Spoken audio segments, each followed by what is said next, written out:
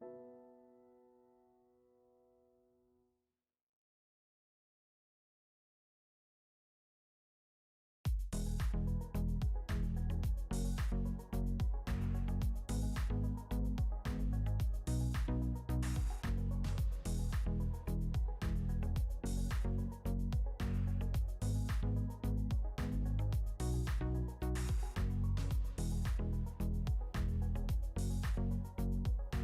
everyone, welcome to the YOS 5 live stream, our 5th major event.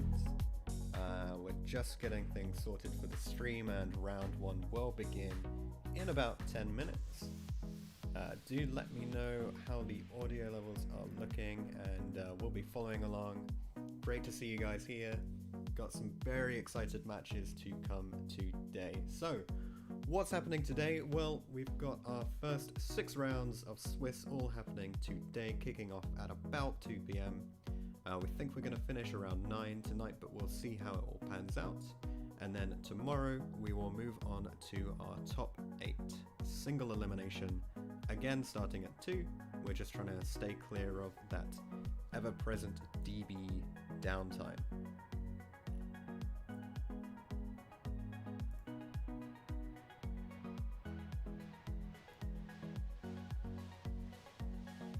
Let us know in the live chat what things you are looking forward to seeing today. There's definitely going to be some interesting decks, shall we say, featuring on stream. There's a lot of great potential here and some good meta contention as well, so definitely something worth keeping an eye on.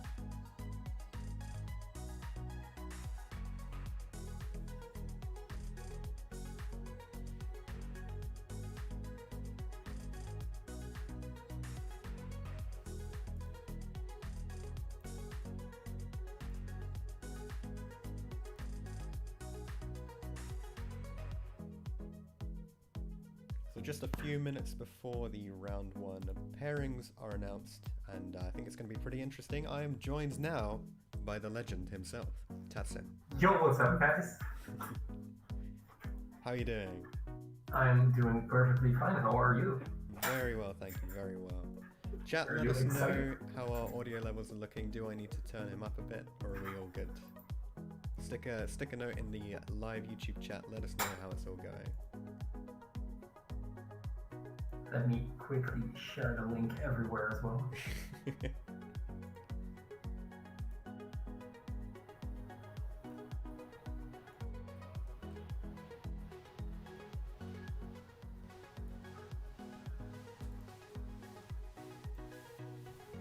So it should be a pretty exciting day today. 6 rounds of Swiss, as I mentioned. Top 8 tomorrow. Gonna be pretty good. I've found us a very interesting match. All right, what did you find for us? I'll let you know when it begins because I don't want to. All right. No spoilers. So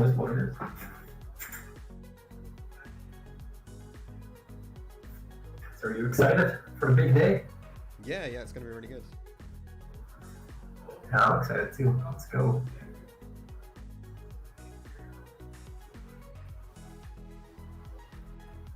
So our round 1 deck breakdown, which we will show probably partway through round 1, maybe shortly after. It's looking pretty interesting, I've got to say. It's a nice mix of meta and non-meta that we're experiencing for this event.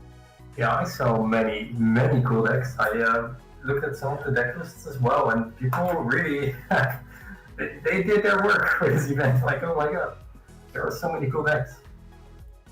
Well, you got to make the most of it, right? If you haven't got real life events to play at, got to make the most of the online format. Yeah, true. Definitely true.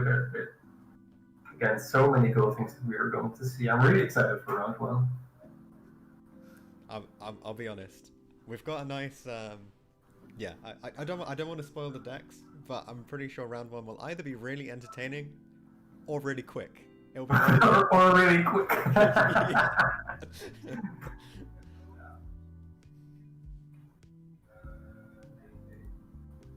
So, pairing should be announced any moment now. I'm just going to keep an eye on that. Yeah, we've got our head judge is going to be announcing the pairings just a moment. And we're going to kick off the round in about 5 minutes from now. Let's go. Nice on time. Very cool. So we got some time. What should we do with it? What decks have you been playing recently?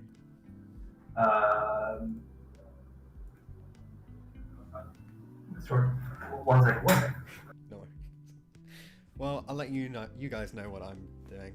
I've been playing an awful lot of Orcust. Too much Orcust, and now everyone's telling me that it's a terrible deck and I need to stop. So if you have any suggestions for non-Orcust decks, then just... But like, Orcust is so diverse. Orcust is what? So diverse at the moment. Like, you can play it at any time.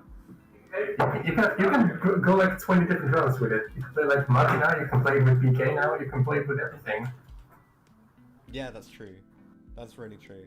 There's so much variety. It makes it a much more exciting deck to play around with.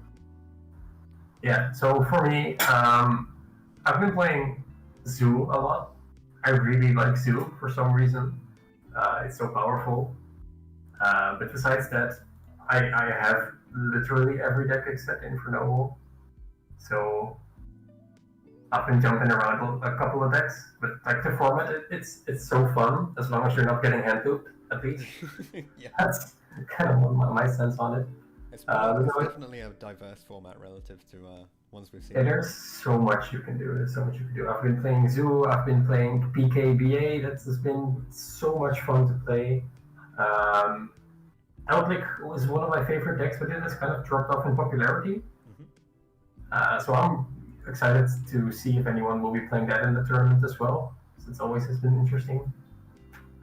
Dragon Link, of course, being one of the most meta decks at the moment. Yeah. And small spoiler, I know it is being played, but how much? That's the question. Jim, we've got some cool stuff coming up. I'm so excited. It's going to be good. I'm just going to message our potential round 1 feature matches. I want to make sure they're happy with us showing them off. Alright. Well, if they bring cool decks, I'm sure that they want to be shown off.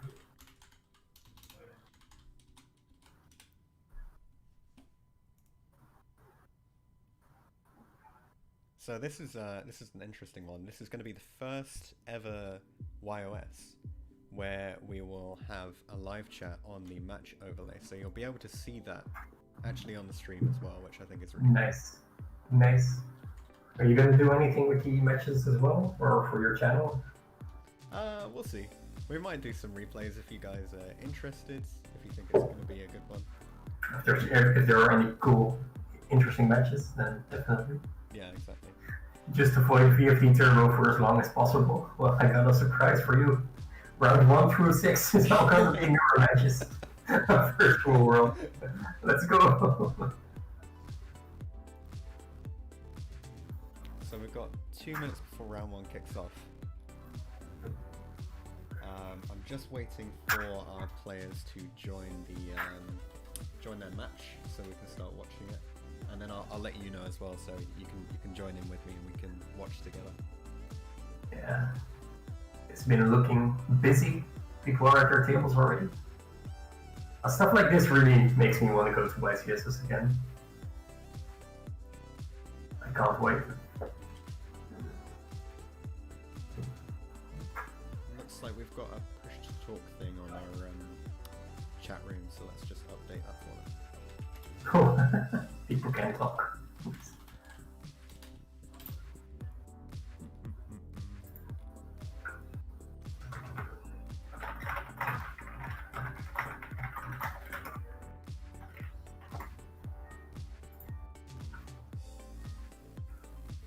So are my mic settings good as of now? Yeah, I think it's all good. Alright.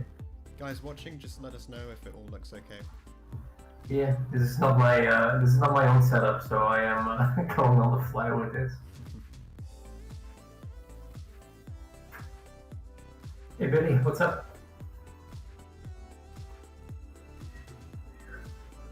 Okay.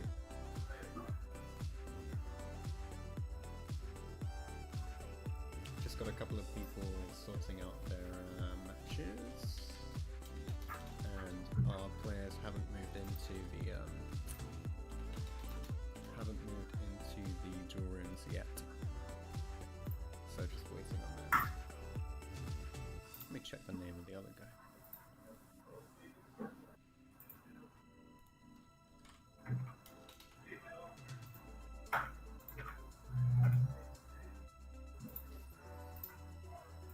Yeah, I got the book open as well. I can see the people on the book with the YOS tables.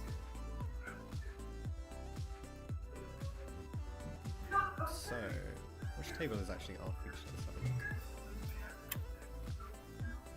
look. Our feature, I don't know if you can see the pairings, our feature is going to be... table 4. Did they join their table? Yeah, they're in their table. Okay. Let's see if they join the... Oh yeah, let's go. Yeah? Let's go. Let's go. They haven't joined their DB room yet, but this one's gonna be exciting. Oh, I'm gonna grab that guy's deck list real quick. Oh, that's so cool.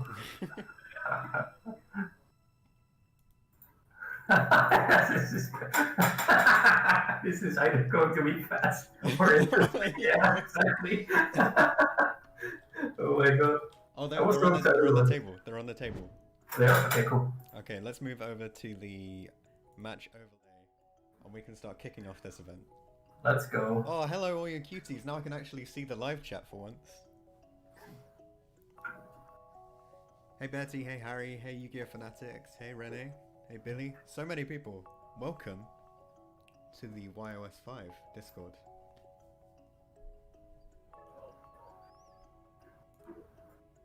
Let's see if we got anything else to tidy up.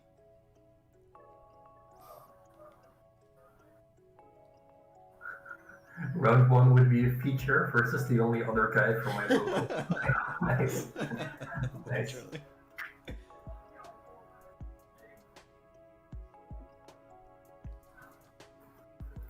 So your stream overlay isn't on yet. Not sure where you're at.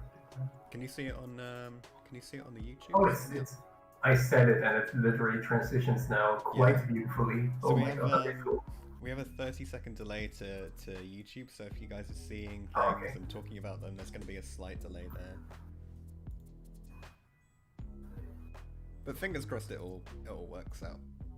I'm probably going to be, round 1 is always a nightmare, so I'm probably going to be running back and forth to try and deal with a few things. I'll kind of let you handle most of the commentary for this and just sort of... That will be completely fine. I am an expert on this thing. I have no... let me look at what Tristan will be playing. Alright, that's gonna be interesting, indeed.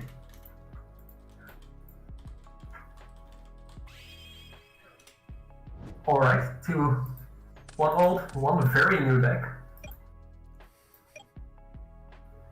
They will be starting off right now. So guys, what do you think Not Lithium will be playing? Yeah. It's such a fitting name. It's a mystery. Whoa! Oh! Whoa! Aerolist. Let's go.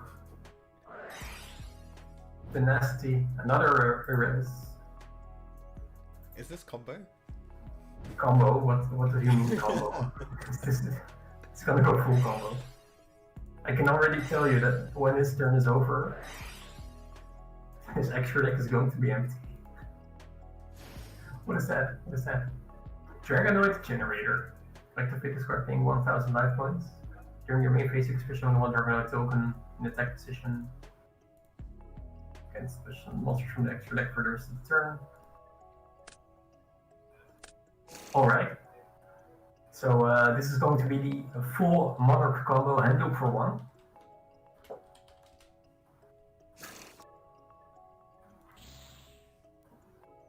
It's going to be very interesting to see if there's going to be an out.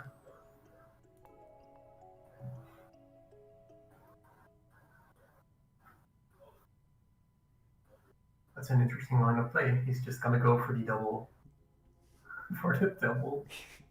march. He is not hitting the march. Ooh. Is he trying to give him a fighting chance? I am not sure. Yeah, I wonder why he gave him domain. Indeed. Alright, interesting turn. Straight off. Let's go. Got some Monarch shenanigans. Yeah, that's cool. I like this deck. Did you play when that was meta? When the structure deck? Yeah, I did. I played so I played UK Nats when this was with him. I'll be honest, I was terrible at the time. So Yeah, I mean, me I too. just like lost all my mirror matches, and it was like I built to beat Cosmo, and now I'm playing mirror matches all the time. Virtual's World City Kowloon hitting the field. Real mystery what he's playing now. Exactly. Going for the crochet, which will be a direct out to the domain, but he still needs to have 2 banished cards. Not quite there yet. Give him time. He'll get there. Exactly. So the continuous spell cannot negate spell traps, right? It can only negate monsters. Which one? The continuous spell, the Queen Long, I believe.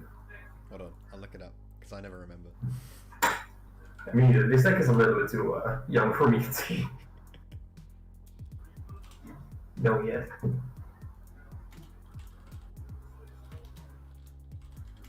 Lao hitting the field. Going to be Foolish Burial, a spell card. He will not be able to utilize the full effect of Lao to Monster Reborn. But he is able to banish his first card of the turn. I am really wondering how he's going to banish that second card for Couché. I think that not Lithium is actually in a really good spot here. So the King Long negates monster, but it doesn't negate. Alright, so that's not a useful card. So otherwise he could have just negated the domain, but he can't. Yeah. It's not ideal. What level is the token? He has a decent fighting chance now. He has access to the trap card, which was already step 1. But now he needs to banish a second card, which is going to be incredibly difficult because there are only 2 cards that banish themselves. And that is the spell card, and that is the monster when he needs Monster Reborn. Well, you might just have to sit on this for a turn and see what happens. I think. Is there any pressure on not Lithium's side? Yeah. Kinda. He has the Erebus in the grave, so he can just add it to his hand next turn already. So it's going to be interesting to see where that's going to go. He has some fuel. Oh yeah, next turn he's actually in quite some trouble now that I think of it. You could just discard the field spell for the Erebus. Banish Tenacity for the Prime, reduce the Erebus in hand, then he has 2 Erebus on the field. So there is actually a small clock. Yeah, but Tristan is able to send a trap. That is not Lithium. That's exactly the name, not Lithium. It is not Lithium.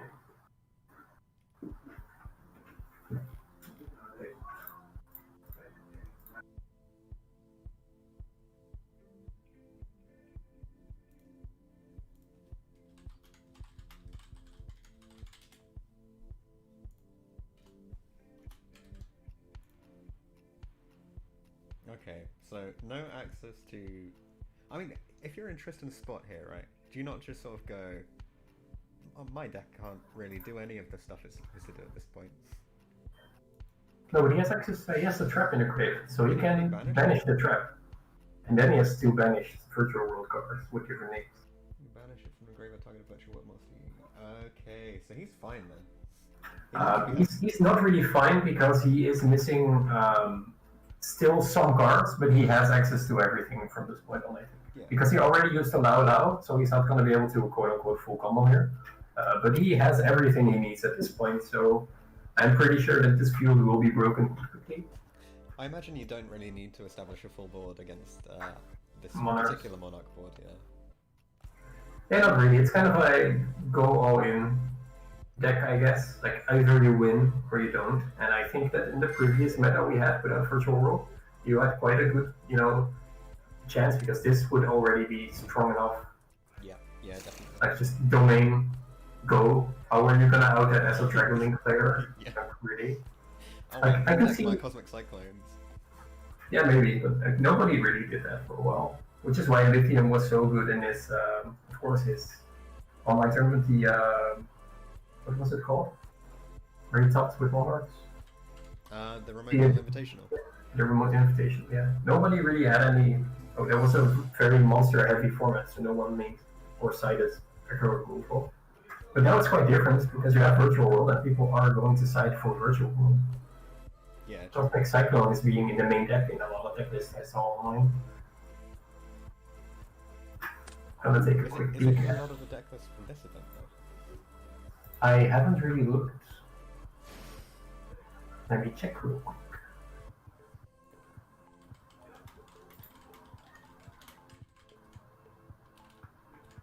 So we have trains.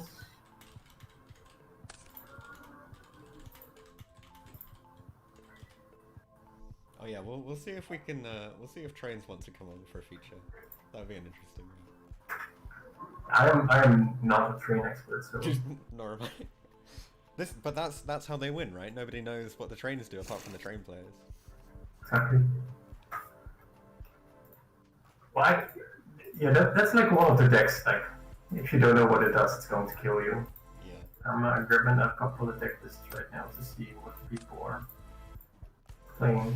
Oh, we've been told to avoid streaming VFD Turbo as long as possible, so sorry Yeah, guys. it's too late. That's gonna Well, it's not on the field. It's not on the field yet. Oh, it is now. I gotta say, the first two deck lists that I have seen so far, like, only have one back row removal card. This one doesn't even have one. Oh no, everyone is just tagging in Harpy's Feather Duster.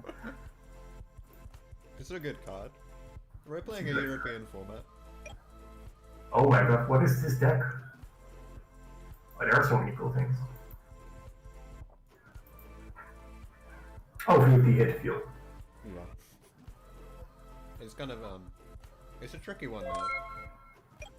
Because I'm not sure how you make enough monsters to tribute summon. He has the field spell, so he can just reduce their levels. Imagine if he gammered there. Imagine if you played Gamma in Monarchs and just played it there. And then you'd have 2 tributes for your Monarch. That would be so You're either the biggest brain player right now or the worst. or just the worst.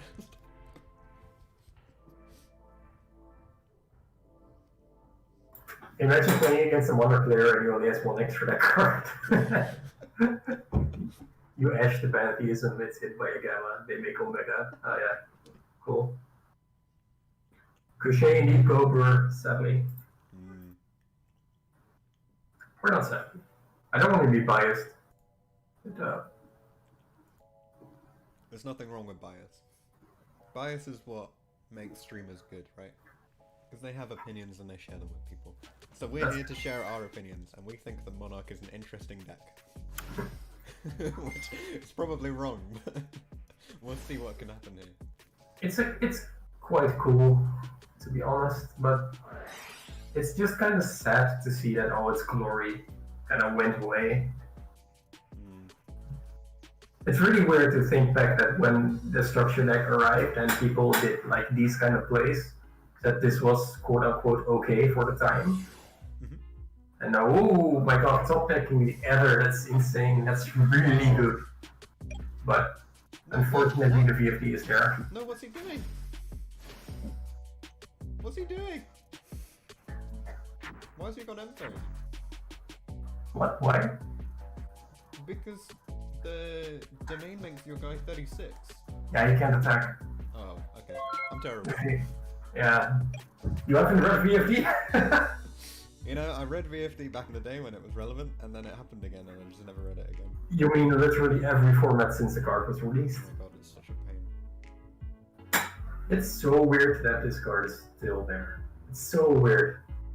That's okay. How do you out Ether? Apart from the fact that it's only on 28. Yeah, it's only on 28. As nice as the top deck as Ether was, it's not like You know, what is really funny is that he has like 3 tokens on his field now as opponent, and Virtual World can't really do anything with them. They're So all level he's- 1, right? Is that... They should be. Imagine if they were level 2, that would be way better. But they are all level 1. You can make a Synchro 6. You got a level Yeah, 5. exactly. But if you feel if he fills his entire opponent's board with tokens after the VFD is cleared, some miraculous way. Yeah, that would be a bit. But Tristan is in quite a good spot here. Let's not be Exactly. I am really wondering how the game 2 will go, looking at both players' deck lists. I love that not Lithium sent his deck list over, but he took a screenshot of his deck list in the ruling book but he's just missing the extra deck. He just You didn't don't put need it on the to. page. There's no reason to. There's no reason to. Why would you? Okay. It's going to be interesting to see what Tristan will do against his deck, and to see if Lithium can get in a better spot.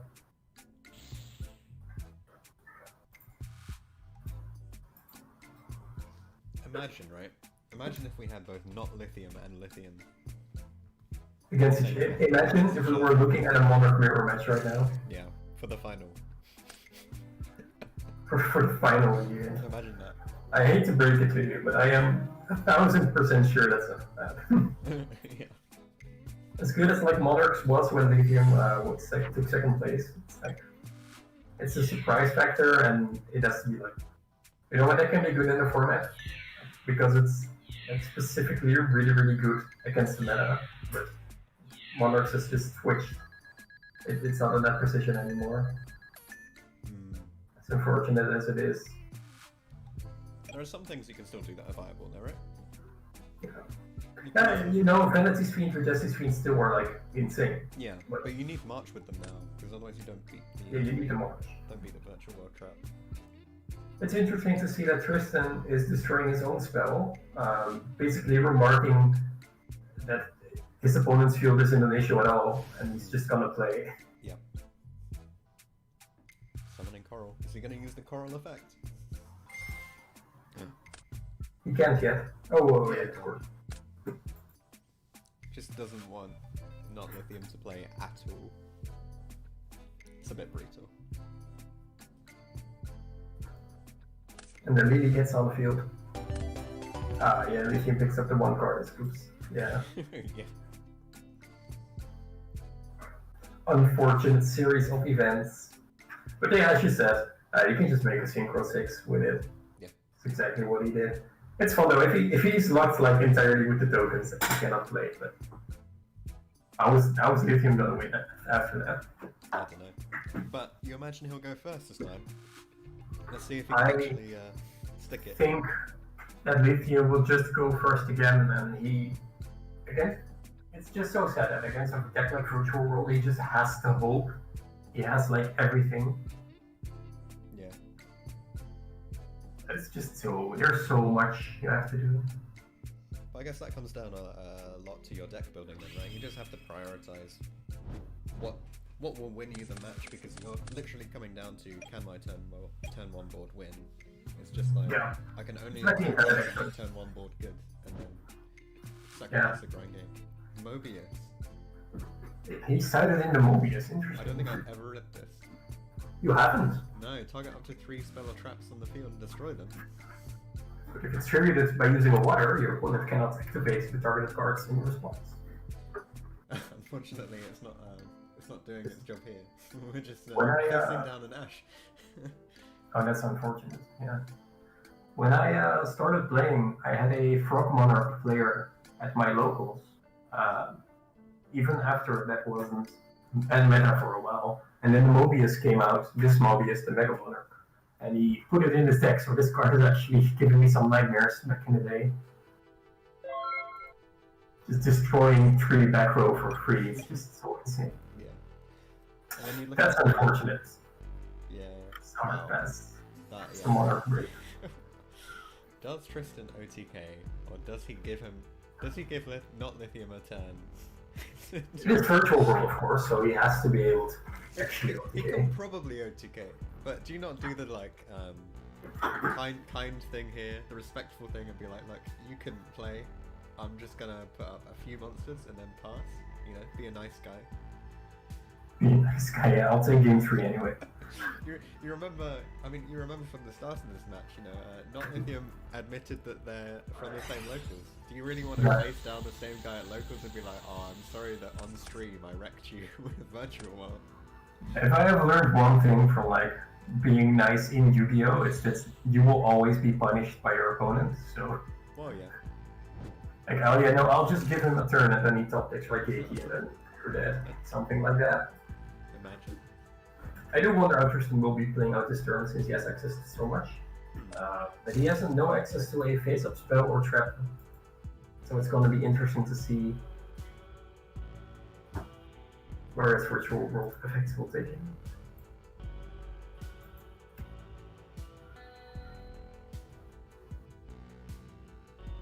This is such a strong deck. It's kind of ludicrous that so I really love the mechanic. I love the whole concept of you're playing with multiple different card types to carry on extending. I think it's a little bit of a shame that you have so many names that all extend, because I think that just makes it like slightly too. Yeah, it's such a. I think that the position of the deck is like weird when you have done your entire combo and you haven't normal summoned yet. Yeah. Because this deck just has no normal summon. It's so weird.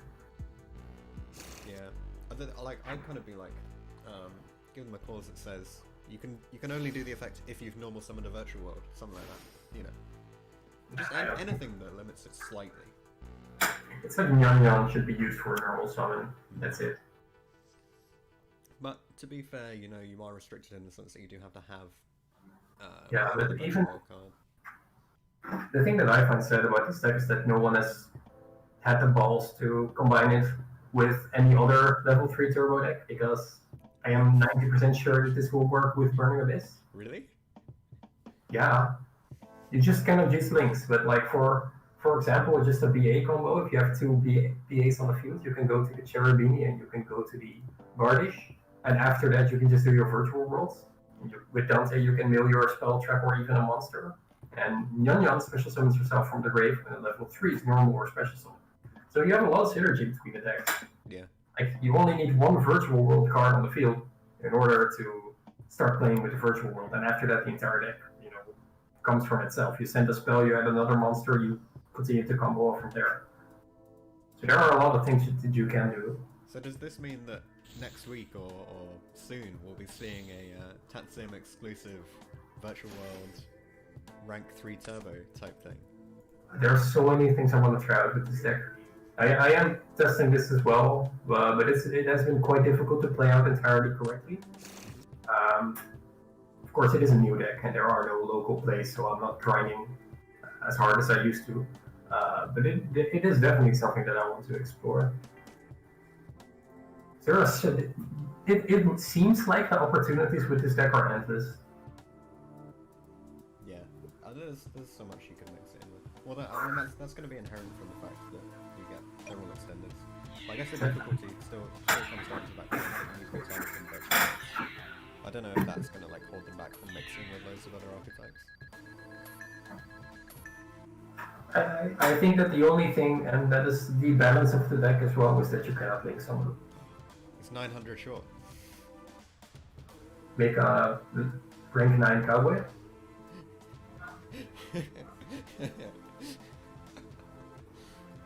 Oh man, okay. Not letting make sense. Unfortunate. No. Yeah, that's the risk of picking a deck like this. Yeah, we thought it would be interesting to show you guys Monarchs, and there was a turn or so where it was interesting. And then, you know, next game, Ash Blossom happens, and Yeah, it's like, if you have two Monarch decks, two players, the same skill level, and your YCS, then the two of them will have an entire different day from each other. yeah. And this is like one of the examples, like, maybe he would have played against Dragon Link, and then he would have just summoned Majesty's Fiend twice, and it would be game over. Yeah. Play against Virtual World, unlucky, and yeah, I mean, even like, well, if he summons Vanity's Fiend and activates March, which he had, right? Is that enough? no, he can just. Then he has to push the March, and then he can negate the Vanity's Fiend. Like there. Oh, with the King Long, yeah. It just sucks that a specific deck like Virtual World has made that outs. Yeah. Well, the real problem is it has 2 outs to that particular board, right? If it was just 1 out. Yeah. You can just slowly grind your way to victory with the Virtual Worlds. Yeah, bit crazy. Well, that's been our round 1 feature. Are you up for looking to see if there's another one ongoing we could potentially Sure. move on to? Cool. Definitely. We'll take a quick break while we sort that out. Leave you guys with some messages from our lovely sponsors, Tier 0 Games and Cardmarket. Make sure to use Yazi5 to get 5% off when you sign in at tier0games.com. And you can check out Cardmarket either via the affiliate link in the description or head over to the Tatsym channel and you can pick up the affiliate link over there, I believe. Isn't that right? Yes. Yeah. That is definitely right. So what we'll do is we'll have ourselves a little competition. Whoever gets the most affiliate link clicks is the winner. So Oh my god. who do you want to win? Do you want YuGiJoe Can to I win? even check that? I don't know, but we'll figure out a way. We'll figure out a way. I'll contact him. It's gonna be fine. Cool. We'll take a quick break and we'll come back to you guys soon.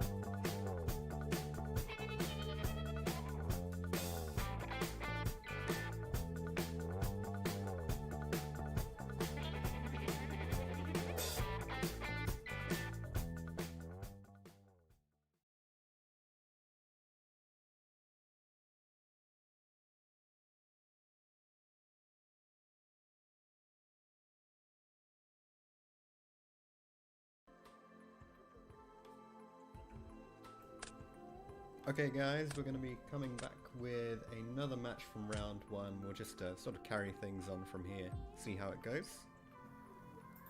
And for this match, we're going to see Stefano YuGiOh versus JPerera97. And they are mid-match, of course. So Tatsym returns and joins me. Yo, what's up, guys?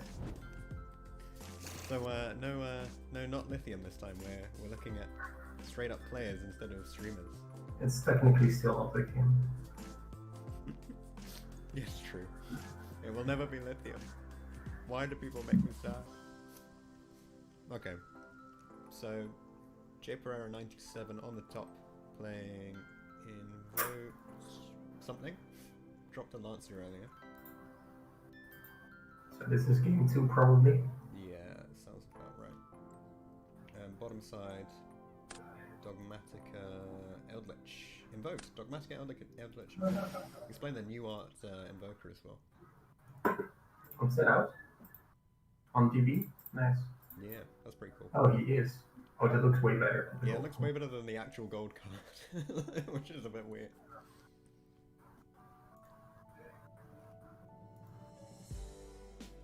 He's playing a quite big Eldritch package. Stefan playing the counter trap as well. Yeah, it's always interesting when people play the counter trap.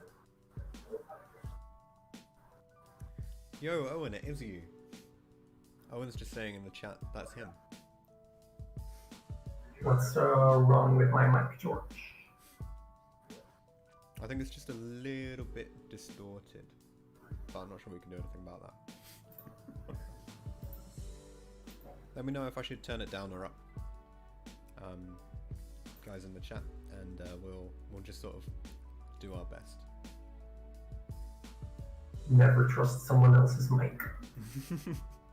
Is my mic okay? For me, it sounds perfect. Yeah. Okay. Okay, so Macabre here. I mean, Macabre versus one card in hand. It was always going to feel pretty good, right? Yeah.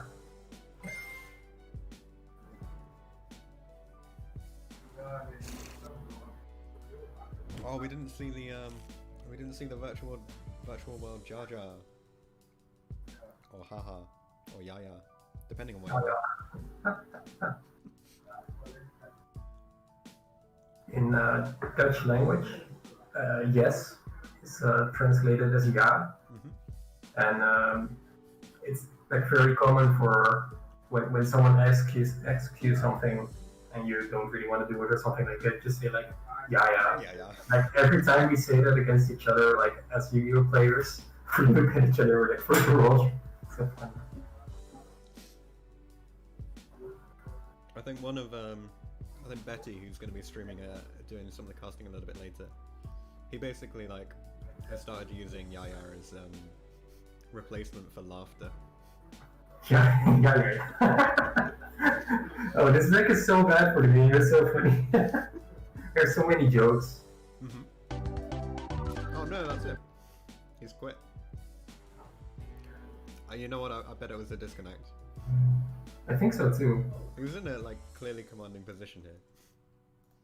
So our upgraded tournament policy allows us to attempt to resolve particular cases of disconnect only where there is significant evidence that would show that the player who disconnected did not do it to try and gain like information. So, for example, if Jay Pereira went, oh, I don't know what that card in hand is, and I need to know it so that I can carry on playing through, he might, choose to disconnect. So we're trying to avoid that. If there's any situation like that, the judges will look into it and make sure that it can be resolved. So we're going to see Steven call for a judge here. While they're dealing with that situation, let's take another quick break, and we'll see if we can finish off the last, 20-30 minutes of the round with some more gameplay. Let's go!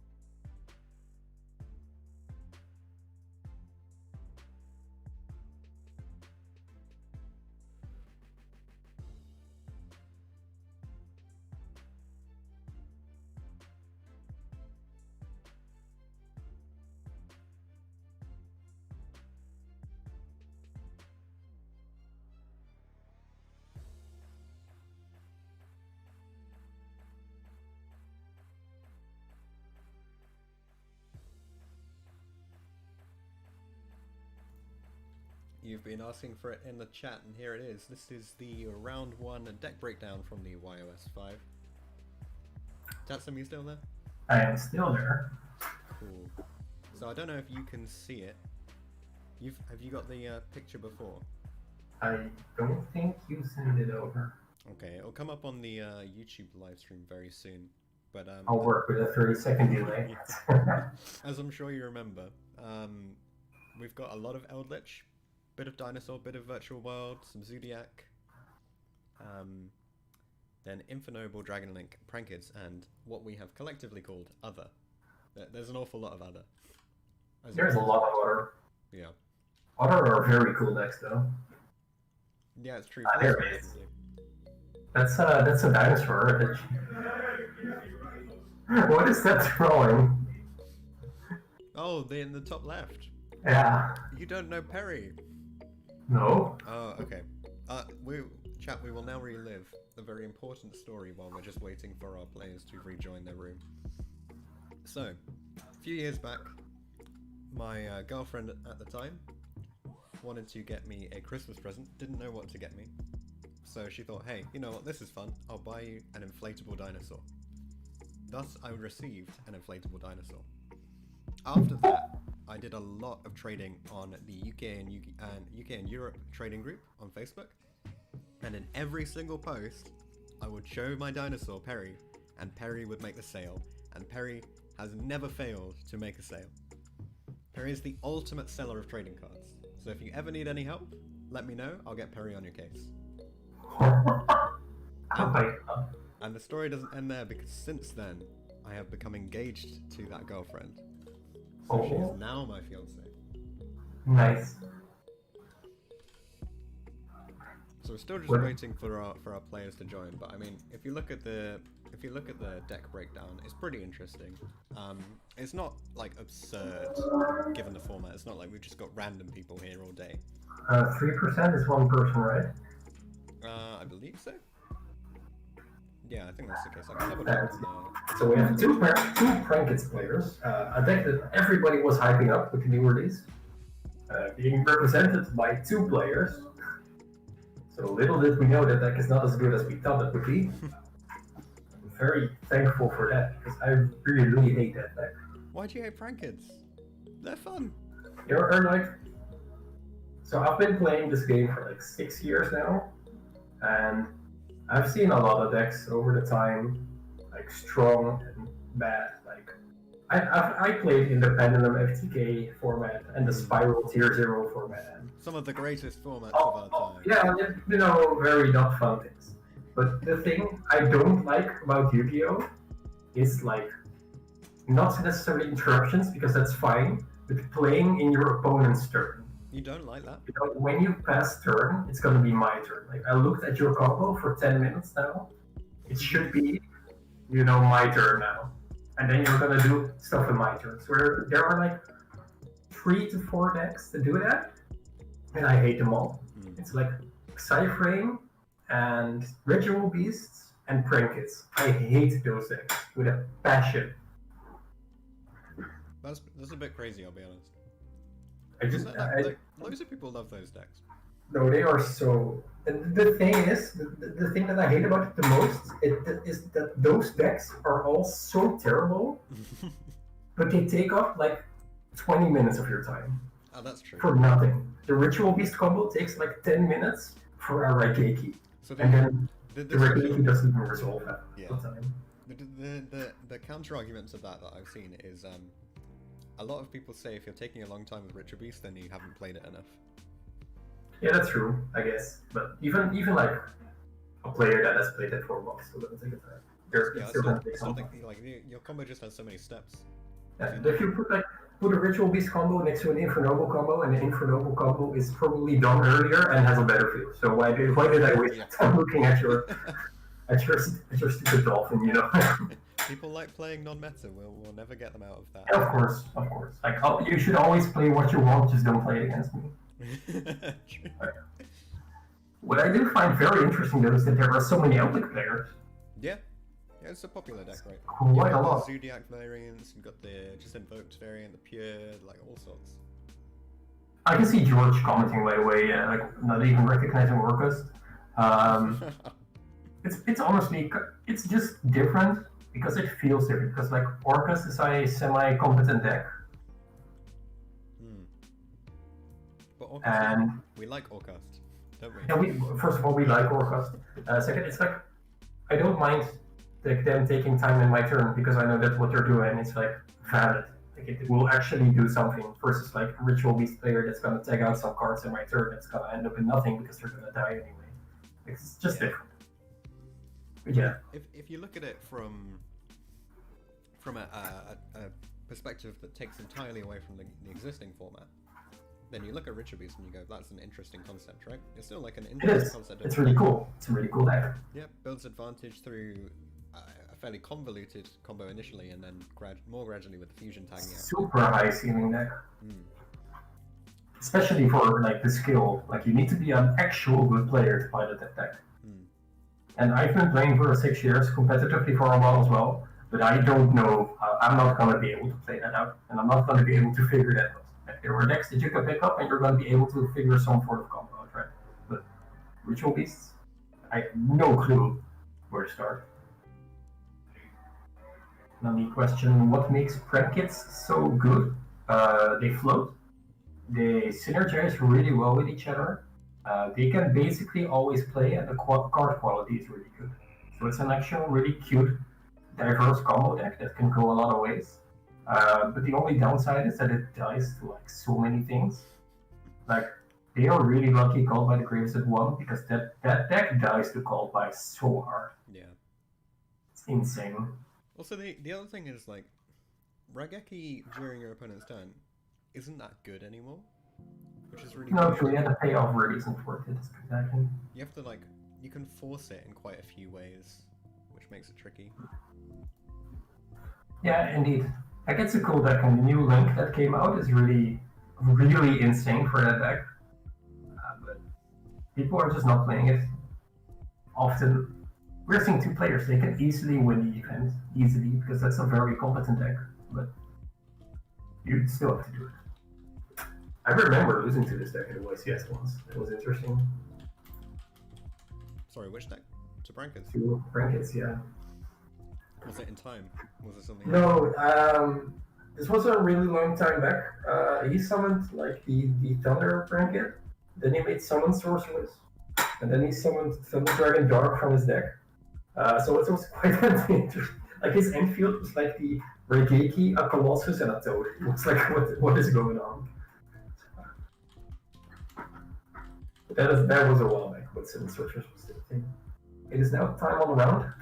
Yeah, not quite. I think there's been a bit of a miscommunication. Oh, really? Yeah. That should be like 7 minutes long, right? Is it 50 minutes? Yeah, we got another 6 minutes to say. Alright, it's not time on the round yet. We only have a couple of tables still playing. So we should be done in a bit. What deck do you think will take the event? Well, I mean, we've got a lot of Virtual World, and Virtual World is a good deck, so it's kind of hard to say it's not going to be that, but,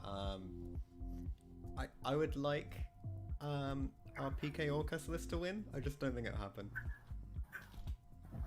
I am really sorry, but no, that's not going to happen. So I think something like Dinos. You think they win? Do you think they win in a top cut that's got a lot of the virtual world will destroy Dinos. Yeah, exactly. That's why I think it's like kind of difficult. I think that purely because of like the 3 most represented decks are virtual world, the Dinos, and Eldritch variants. I am pretty sure that an Eldritch variant will come on top. Because Eldritch doesn't necessarily die to virtual world, and it doesn't necessarily die to Dinos. Yeah. Or maybe Zoo. Zoo's really cool too. I would love Zoo. I would love an Eldritch Zoo thing. But yeah, man, that's actually that video was planned for my channel tonight. What's gonna happen, right? If we see, I think I'm gonna upload it tomorrow. We can see what's X1 at the end of Swiss and let you know if there's yeah. any Zoo. Zoo is insane. The Zoo Elder deck is really interesting though. Mm-hmm. I talk about it a lot in my video, which should be up tomorrow. It's like, it kind of feels like Sky Strike is through Draco, but then just worse. Like, there is synergy between the archetypes, but there really isn't. It's like, so, in the future, you may see some more Zoo from my channel, which is something I don't normally do, because I kind of like, when Zoo first came out, I thought it was a really cool deck. Like, it's definitely, it kind of blew me away how much power you get from just opening one wrap, one tanky or whatever. That was legal at a certain point. Yeah. But I never looked at it and went, this is something that I want to, like dive into really. Because I didn't think it was, like, people had great combo videos and stuff, but it was all being covered by like the much bigger channels. Yeah, there's no point. Exactly.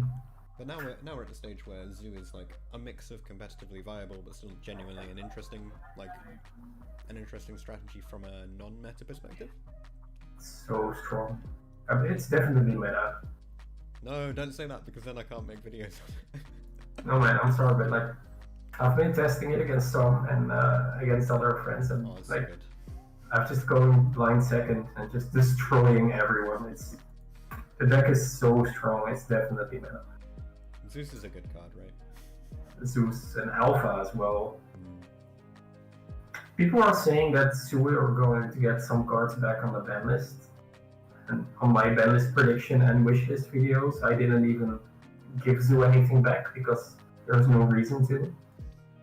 Would you get back Broadwood? No, Broadwood is gonna stay banned forever, man. Oh my god. Are you crazy?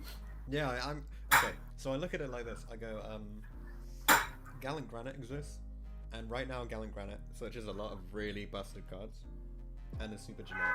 No. No? They are rocks. Yeah. That's Rocks one are deck. cool.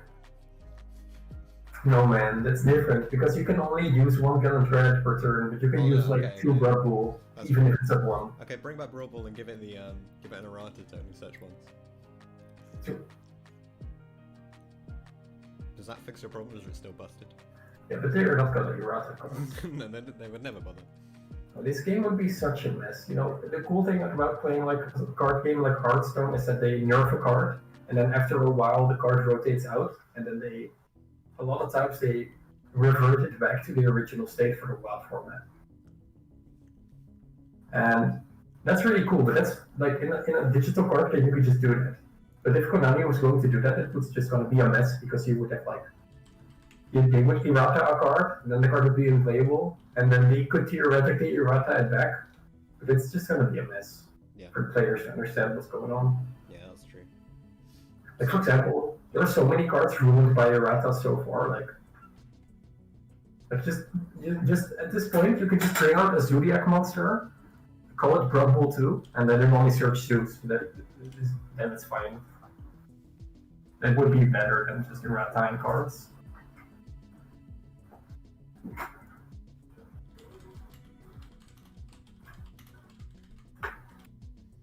So we're just seeing if these guys are gonna return to their match now.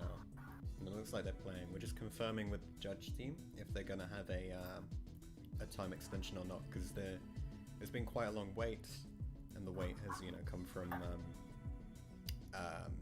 following the disconnect. So yeah, they're gonna be going into game 3 at this point. Post sighting. Alright.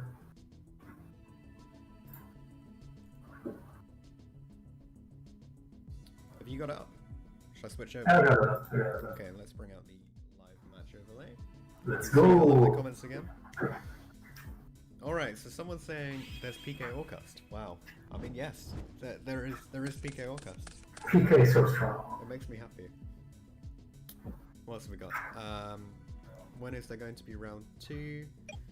We're expecting it, about 10 past. But we'll see if there's a time extension on this table or not, and we need these guys to resolve any turns of time that would happen.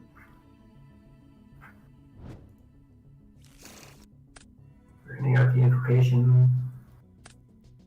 Oh, this deck is so stupid. I love it.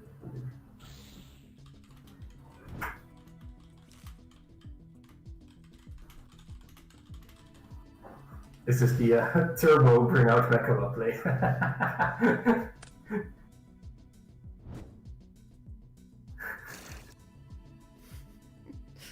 He's just gonna skip over. Yeah. Is this pure invoked? And we're looking. Oh my god, hello, 3 back row. Yo, what's up, guys? J-Para, let me look you up real quick.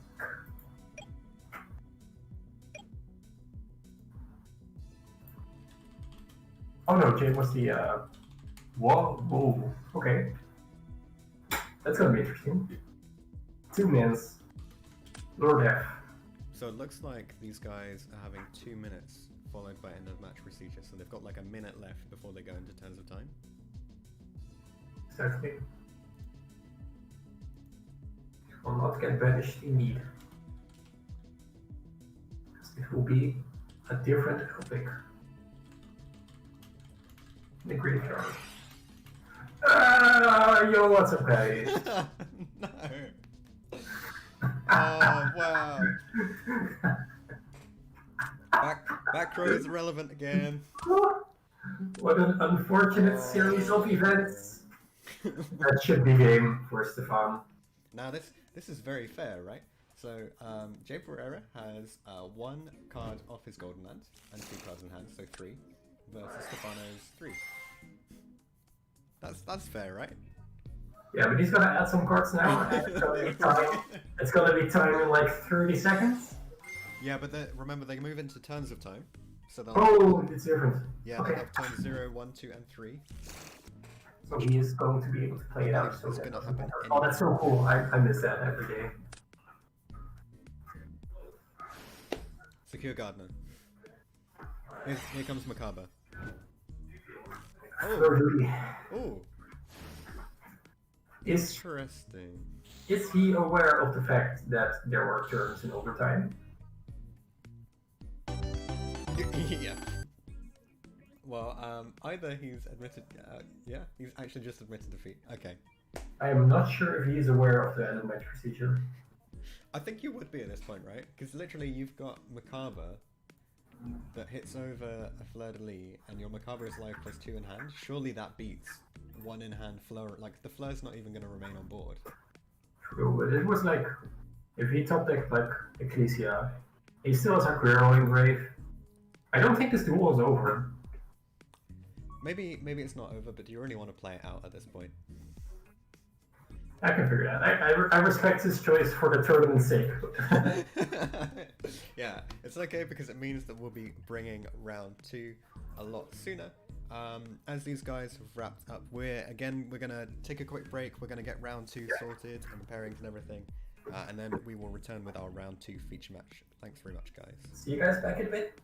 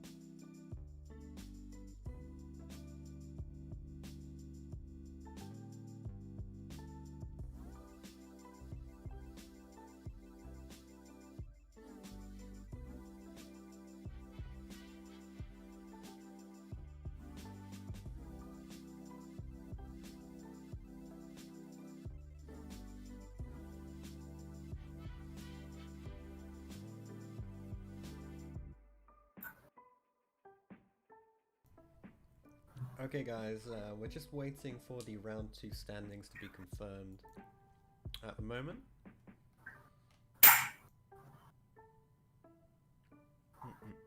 Just a couple more bits and pieces to clear up before the round 2 pairings can be announced. Did you hear that sound? I hear that sound. What is I that? know it. You know exactly what it is.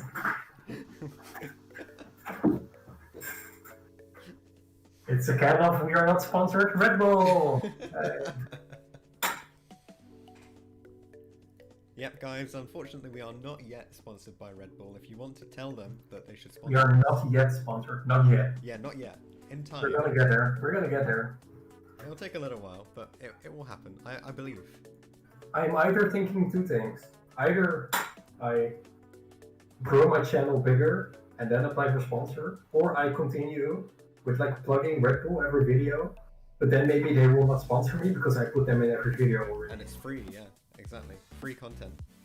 So what I think what I'm gonna do is I'm gonna keep going, and then eventually just stop. And then people are gonna comment, where's the Red Bull at? And then I'm gonna be like, look, they want it. They are already hooked. Yeah, I saw the update on the player. On the what, sorry? On the guy that dropped. Oh, yeah. Yeah, just internet issues had to drop out. And the round results are just going out for everyone to confirm. Yeah. Let's go. Shark won. Nice. Team Shark.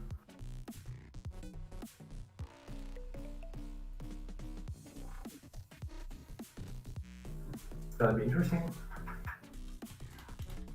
Inferno Dragon Link. What do we want to see next? That's the question. Oh, What are we hoping for? Quick look. I'm for Jark Voss because he's the only Dutch player. That's right now.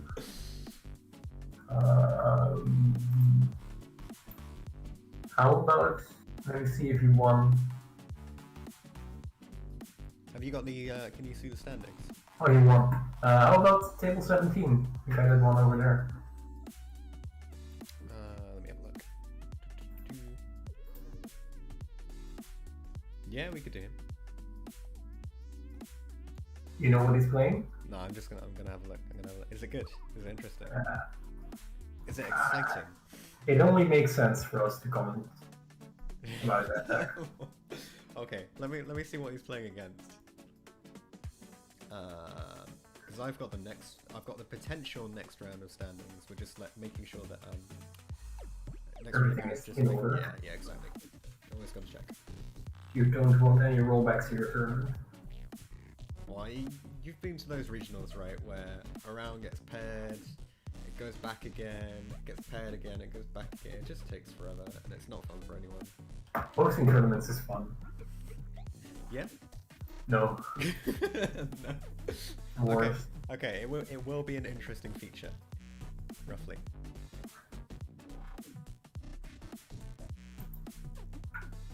No, it's a lot of fun. People always like kind of take it for granted, but like even organizing a small local like IRL already work that you are doing and commitment, especially online tournaments. It's just so difficult nowadays. It's like both easy and difficult at the same time. It's really easy to set it up. It's really difficult to make it work.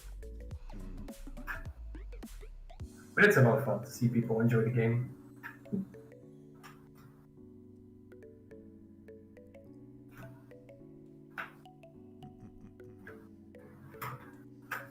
So we're just seeing some confirmation of draw went on at the moment. If I lean back in my chair, You can see the Red Bull. I can see. Oh, practice is done. Sad. But I can see a Red Bull car, yeah.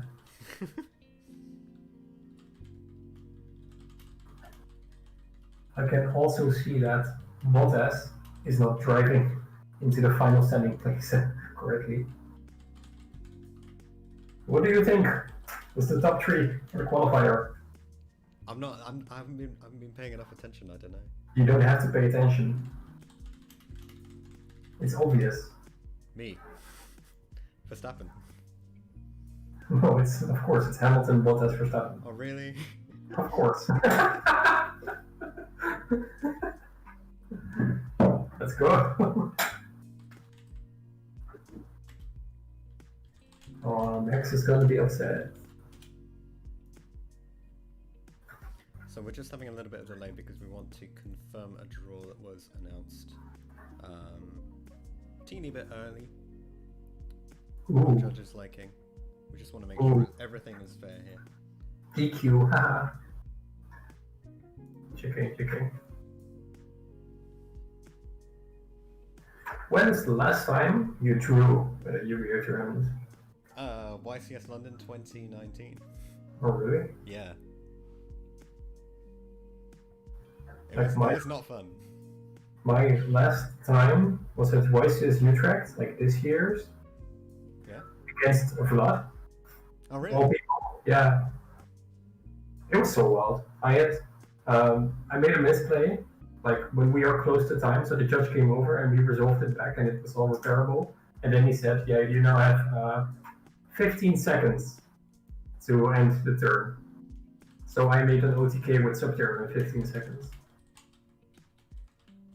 It was quite well. Then it was a draw. But like before that, I don't even remember any drawing ever. I don't draw ever. I'm gonna say it. You play Subterra an awful lot. I did, yeah. I have. I almost stopped the YCS. Almost. With Subterra?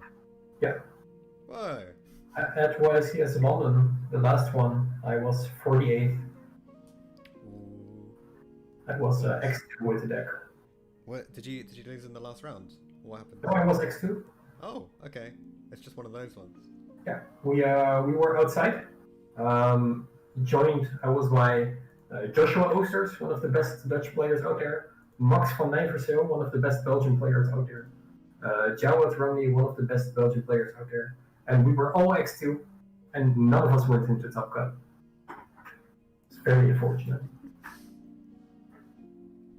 It happens. I remember, you know Gabe Nets? Yeah. I remember when he came 33rd at YCS London. Yikes. Everyone went X to that event. No one thought. It's so insane. If that event was top 46 or 64, I would have been in top 10. So weird. Nothing you can do about it, but you still feel robbed. Yeah, exactly. It's just one of those things about the current way that YuGiOh Top Cut happens. That's so unfortunate. I really want to top 46. Yeah, I am sure I will get there. I have only improved as a player over the years, so I'm sure I'll get there. I was featured on both Lithium and Sibo's channel. That was a lot of fun. That actually started my entire YouTube thing, because I did a in-depth deck profile on the deck I played on my channel. That kind of started everything off. That's quite cool. Yeah, the original planning was that I was going to be a Subterra exclusive channel. I'm really happy. Can you imagine? So you know, have you ever watched Sir Eminon? Who? Do you know Sir Eminon? The YouTuber? Yeah, I follow him on Twitter, but I don't think I've actually looked at his. I looked at his quick. Let me look him up real quick. Yeah, I see him now. He's cool. He makes a lot of cool content as well.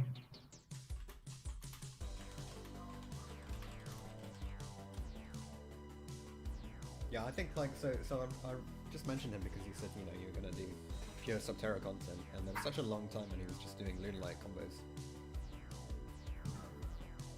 Yeah, I see every feature match of him is doing Lunalight. Oh my god.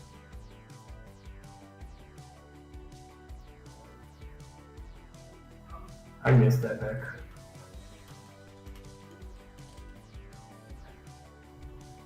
Come my god, there's so much doing on life. That's so funny.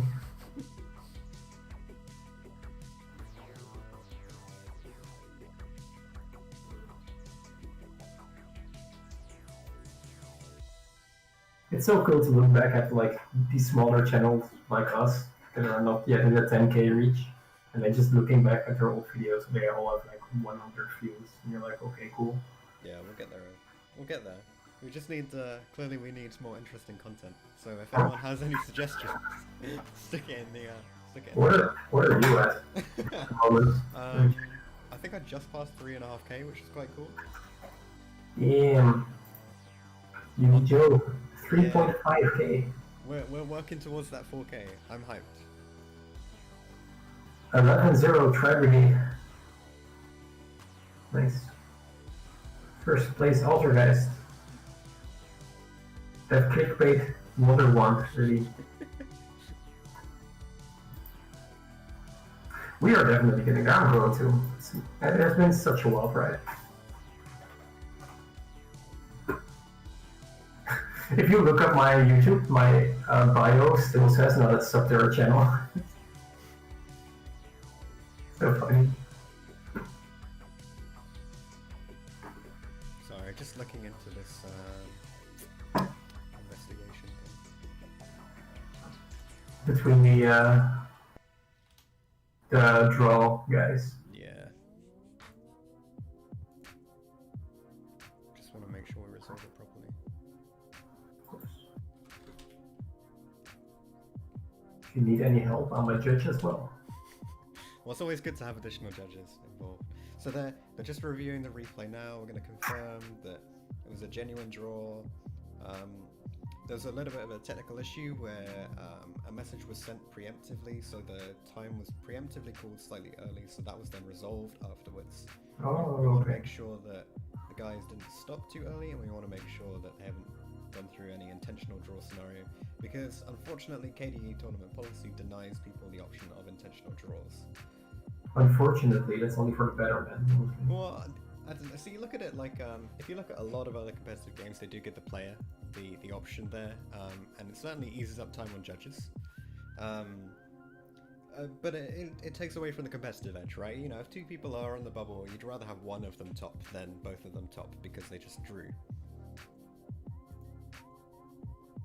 Yeah, but like that's the point, right? You don't want, because if you give people the option to just concede or to intentional draw, then you will miss top cut one day because the two guys above you intentionally drew and you did. Yeah, exactly. So yeah, At that point, all the matches that you play are hypothetical, and the last round doesn't even matter because. Yeah. But then how do you resolve the concept of actual draws? Do you think they should still exist? Actual draws should definitely exist because that's a thing that can happen and be proved, but like intentional. It's just different. So imagine if, imagine we're playing against each other. It's the final round of Swiss. We're both on the bubble. Yeah. You're currently very unlikely. You're currently in a winning position by 1,800 life points. Yeah. I normal summon my Trickstar Candina. Oh my god. And attack you directly for 1,800. And I had, let's say I have another monster on field, I have a Lilybell or whatever, right? Just attack you with a Candina. So now we're on equal life points. And this is the last turn of time, whatever, or whatever system we're using. It means, because I've only attacked with my Candina, we're going to end up with a draw. Is that okay? It's not okay. You know, should I be saying I attack with both? If the judges, if there would be a judge standing behind you, then we would get an investigation. Yeah. Easily.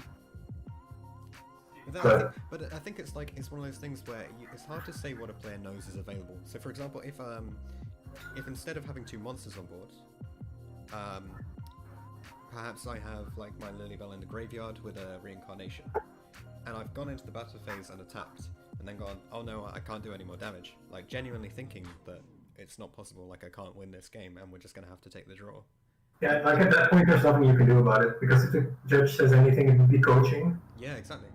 So yeah, it's like a weird gray area where if we were to be indeed paired against each other and we would indeed both be on the bubble, and if we both drew, like nothing realistically is stopping us from not making plays. Yeah. So it's just a very weird scenario. Like, what do you realistically do there? As a judge, even like something like that. I remember being at the World Championship celebration, and I already lost the game, but I was up there against a friend of mine, and the winner got the World's promos, so quite expensive. That's a lot of money. But I was being up there, and after this there was only one round left, and he would go to the finals, and otherwise there was a chance I would go to the finals. So I was playing against him, and I won the Daiwa, And I won game 1, he won game 2, and then we go to game 3. And I was playing Galki at the time, and I full comboed. And I passed, and he's like, yeah man, I'm gonna scoop this, and I'm like, no man, just play up. He was just, doing his turn, he already had quite a bad hand, we ended up like on a spiral tough in attack and like 2 macro. And he was like, yeah, I'm gonna scoop this, and I'm like, no, just play it up. And so I go back to my turn, and I have my full extra link Galki board, and I grab like my 2 link 3s and the goblin and the unicorn, and I link them to a Boral sword. Yeah. He looks at me weird, and he does like strike. And I'm like, oh yeah man, then I lose. And the judge was standing right behind me, and he was like, what are you doing? And I'm like, yeah man, I didn't know we had strike here, otherwise it would have been game. And I walked away from the table. Like, what do you do against it realistically? It's just so weird because like it would be logical to say that if you were in such a position, you would let your friend win, or let them win, create a game where you would win, or just play like less good. Yeah. But then again, if you're on the other side, like for example, the guy after that, the guy that he had to play against after that, had a very terrible spiral matchup, and he would have like lost like in 10 minutes. And that's all because you gave him the win. Like, that's also pretty, unfair. Yeah. Because it's just like... it's simple. We'll so never give people free wins, and we will always force matches to happen to the best of our ability, right? You'd rather people just played out as well as they can. It would be so much better. I once was investigated at the Nationals because they thought that we had intentional draw, but it wasn't the case. Yeah. We were on an investigation, and we had to like, you know each other, and the other guy does this more frequently, so we have to investigate this. And I had to come back and then talk to the judges and stuff like that, and it was like, whoa, like, of course, like it's just, it's such a weird combination. We've got our round 2 pairings up. Let's go. Let me just post for you the match we're thinking about showing. To close things off, don't intentionally draw. Yeah, just don't. Just don't. Unless there's money in the game, that's different. But I don't think there's a good answer. I think we'll say just don't in general. There's just no good answer. Just play the game. Just play it out. We do not condone intentional draws. We definitely don't condone it. Yeah. And I always look at it like this. Either you were meant to reach the top cut of the event, or you didn't. There's nothing you can do about it. Just play out your best. And just don't get into a situation where it would be beneficial. It's way better to like see your friend when you're both X0. Yeah. And that's it. End of conversation. Okay, we've got our pairing. Let's see if they join the table yet. No, we're still waiting on them to join the table before we can hop in. And opponents are being pinged, which is cool. And there's some interesting discussion about the concept of purple shirts for the disciples. Yes or no, chat? Should we get purple shirts? Should the disciples have purple shirts in the future instead of burgundy? What do you think? Purple's the best color. Are you saying that because of your coverage, so you get the purple name? No, I honestly, purple's my favorite color. It's a good color. I love it. I genuinely love it. Like, my sleeves are purple, my deck boxes are purple. Ooh. I love purple. Did you pick up the purple regional box? I have that, yeah. At YCS Utrecht, I'm so happy I got that because now there's no chance to get it ever again. Yeah, that's gone. Well, they must have supplies, right? They must have stocks. It's gonna be back in like a year or something. Yeah. All the players are at their tables. Our players aren't. Yeah. Oh, they're in. Okay. Let's hop over on the live match over there. Yeah. You gonna spectate DK Flash? Yes. Okay. DK Flash and yeah. Yeah. Yeah. Yeah. It's not quite yeah. Not yet. Alright, so what can we learn so far? We've got DK Flash posing as Dante, but like striker sleeves. Oh, and there's a dino. There is a fossil there. Have you read Miscellaneous Art? There he is. I have. I have. I remember when the card came out, it already was broken. And it got limited for a very specific... Was it banned or limited? Didn't it get banned before? So it went to... It definitely went to 1. There was that period where Danglong was, Dino was just like Danglong Turbo. Danglong that was so... That deck was so insane. Oh my god. And then there was talk about making it the new thing when that Just a Card came out, right? The, what's it called? The IP. Nah, what is it? Is it IP? IP or IB? IP. Yeah. That card was banned so quickly. Well, I think fair enough, right? Yeah, of course, it's almost a better than wrong. Like, what? It's like the exact same. It's so stupid. Yeah, it's oh my god. We're just like, let's print another card that's the same but with a different name. And then better. Nice. Oh, this is looking really nice. But yeah. Sorry, I'm just trying. How should we say his name? Should we call him Yeah or? Yeah. With the very bad Joey Reader accent. Yeah.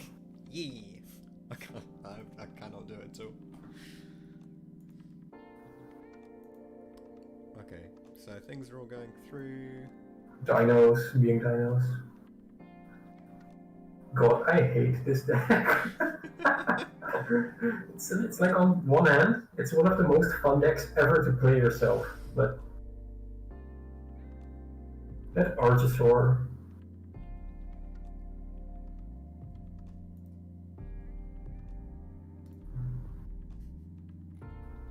I wonder what Xyz is gonna make. Dolka.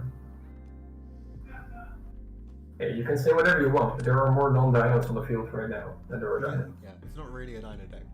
This is basically a dragon deck. None of this is dino. This is just Lunalight, right? I'm seeing rank 4 and I'm seeing Lambda and I'm seeing stuff banished from the grave. This is Lunalight. What? Whoa, can you do that? Whoa, what? I have never seen this before. What, summoning Agricults. It's level 7 or higher, right? Oh yeah, it is. It's not bad. It's not amazing, but it's not bad. Oh, okay. Nibru versus Misk. Wait. Oh no, sorry, not Nibru versus Dolken. Even then, only the Pancratops is protected. But Dolken's good. I love that. There you go. Yay. This is something that I am actually excited about. I know it's kind of hard to be excited about Virtual World, but this is something I want to see. I want to see what's going to happen. Do you think you can break it? Like, surely you can break 2 disruptions. Or, and there's a trap. Or something. There's a set card. Probably a trap. Someone in the chat just said, limit Misk and bring back Dillema. No. Please no. That's so true. Dillema is not a card that should ever be on the ban list. Oh, off the ban list. Ever again.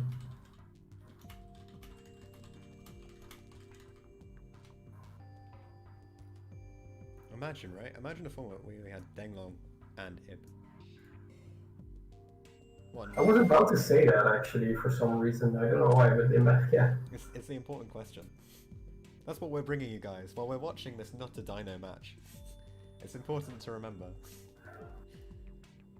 That would be like insane, honestly. So I'm looking at this super naively and hitting Kinglong with Pancratops. It's not a good. No, it's not. I mean, he takes something off his board so he can't virtual world target it. But he still gets the banish. He has 4 cards in hand. He only has like 1. I think he has had this like Gamma and a what's it called? Ultimate Conductor.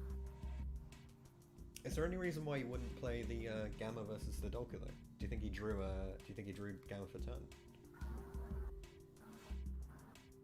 What do you mean? Why you don't have any view? No, so I'm saying, so you're saying he might. Sorry, who do you think has Gamma in hand?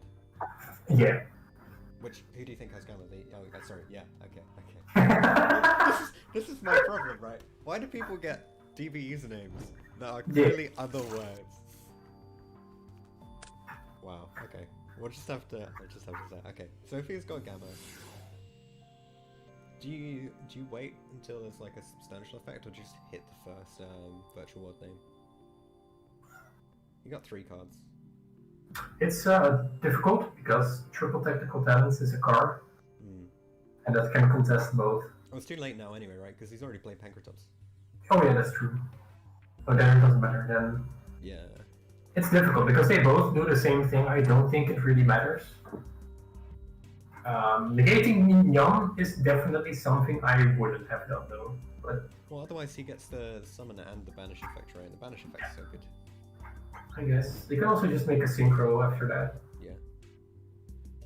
So I hope that this is met with the Gamma. Kinda has to, I think. If it is, then this is actually it doesn't really matter because he can just. This one is difficult. He is gonna go for it though. It's difficult because he couldn't add a monster. Now it's like, if he now has the level 6, that monster reborns a card. It's Lily. It's not Lao Lao does the reborn, right? Yeah, no, it's the reborn. Yeah, Lily gets to send a card. Fully burial too. Yeah, that's okay, but it's not. He can then make a rank 6, which is honestly okay. It's gonna be interesting. He can go like a lot of routes now. He has no tuners so far.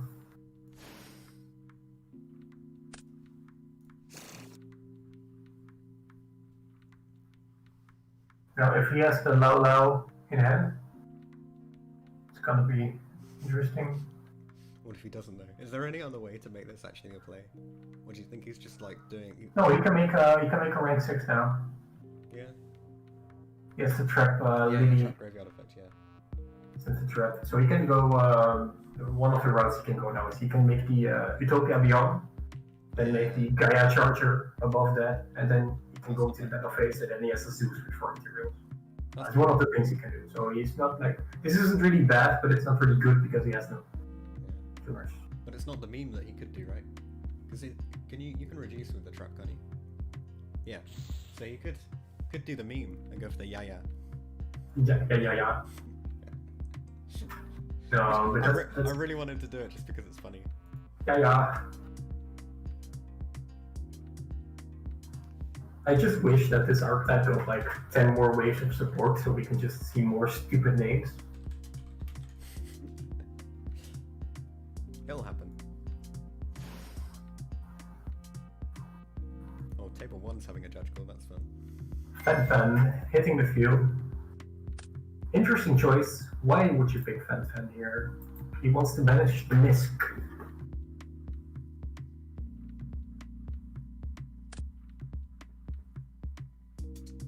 Ooh, maybe he wanted to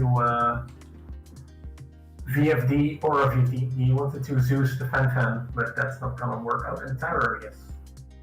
Oh. Yikes. Wow. Hey, you know what? That fan is still bigger than everything on the board. Attack directly what?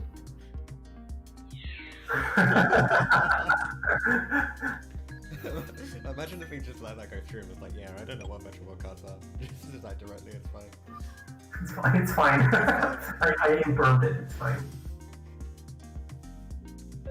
Um, um, What's in the grave? Yeah, he's got Misk. this is something he shouldn't have done.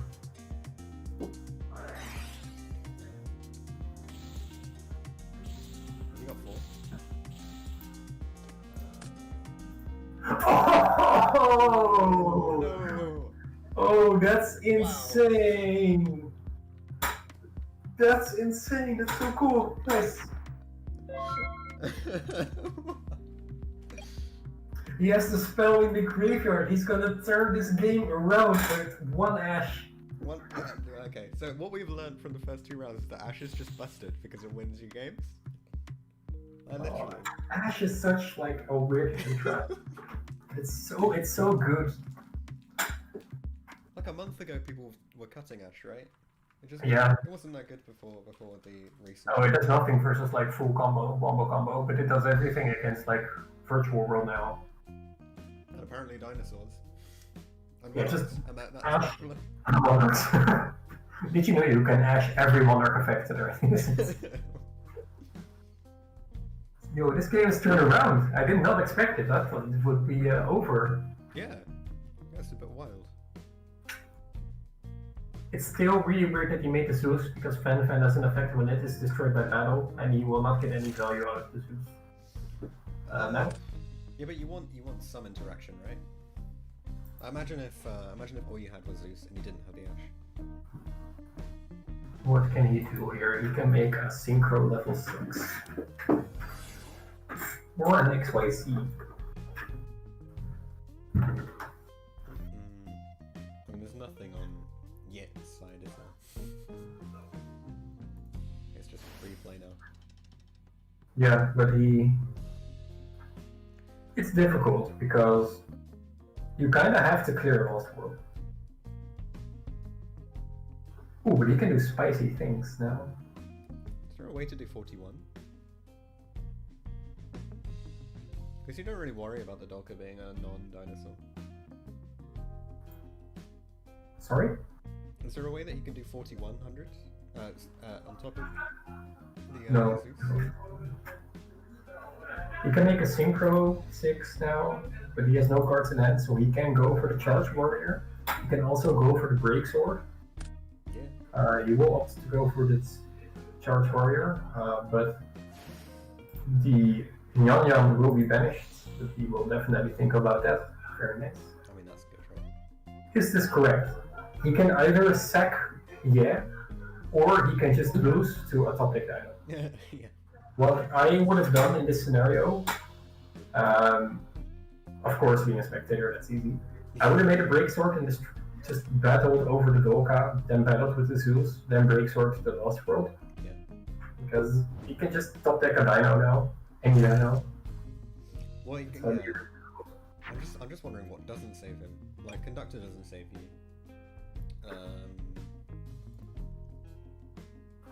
Hill saves you. What doesn't save you here from like losing? he can like grab like hand trap, imperm, UTC. Yeah. But like any dino, even a baby will do. Yeah, The card he drew is a back row that could be potentially his. Ah, that's a good card. No, just wait for it. The back row is a judgment. Oh, it's not. Okay. Imperial Order. Imagine if that had been judgment on Just Imperial Order. No, because order. Oh, yeah, order would have been crazy. Especially with that. Fossil Lake. That's Oh my god. Yeah, man, this is not a skill drain. No. Not gonna help to. Miss! No. Ah! Have you read Misk? Ooh, no, let's read Misk. Okay. During the hold on, let's go out. During the main phase quick effect, you can send this card from your hand to the graveyard. During this main phase, dinosaur monsters you control are unaffected by your opponent's card effects. You can banish any number of dinosaur monsters from your graveyard, including this card. Special summon one dinosaur from your deck with 11 damage. The total number of monsters banished to activate this effect, but destroy it during the end phase. You can only use this effect of miscellaneous orange once per turn. We have now read Misk. We never have to read Misk again. Thank you, Lord. George in the chat, I like how Zeus is just a random extra win condition in any deck. That is not true. didn't seem to win it for him here just yet. And not every deck can make a Zeus. Give it time. Oh, what is it? It's a Couché.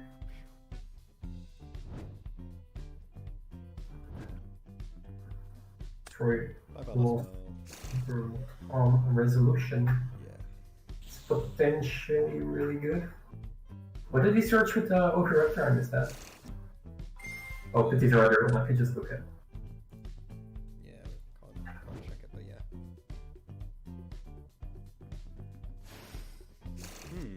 I wonder what's left in the extra deck.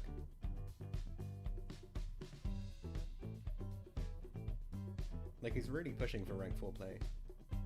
But I just don't know. His deck also is like quite empty at this point, you know? Yeah. I like how that's like, it's a huge argument to not play Dragon Link. It's just you waste the extra over time. And then like, Dino No, is like the... always play Dragon Link. He's gonna Archosaur, destroy the Archosaur for the Oviraptor to bring back the boy, Pankratops. That'd be pretty sick, yeah. Yeah. There's not much else you could do, right? Response.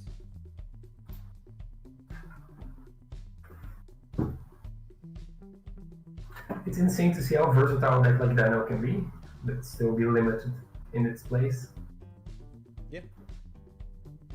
I mean, it just has that that strange thing of it gets super consistent because there's the random like fossil digs and all these cards that actually start your plays. And, you know, we're seeing Pill not only get Ultimate Conductor but also the more versatile option of Pankratops. So there's so many like ways to get nice little interactions, but there's very little that gives you a really busted end board like the unless you go for the like Stormwind or something, but people typically don't play that anyway because it doesn't actually save you from most things. There's a lot of just like Dino turning value into a teeny bit more value until you put down a Conductor. And then Conductor turns like a teeny bit of value into loads of value. And turn it back. Attacking the Zeus. Bye bye Zeus. Bye-bye, Zeus. Not do anything. I mean, to be fair, he could have. Does the Fan do anything if it gets sent, or is it only when it gets destroyed? Only when it gets destroyed. Yeah, so to be fair, the Fan wouldn't have had any value. It's just not ideal.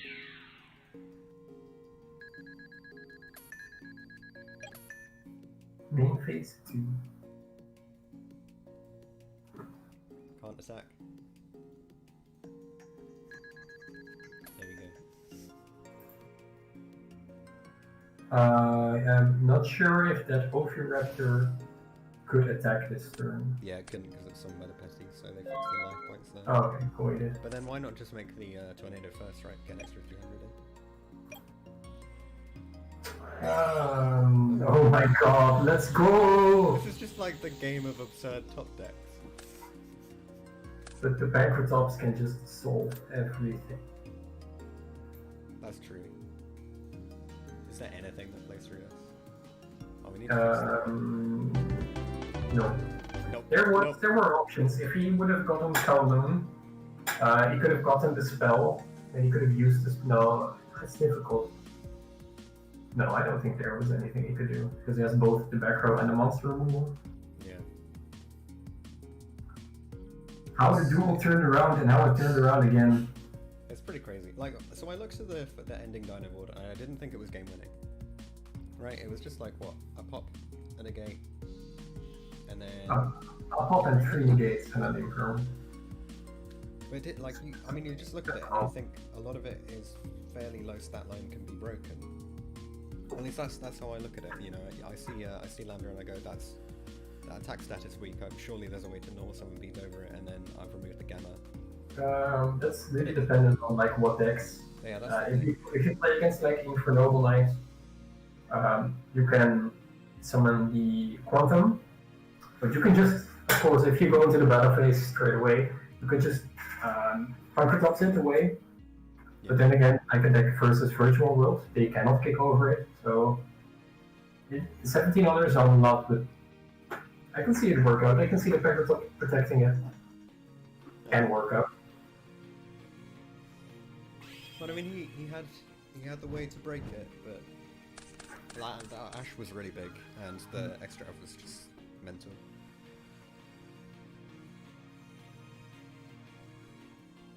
Okay, DK Flash going first. Will we see the big VFD? Oh, I do want to apologise to chat, who requested that we don't have VFD tutorial. but here we are again. It's coming up again. But there's a Lancia. Yeah, popping off with the Lancia. What are your thoughts on Lancia? I see a lot of discussion, like debating whether Lancia is better than Crow and Skullmeister. How do you feel about it? My most recent upload, the ban list wishlist, I want to ban it. Pass. No. This card, Lancia, it's so high impact.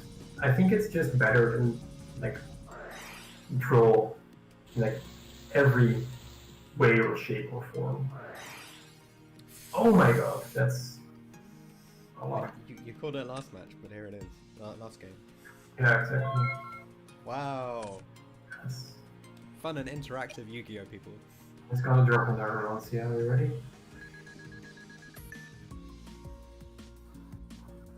Oh, DK Flash is gonna check. Does he get free pass into main phase 1? He does. Oh, I think that Lancia is just insanely broken. Being able to shut down an entire deck.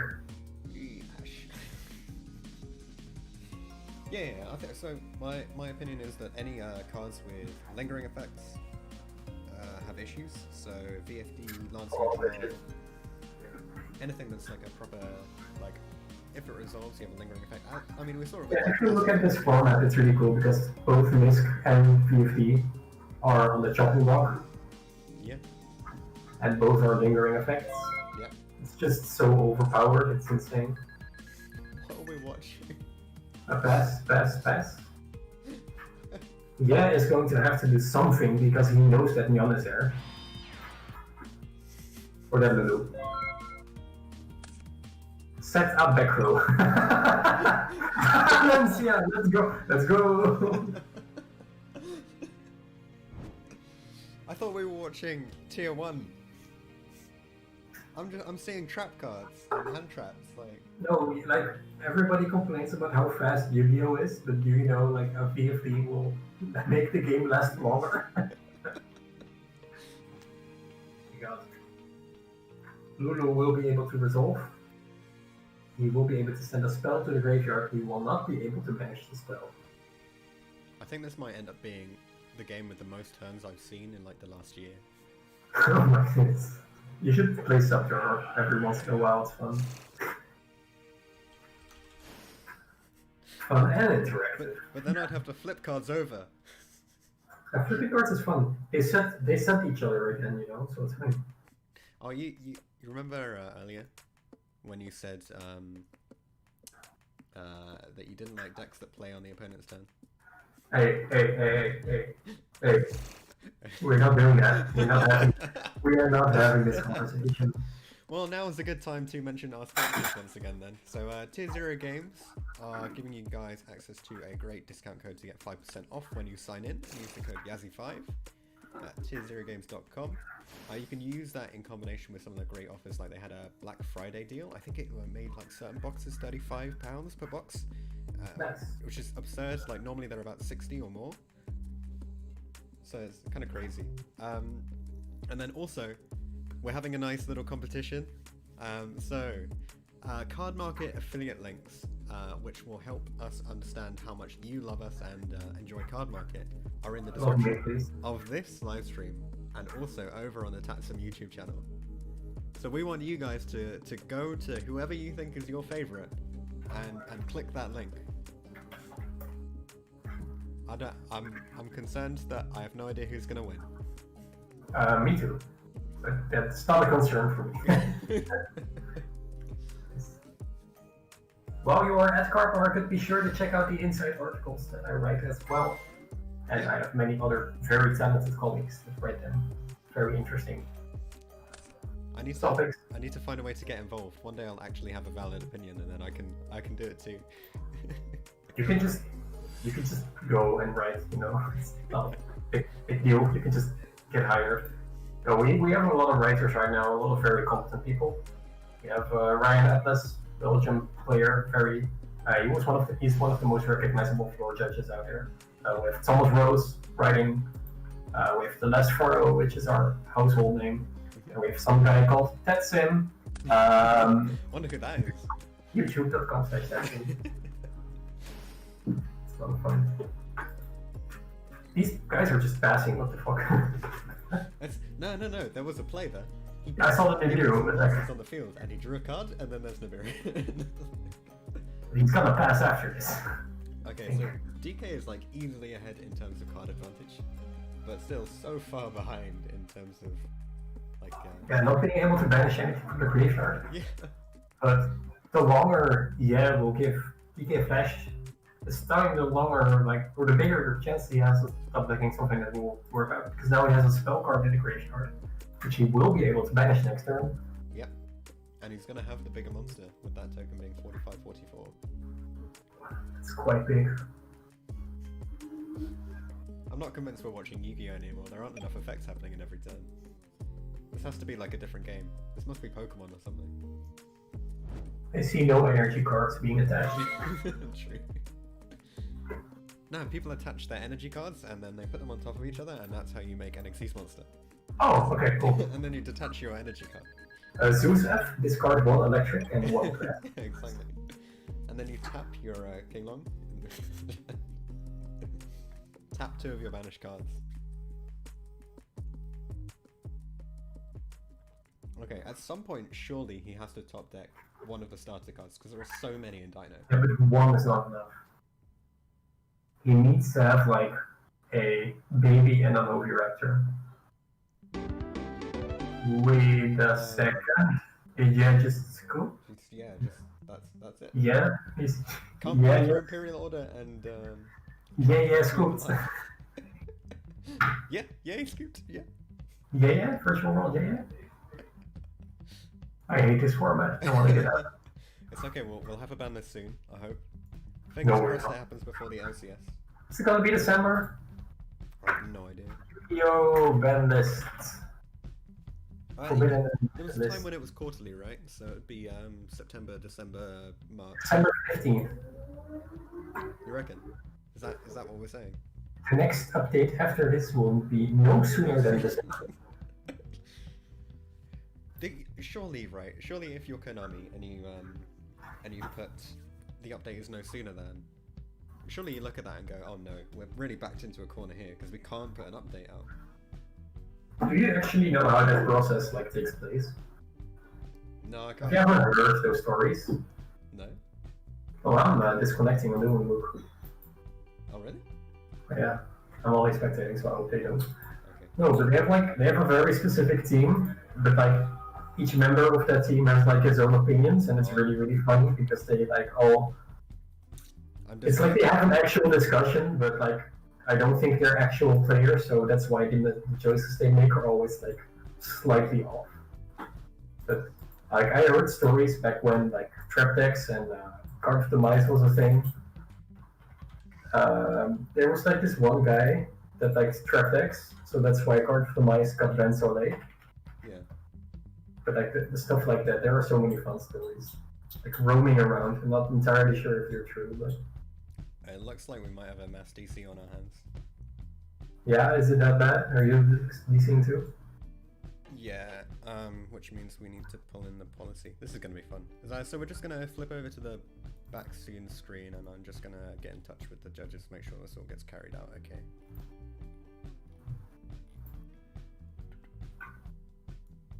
Be right back, guys.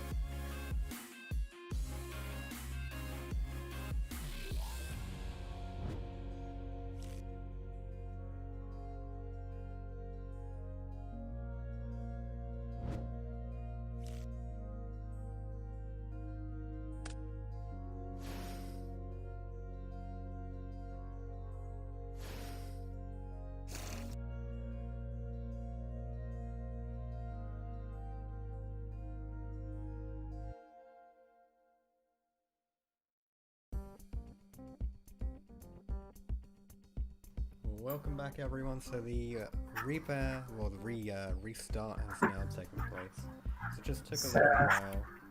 Yeah, it just happens, right? DB entirely crashed. We're going to be resuming with our match of DK Flash versus YuGiOh. Yeah. Fortunate for those players, the DC didn't really matter that much. Yeah, I think it wasn't a huge issue for them just restarting the. No, they were at the end of the game anyway. Yeah, exactly. So we are. So did you see who went first? I mean, I kind of assumed that YuGiOh went first again. No, he scooped it up. He should go second there. Well, he just scoops at game 2. We've gone straight into game 3. Oh, this is game 3, yeah. Wow, okay. DK scooped. Oh, no, he scooped, right? He did. Yeah. So this is game 3. Which is why I said it was like it didn't really matter. Yeah, sure. Fair enough. So DK went first, right? Yeah. Yeah, and Jay went first. Oops. Can't do that.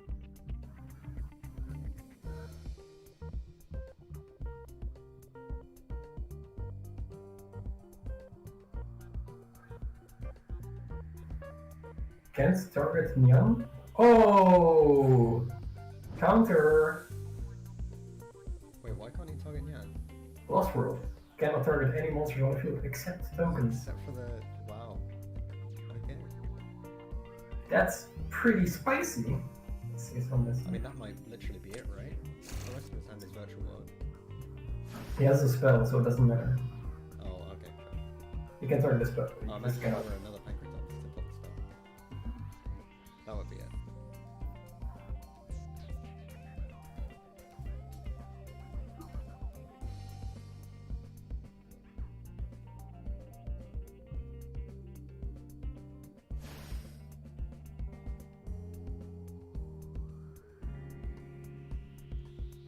This is quite different than what we saw from match 2.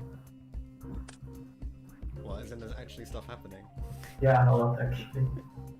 I do wonder what Yes hand was to end on something not as good as, but he of course was ashed. Coral Dragon hitting the field. Gonna hit the Lost World?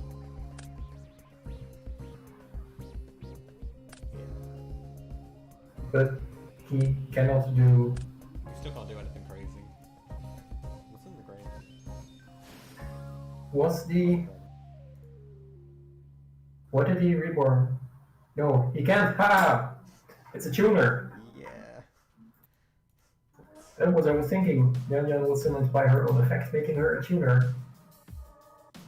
Yeah. He's kind of trapped there. So he has a level 1 token and 3 tuner monsters. Was there anything else that could summon the Banana? It was just itself, right?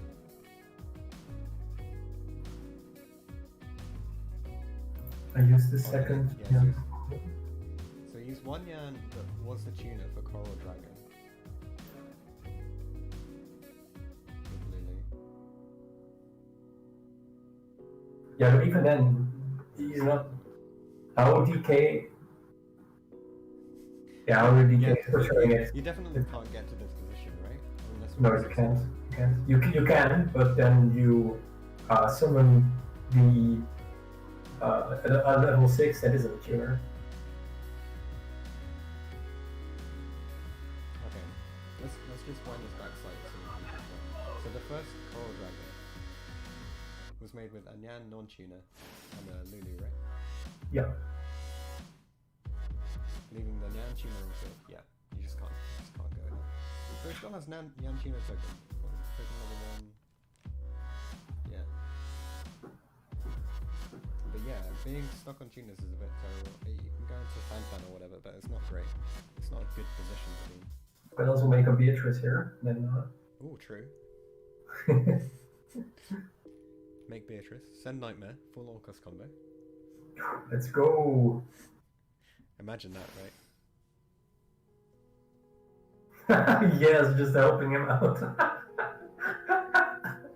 You got your fun. Ooh, he wants to revert everything. I'm sure that yeah will not allow that. Jets. Jet. We all have cheated once on stream before, haven't we? I don't know. It depends how often you get on stream. I got on stream once and I cheated, so 100% breaching. You heard it here first, guys. Tatsym cheater. Oh, this is a famous story in the Netherlands. How I got a feature match at YCS London and proceeded to overlay a level 4 and a level 5 for a rank 4. Well, that's a play. That's a play. Did they catch it? Did they see? No, I was playing Infernoid on the feature match, and I had a Decathlon, and I sent a level 4, and I thought that Decathlon's effect was it becomes the level, but it gains the level. In the end, it didn't matter at all because I did grass for 40. Yeah, that's. So it was a game anyway. It was funny that no one stopped me. And after the match, the judges came to us and said, "What you did there was not possible, but you would have won anyway, so it didn't matter." That's one of those weird things, isn't it? Like certain small scenarios that give you minute advantage. If you look at them out of context, sometimes you think that like just cannot be allowed because it doesn't because it's providing advantage in an unfair manner. But if you have the context that says that small advantage doesn't matter to the long-term game. Exactly. It was like I was playing super fast and I was just excited because I knew it was game. So. Target Ash. I mean, we've seen how good Ash is. Ash back to hand. Zeus hitting the field.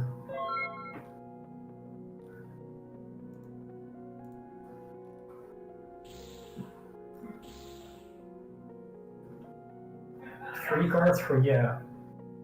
It's being stared down by a Zeus and an Ash. What does he have? He has nothing in the graveyard as of this moment.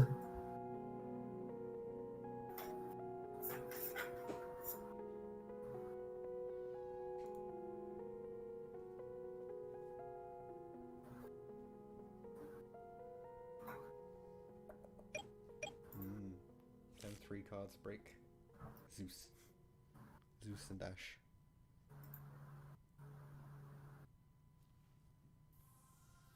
Three cards is a lot. But is it enough? I mean, one of them is Lost World, so if anything is a normal summon, it's a start, but it's not. That will only be met. If one of them is by Duelist.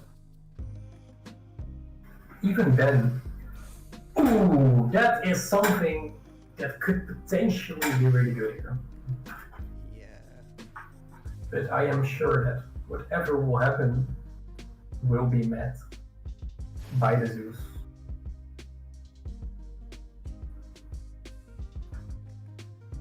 How long do they have left on this one? So they had everyone got an extra 5 minutes to deal with the fact that we needed to sort out Reconnect. the fun stuff with Internet DB. websites, yeah.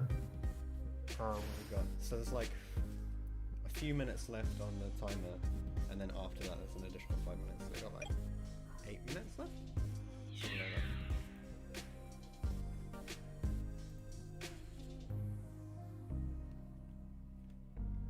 Getting a token. I mean, what do you respond with? Use Zeus? No? Don't Zeus. Okay. Attack is fine. I think that DK Flash. Ooh, this is interesting because he said attack is fine.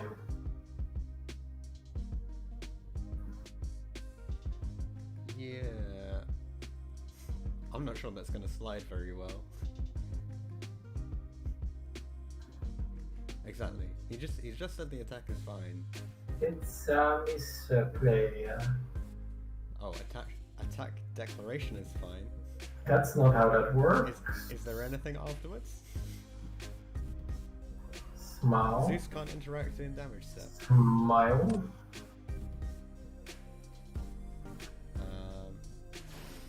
Judge call. Yeah, we'll likely see a judge call from this. And we'll just see what they do. Because yeah is not at fault here. Exactly.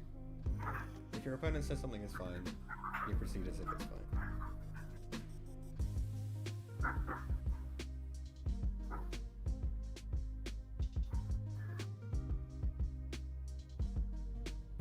So yeah, saying that he wants to call for a judge, understandable. That's a very nice and polite way to say that you were going to get a judge. Yeah, exactly. Nice though.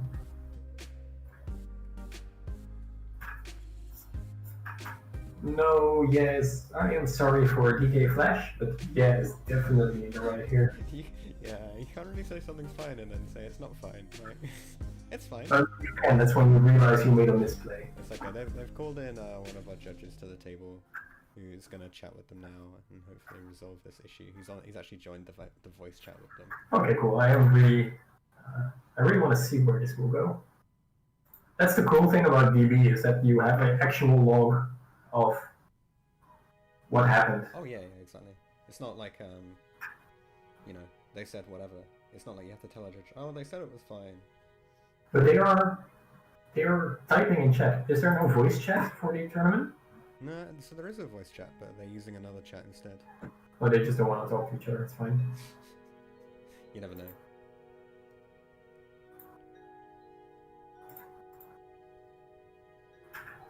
So I'm very excited to see how this will resolve. Interesting spot, by the way, because the Pancratops is quite insane, because if the attack goes through, he can just send the baby, but if he is allowed to Zeus, you can just chain Pancratops to a token, attempt to destroy the token will not be destroyed, send a baby, and then you can use the effect. You kind of get away with it either way around. That will be matched with an Ash. Yes. So then you are kind of determined of what is this very last card. But then how do you beat it, like, so either way it comes down to the last card, right? Because if the attack does go through, you're still going to attempt to resolve Lost World. No, but then it's in the damage step. Everything after that, if the attack goes through, will resolve in the damage step. Yeah, exactly. So you will destroy the baby in the damage step, the baby will summon the Overreactor in the damage step, and the Overreactor will get its search in the damage step. Yeah. Which is significant. Well, they did? Oh, they're putting back the materials, okay. And they're putting back the materials. The attack will go through, and that is quite insane for you. This is exactly what we needed.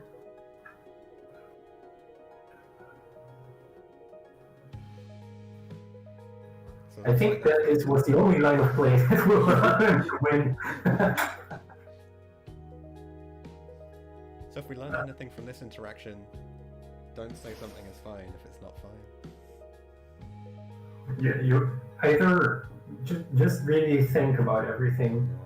I mean, it's habit, right? It's just habit to stick a No, in but the chat. everything will. Every player will have this once in their life. Like when you say okay and you think and you're like no. Yeah. I remember at YCS Utrecht, I was playing the Subterror deck, and I had there can be only one in a Kuru and a card of an A of the card. And my opponent had two monsters and a card in hand. And he could have just linked the two away to a Phoenix and then proceed to win from there. But he summoned the monster and I said, okay. And then like 3 seconds later I realized, wait a minute, this is really, really bad. So then I was like on summon. So then the judge of course came over. I was very lucky that it was ruled to that the game state would be reversed because they didn't have enough information. But I would have just been fucked otherwise. So don't make mistakes. Think about your plays.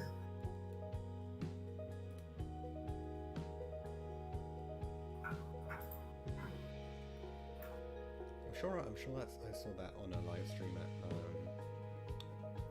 it might have been YuGiOh's, the most recent one.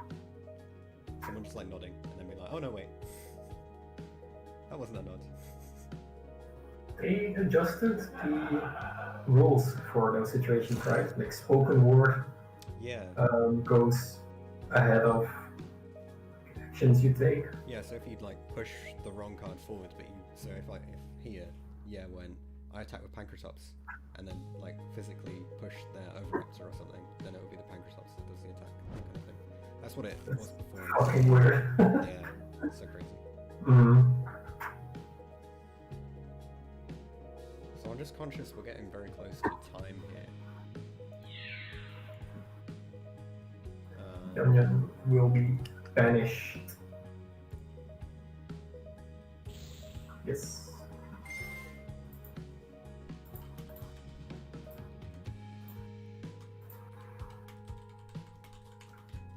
Attach. Should I card that you control is determined to attach one card from your hand, deck, or extra deck to this card as a material. It's quite good because it allows him to get more resources in the graveyard. You will not be able to do that because this is in a damage step. Yeah. Don't think it is in the damage step. He knows it's in damage step. Oh, he is listening to the stream.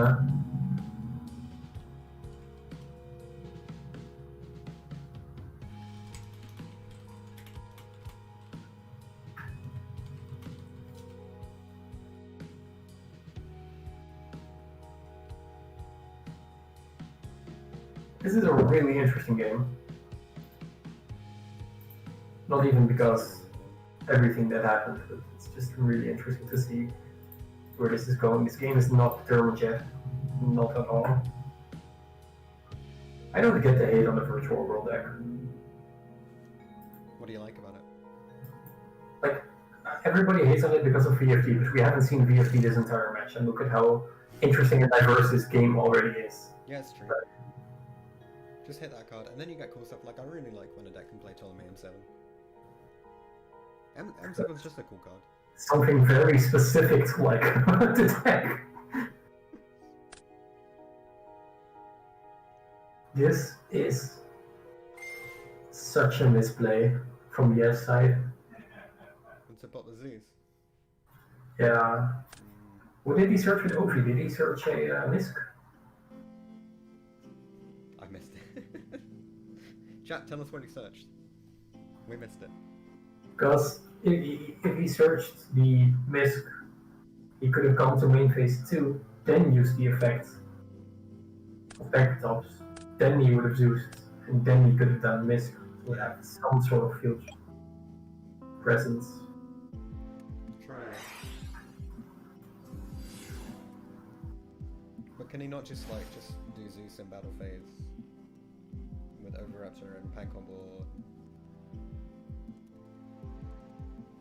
Why doesn't anything on Lost World say once per turn? What the fuck? Because that would be good. That would be fair and balanced, and we don't. Dillema. Even more cards that don't say once per turn. I hate this game. We don't.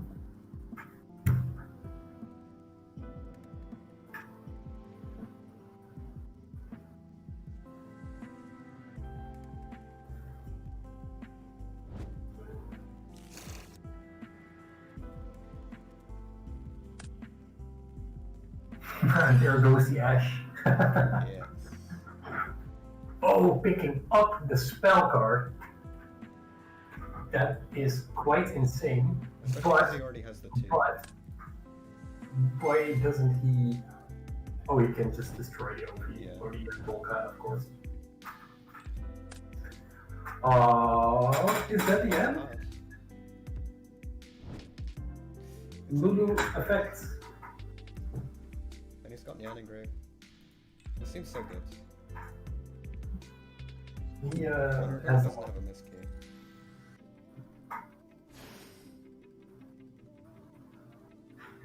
He will search out a monster. What monster is still quite important.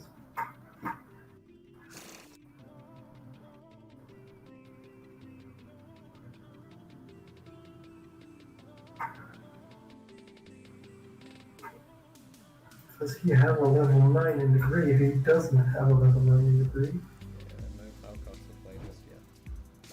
And Lily being the one to be added. Quite correct here.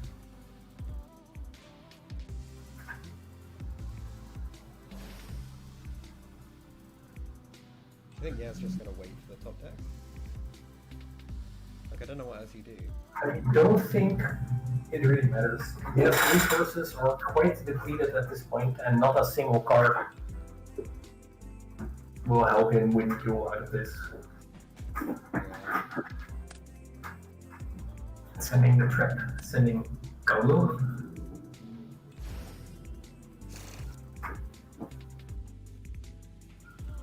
So he has 2 level 3 tuners here. He has a trap card in the graveyard, and he has a monster. Is there anything in the graveyard? Oh yeah, there isn't.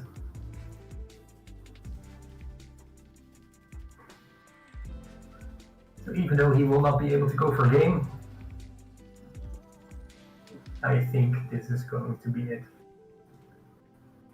It really depends on how DK Flash will play it out.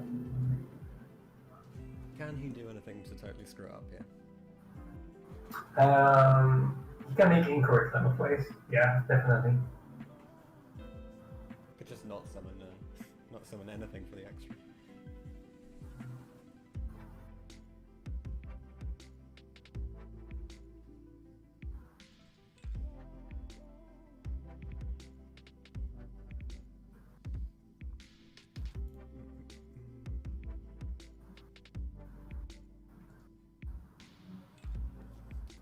So we should see time wrapping up for these guys very soon. The 21 plus 5 minute time announcement happened about 4:02.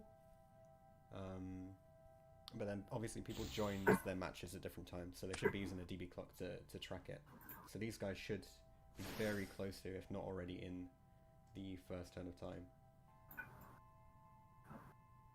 It's just going to whack some damage on board.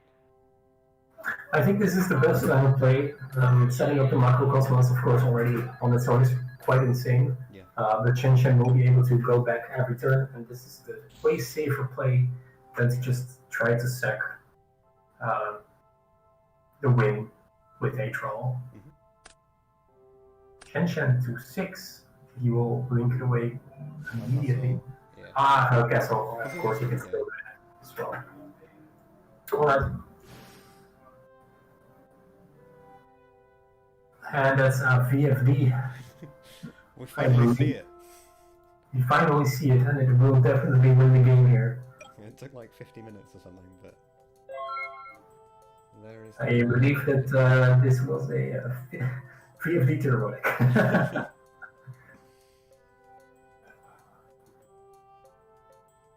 Is he going to take his turn? Is he just going to say that's it? TC. They might be talking in the chat, to be fair. Okay, he takes a draw.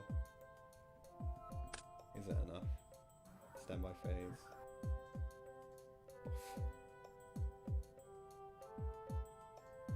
You don't have any misks, do you? Yeah. This is the point where you look at the grave, look at your hand, look at your opponent's field and grave, and that's the point where it's going to be. See Virtual beating Dino. Will it happen in top 8 as well? Might be. Might be the way for the whole event, to be honest. Well played by both players. Yeah, Minor, tough one. Minor cheats here and there. But dealt with, so that's the important thing. But all dealt with. Cool. That's going to be it for the commentary from us.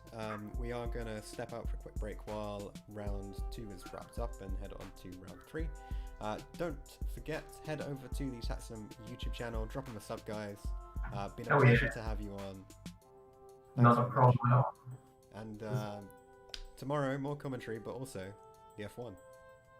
Oh yeah. Let's go. Max Verstappen cannot take it. Bye guys, it was quite fun. Thank you for having me, Joe.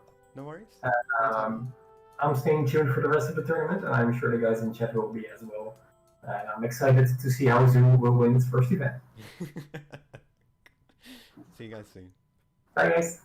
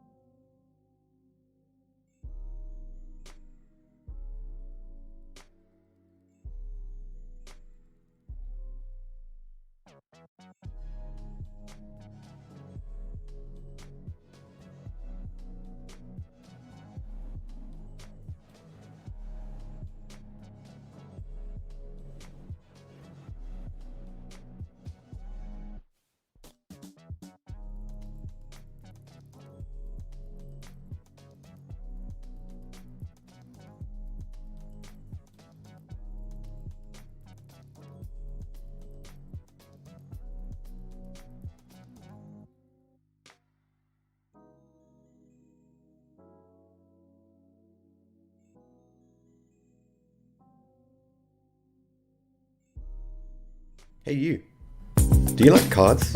Yeah. Do you like markets? What? Then you should check out Cardmarket. Uh... Cardmarket is Europe's biggest online platform for buying and selling cards from your fellow players. They've got everything from Pot of Greed to Dark Dragoon. Even Blue Eyes White Dragon? Yes. Just pick what you want in a wishlist and let the shopping wizard save you some cash. Oh boy, I can't wait to play my Blue Eyes deck. Don't. Please. You can also stick your own cards online to sell them and trade your cards across the globe. So what are you waiting for? Support the YuGiJoe channel and follow the link in the description to check out Cardmarket today.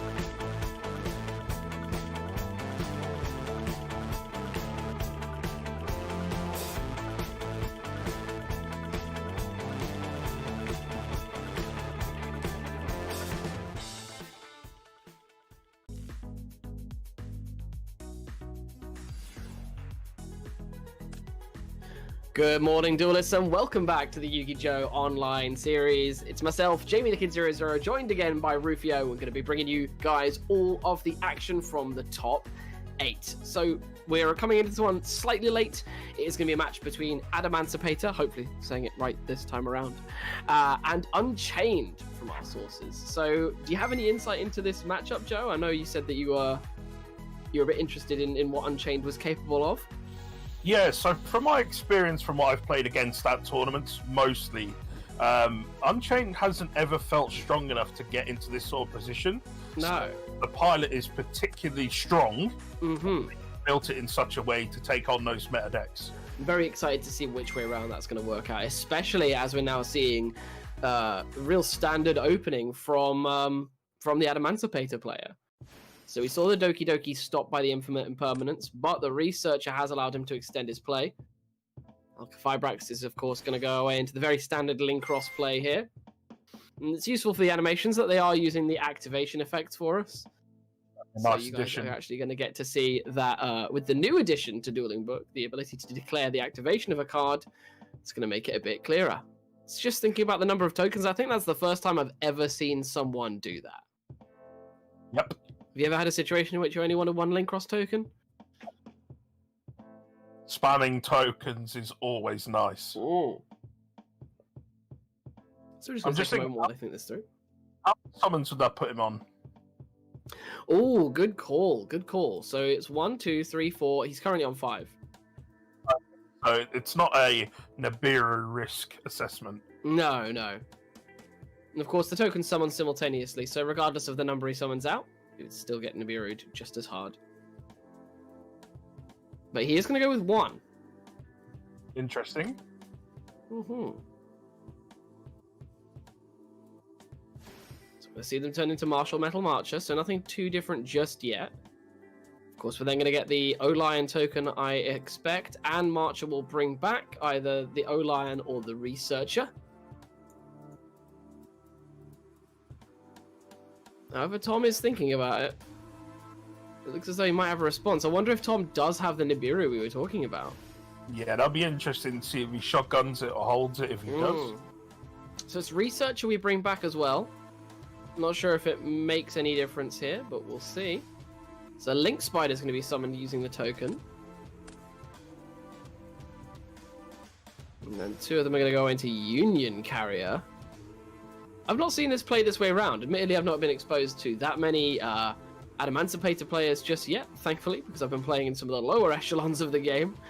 Not too much at the meta peak. But, oh, it's a way to get the Block Dragon out of the deck. Yeah, this is a fairly standard way that they sort of tutor it out if they've got no other way to get into it. It's quite nice. It doesn't come up too often because they usually dig deep really quick, but it is an option to play through. Yeah, you should have mentioned that you'd seen it before. I had no idea this was a line of play. Yeah, I wasn't sure if he was going to go for that or something a little bit different, but, you know, you can never tell. That's a ridiculous way of doing it. So now, of course, he gets his triple search. And that's really all he needs to set up. Interesting. So, of course, IP is in a position where it can make Appaloosa, Avramax. Avramax would be really strong here. This is really, really hard for the Unchained deck to shift. Gonna see Pot of Extravagance. It's a card I actually very much enjoy playing in this list. I think that setup of IP Masquerader could be important here, especially with the destruction prevention. So Abomination's Prison is going to be triggered. Essentially, when that's played face up, it is just a reinforcement of the army for the deck. It allows you to search any Unchained card from your deck to your hand. But if it's destroyed as a set card by a card effect, you can special summon an Unchained monster from your deck. So he's going to use it to search out Aruha. I'm not going to go into Aruha's wording too much, but it is really the combo starter of the deck. If he now has one of the other monsters or a settable spell trap from the archetype, which it looks like he has, he should be able to go full combo, but of course he is going to have to deal with whatever responses the Adamancipator player has set up. He's going to reconsider the set. He's just going to reveal the Aruha. I think they're just rediscussing what the search was. Yeah, he wants to see the card. That's what it is. Check the text. Yeah, slight reverse play there. card's going to get set back down again. Aruha is going to be revealed and triggered. So I expect he'll be destroying that face down, which is the Escape of the Unchained.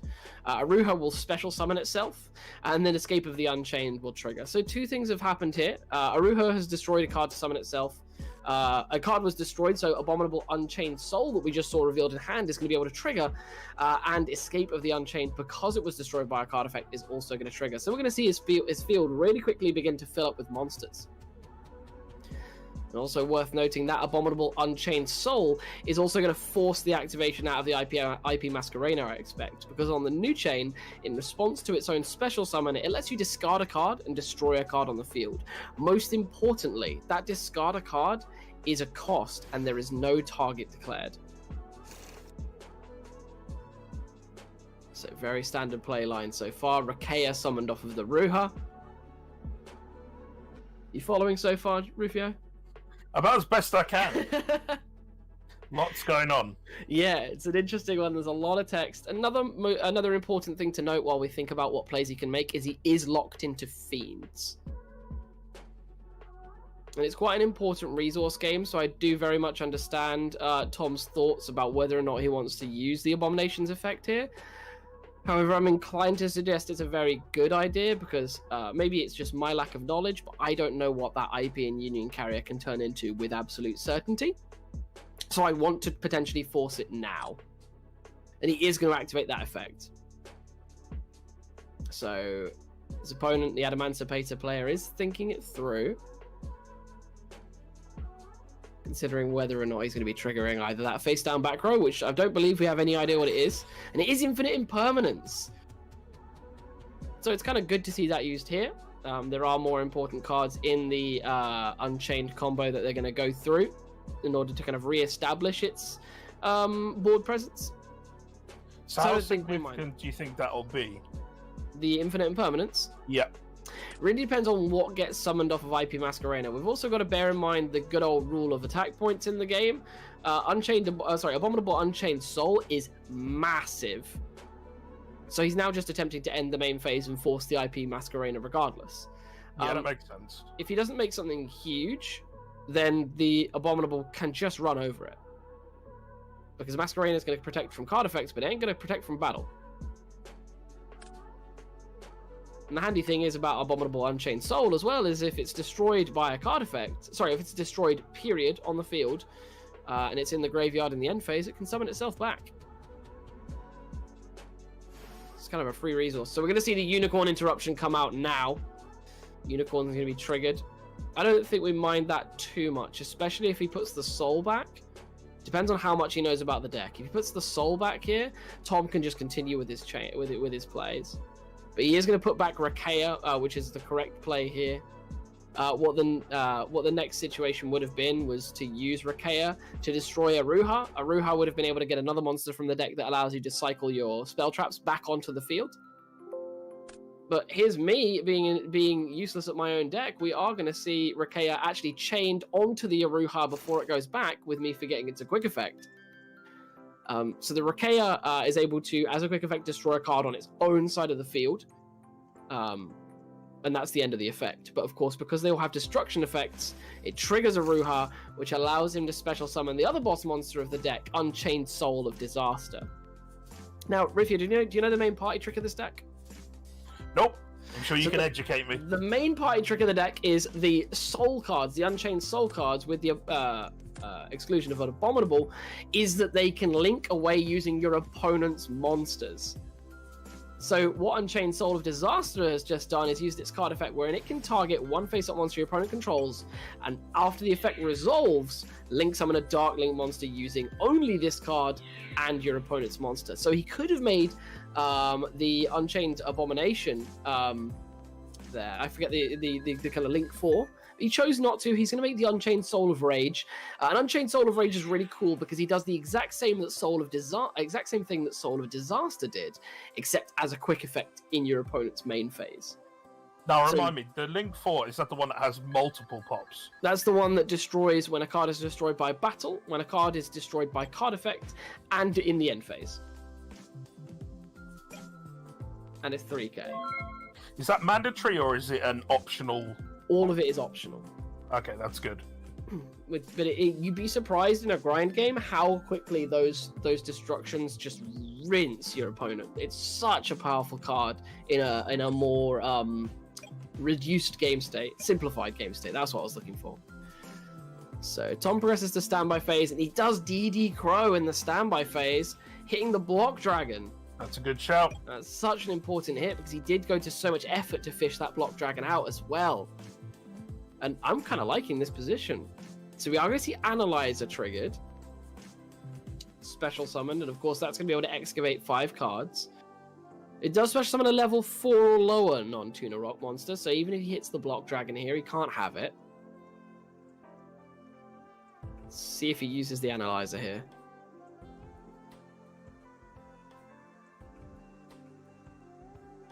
So he's asking if the summon is acceptable. Should be okay so far. Analyzer is going to trigger. I'm a little bit upset with them. They've stopped using those wonderful activation animations.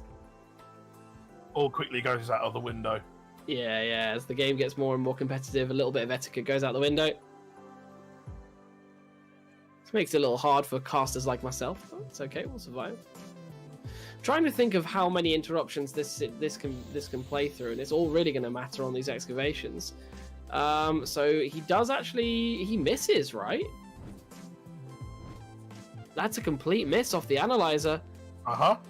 Looks that way. So he's going to be put in a position where he's not going to have that extra resource here, and he is going to have to play through one interruption that we know of in the form of the Unchained Soul of Rage. And that can also lead into a second interruption, because it's worth noting that Soul of Rage can behave a lot like IP Masquerena. It can link away with one of your opponent's cards and make Unicorn. And then that's the second interruption. So Unicorn is a dark monster. So Seeker's going to be special summoned. There we go. There's the activation effect. Much better. Seeker's going to trigger, but Tom is going to ask him to hold on for a moment. Maybe jumping the gun. He's thinking on the summon. So it's worth noting there's only 2 cards in the Adamantipator player's hand now, so his options are running thin. And he's used Analyzer and Seeker as their special summon effects, so he's got to be running out of extension. Of course, now we're basically relying on him having only 1 researcher left. Sorry, 2 researchers. Then we are then going to see Rage triggered to link away with the Seeker and Rage itself. I wouldn't be surprised if we see a Unicorn come out here and a discard of that last card. No, it is going to be Anguish. So Anguish is pretty much the exact same thing as Unchained Soul of Rage, except most importantly, it is not a quick effect. So that can be the only frustrating part. So I was hoping we might see the Unicorn come down and spin away the Analyzer as well. He's just going for that larger establishment on the board. Now, it looks as though that's 3 banishes. So has he got another block dragon in hand? He has! Has he drawn that for turn? He must have done, you would think. My goodness. It's such a strong card for him to have in hand. He's got a lot of distance to cover here, though.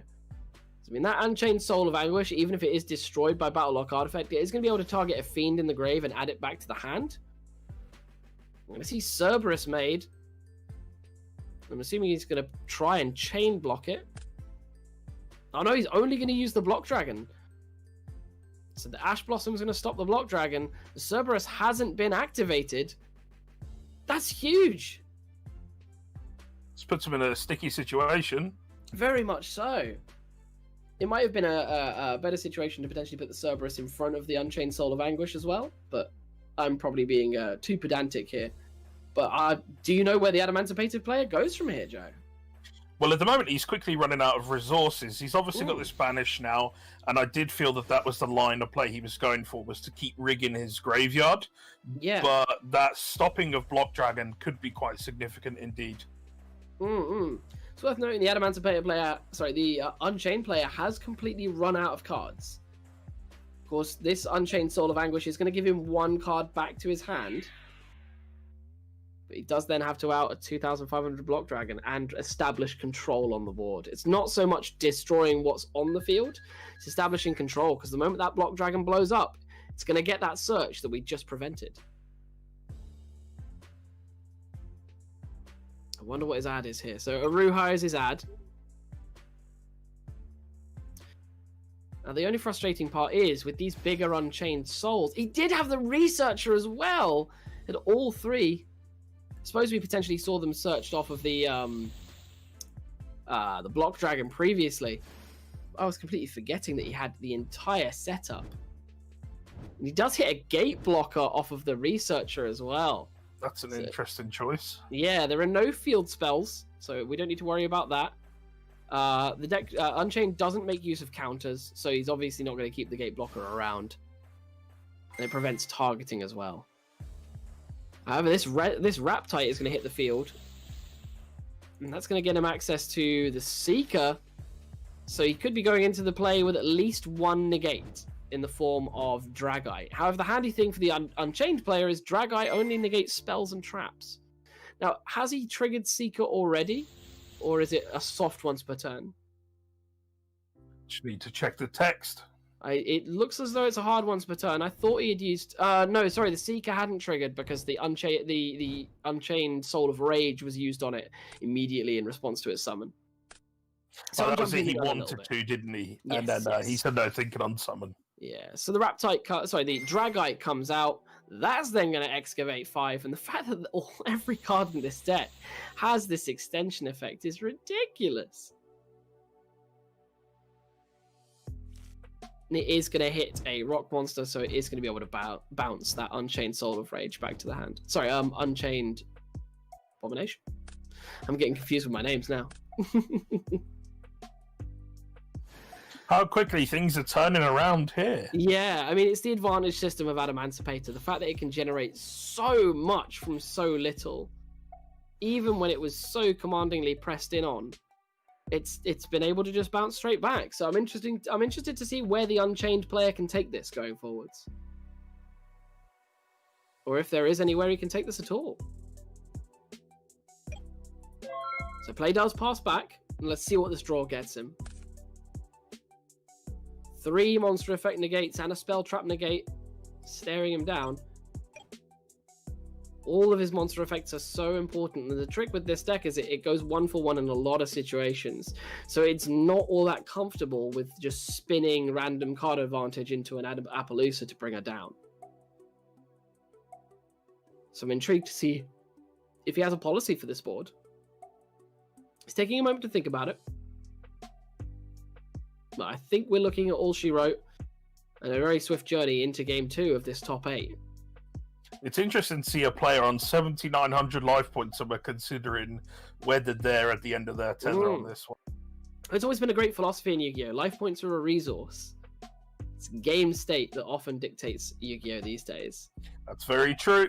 Because oftentimes, if someone's really attacking your life points for more than 2,000, they're probably attacking you for all of them. In the way that these massive boards can swing back and forth. Of course, control matchups slightly different because you are going to see little kind of 1,900 pokes. But with boards like this, a play past is a play blown out.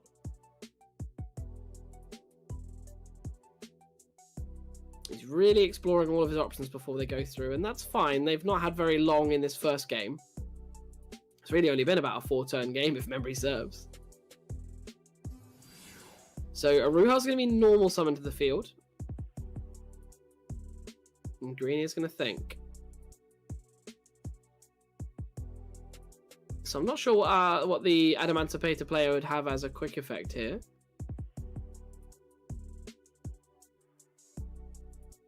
He's authorized it. I was wondering what he would do to stop it.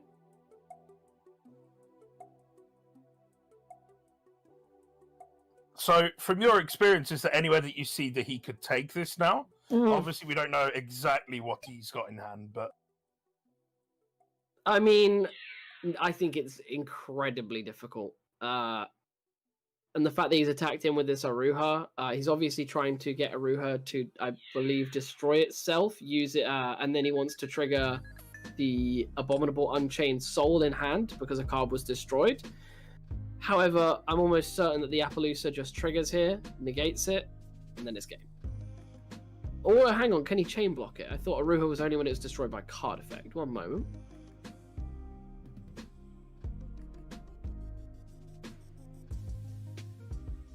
Okay, so the way he's going to do this is Aruha, of course, when it's destroyed, does have an effect to special summon from the deck. So it's looking as though he's going to attempt to chain block for his 3000 attack monster to come down, I expect. At least that's the way around I would want to play this.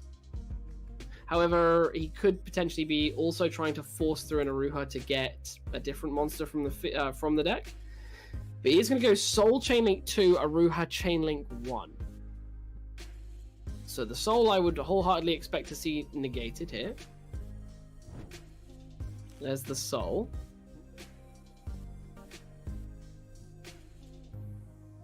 And most importantly, that effect can be triggered multiple times. You can only special summon it once per turn. However, it doesn't have a once per turn activation clause. So that could be a pretty spicy interaction if he keeps crashing things in to force down the Appaloosa. Then just beat over it. I mean, this Aruha can summon a pretty big monster from the deck. It can summon another Unchained Soul. Now that would use up the singular special summon clause of Unchained Soul. But I'm interested to see where it's going. We're really into the nitty-gritty here, so we are going to see those delays. So it is going to be an abominable Unchained Soul that hits the field. I wouldn't be surprised if he triggers the effect off of it. I mean, potentially just to burn through a little bit more life points, but he's not going to. He is just going to attack straight into the Appaloosa. I suppose if he gets rid of the Appaloosa, finds a way to get rid of the Dragite, then he's actually in a very decent position here. Yeah, I mean, something else that he can do as well is if Abominable Unchained Soul is destroyed next turn, so say the Dragite attacks into it or crashes into it or whatever, he can then summon the other Unchained Soul in his hand and use its effect in his opponent's turn. So it's definitely not a lost position. This is hard, but that Block Dragon is on the field. It doesn't have any easy way of getting off the field. There are only 4 cards left in the Adamancipator player's extra deck. So he's running like really low on resources. Pot of Avarice, anyone? Yeah, we could really go for something like that right now. But it's a deck that kind of burns bright, but maybe doesn't burn as long as it really wants to. So Block Dragon's going to attack in. He's going to take the 500, and then he's of course going to use the Block Dragon's effect to search. Small price to pay. Could you imagine paying 500 life points to search 3 cards? Broken. That'd be insanity. People used to turn their nose up at Clearthought Scout for 1. So here comes a Researcher. Oh, yeah, I think he might want to change one. He didn't want to add the Researcher. Forget, did he already add 4? Yeah, he already added 8 levels worth. So cheeky. Dragite is going to try and trigger for the bounce, and I think this is where it's really big. And it only has to hit a rock monster, right? Yep, it's such a powerful effect on Dragite that's so easy for me to forget. Because I currently play Dragite in Mermaid. Analyze is going to come down. Now it's all about extending cards onto the field. Oh, and that Doki Doki is going to get him there.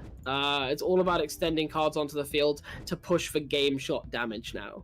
Honestly, I think he's in a pretty good position. He's still got a Block Dragon he can recycle into. With Dragite, he only needs 1,000 more damage to get onto the field. Oh, and that's plenty.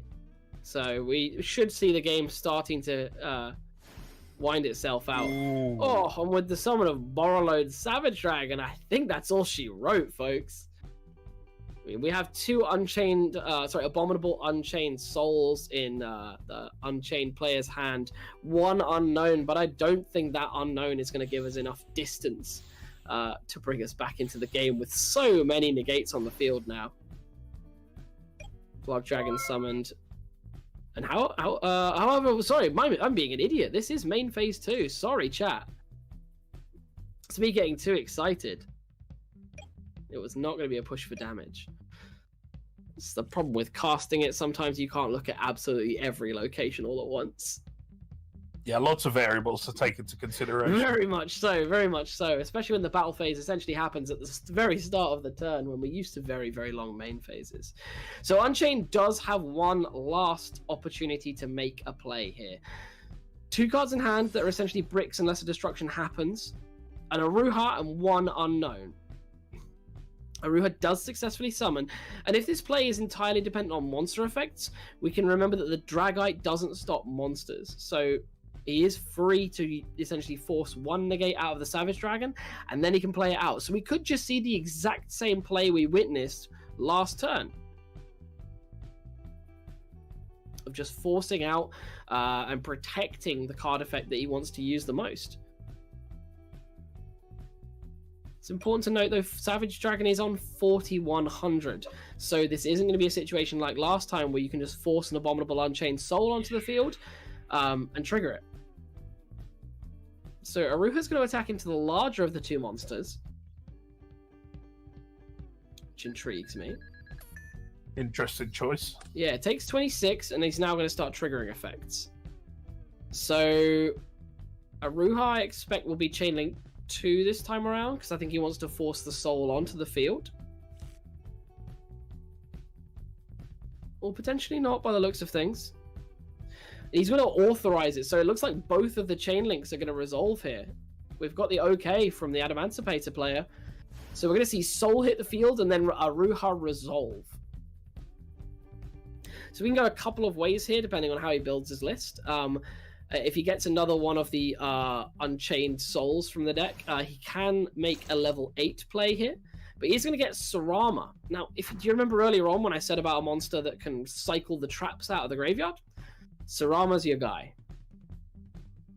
So this is where he should be able to start setting himself up. Correct. However, he does need to deal with the threat of the Dragite as well. But very importantly, Borreload's Savage Dragon, although it's very, very powerful, does not negate and destroy. It only negates. So he's now, of course, going to force out the negate by discarding one of his Abominables with the other. Now he's going to be able to continue his play with relative ease, crash the other Unchained Soul on his field into the Dragite, meaning that he's free to use any spells and traps he wants if that last card in hand is a spell trap. He's fairly freed up. Like, he's still not in a great position at all, but he could do a lot here. So he clears the Doki Doki. Is he going to clear the Dragite? Are spells and traps important to him here? We'll soon find out. I'm sat forward on this one. This game's hanging on a knife edge. It's very much been a back and forth, hasn't it? Yeah, every single time I've thought that a player has been written off, they either haven't been or I've been completely mistaken and not observed the battle phase. So, which is nice and contrasting to our previous 2 games. Yeah, it's a really good, right? I feel like this has already been as long as both of our other feature matches, Joe. So it's been good. I need to stop for water for a second. I'm burning out here. Not accustomed to it anymore. Not at all. This 10-minute format, I mean, it made my job very easy. So we are going to see them crashed into one another. They're going to go to main phase 2, and Sarama is going to trigger.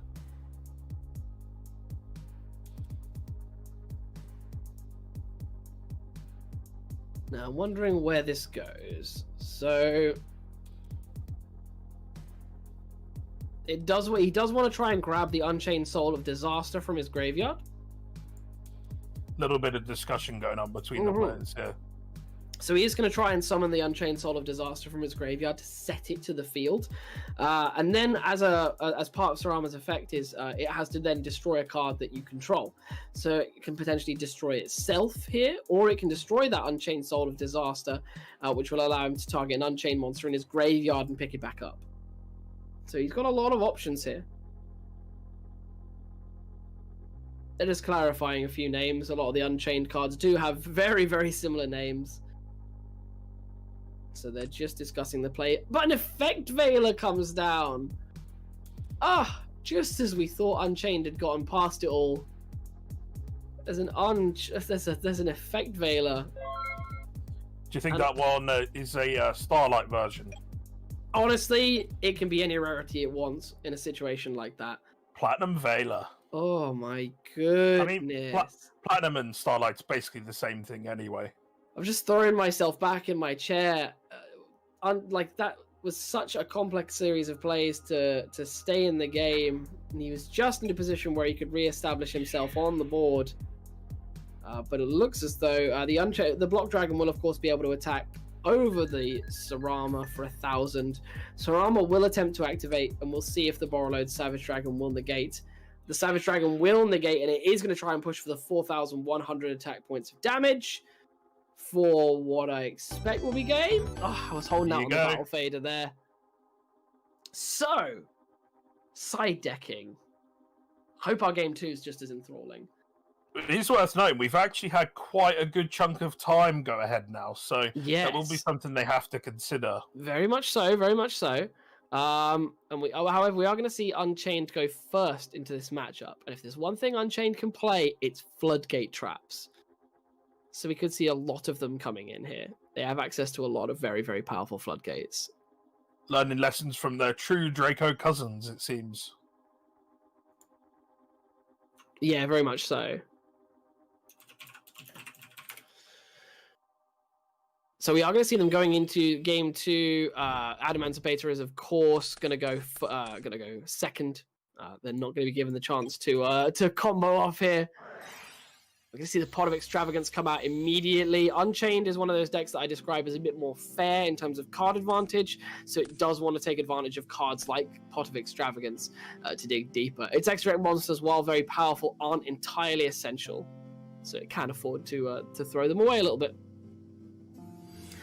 So Sarama's going to be normal summoned and hit the field. A set card is going to be placed down. Another one. Not scared of Mech Knights? No, not at all, not at all. So this deck does have an Icarus attack of sorts, so that's potentially why the Sarama is on the field. So that would be one interruption. And then I'm hoping that maybe a couple of the other cards are something a bit more disruptive. So we do see Adhara special summoned, and then Seeker special summoned immediately after. Will we see Seeker trigger its effect here? Summon has been okayed.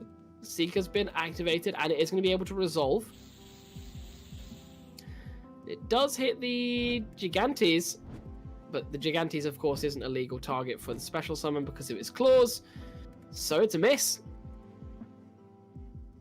I feel like we've been gifted with a large number of Adamancipator misses. Does seem that way. So Hulk Fibrax special summoned. Every good combo in this metagame at the moment is going to start with a good old Hulk Fibrax, and that is going to be met by an Impermanence. Impermanence always in the middle zone, of course, so you can catch people out playing their spells in that comfortable middle zone. They are going to progress to the end phase, and in the end phase, Trap Trick is going to be triggered. I wonder if that's going to be used to set up one of the Archetype cards. It is. It's going to be used to set up Escape of the Unchained. So this was the Icarus attack style card I was talking about. You can target an Unchained monster you control on one card on the field and destroy both. So you would have to assume that back row here is another Imperm, because he said it seems purposefully in that back row there. And it ain't sticking around. And there it is. There's the Impermanence hit. The Escape of the Unchained is going to trigger, destroying the Sarama. And the Sarama is going to special summon potentially one of the boss monsters from the deck. He's called it Scar. So I got very confused for a second because he referred to Sarama as Scarm in the game chat. So Unchained Soul is also going to trigger in response to the destruction. So we're going to see Unchained Soul come down. Sarama is going to resolve, special summoning another monster from the deck.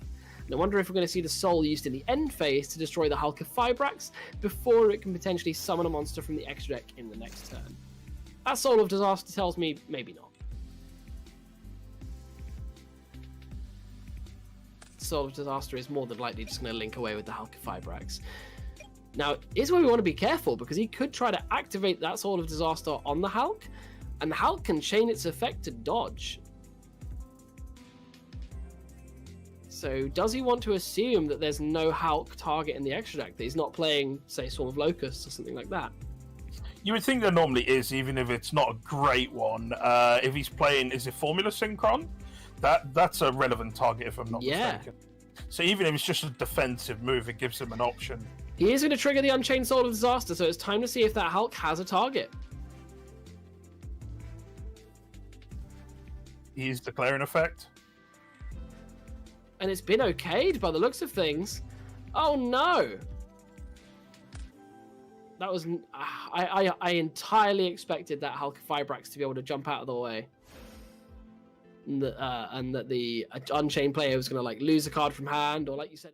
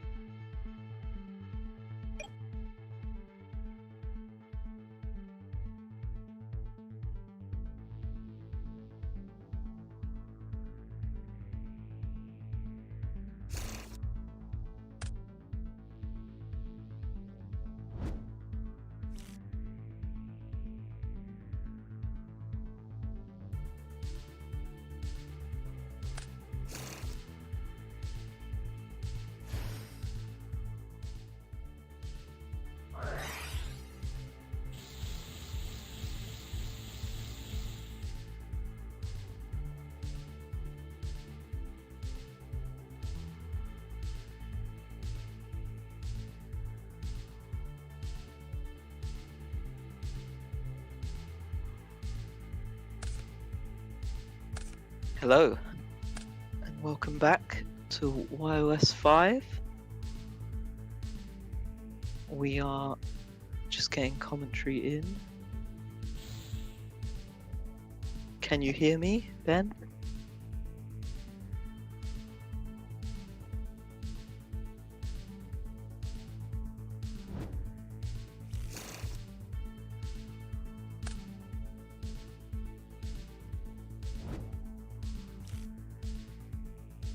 Looks like we've got Virtual World again, and his opponent is playing. Well, I won't spoil it just yet, but it is a deck that we haven't seen so far.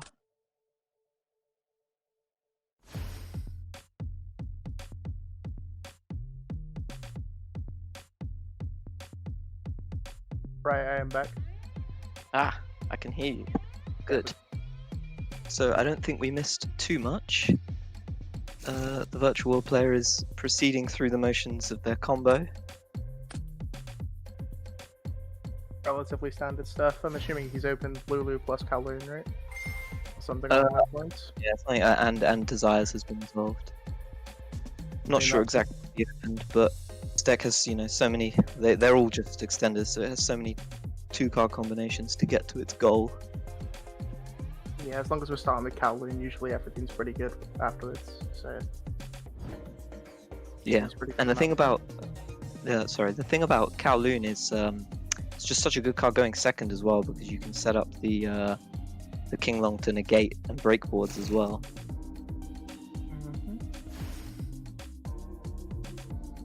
So we're assuming we're getting to VFD somewhere along the line, right?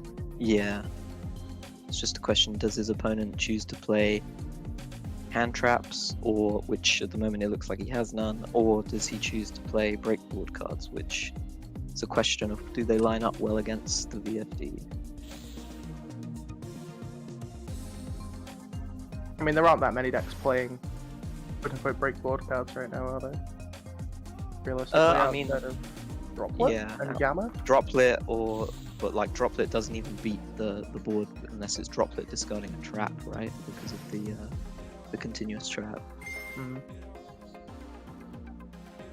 So it has to be specifically Gamma? Yeah, if they well, the thing is they have to make a decision with their VFD. Do they VFD in the standby phase and potentially lose to Gamma, or do you hold it but then potentially lose to a Kaiju? Which one of those 2 cards is more likely to occur? I would say obviously the Gamma is more popular right now, but we might see a shift. VFD plus Kowloon is the end board.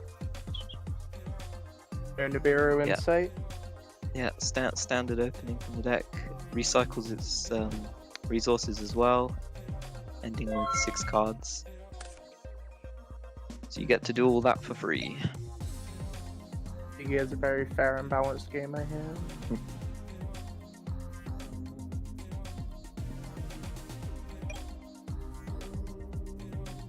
Alright, So he's asking, did he have... Oh, he's gone. Yikes, okay. I didn't want to spoil it. I had looked at his deck list, and that's why I mentioned the Kaiju. I hadn't, so that's a bit scary to me. He chose to play around the Gamma and lost to the Kaiju. So now, and connect a red layer, that is a very good start.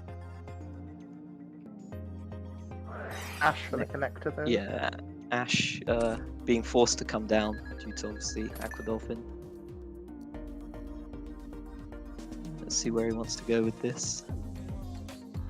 Would you opt to use the trap to pop one of the warriors now before Assault hits the board? Or I mean, out of the 2, you would pop, if you were going to pop, you would pop the fire, obviously, so that to turn off Renaud as a potential extender. But I think that, Infernoble with 3 cards in hand, I think you just wait until he makes Isolde and then you pop the Isolde, and then you hope that his hand can't summon 2 more warriors. which is quite applicable for Infernoble, let's be honest. Yeah, something cool that you can have is if if in this scenario, if he pops the Isolde, if he has another red layer, if he open multiple, he can add back the first red layer as well. Powerful. Setting up Gearfried here for the following turn.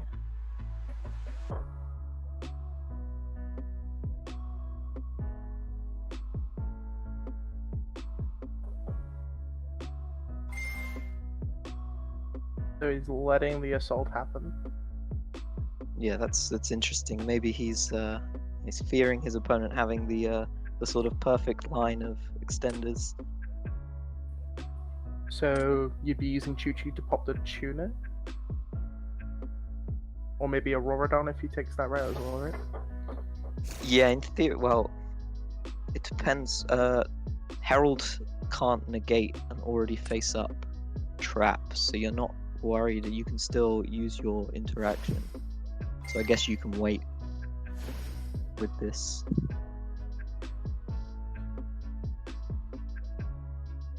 Depends what am I remembering the effect of Herald correctly? Yes, it's just that does Savage. Oh, okay, he's got the Nibiru, never mind. That's what he was waiting for. Yikes. Now he needs to have a tuner extender to keep playing, but even then he's then gonna... Then I think you would pop the tuner if he has it. So he needs like tuner plus living fossil. All his talents. Okay. Okay, he's digging, so he may not have what he needs.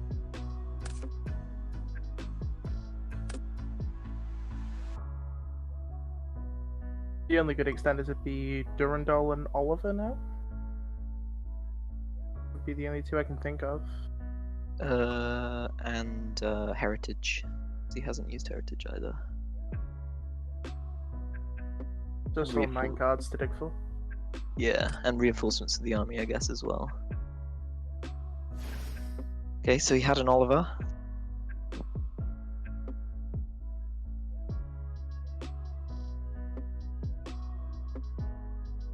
Okay, he's letting him carry on, holding his trap for as long as possible.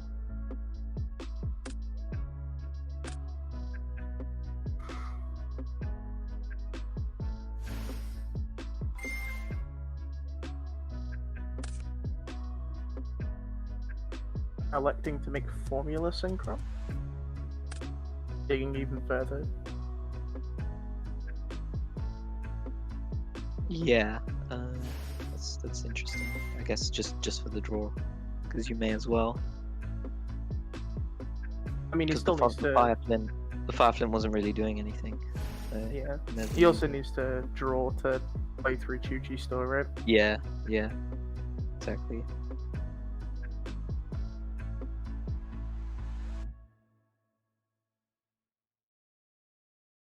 I don't think you can do much if Chuchi just pops Hulk here.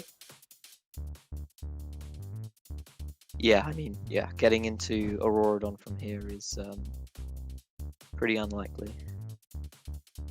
And you're missing Link 2's worth of machine. Mm-hmm.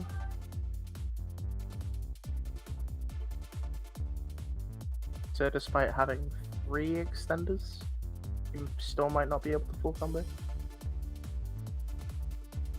But Nibiru just kind of was the icing on top of the cake with the VFD and the trap card, right? And the did he have an Ash Blossom as well? At some point? Yeah. The perks of playing a combo deck that just has 9 hand traps in its main deck as well. Yeah, it's got this. Yeah, the engine is not 40 cards worth of cards, so you have space, which is nice. Living Fossil coming down here.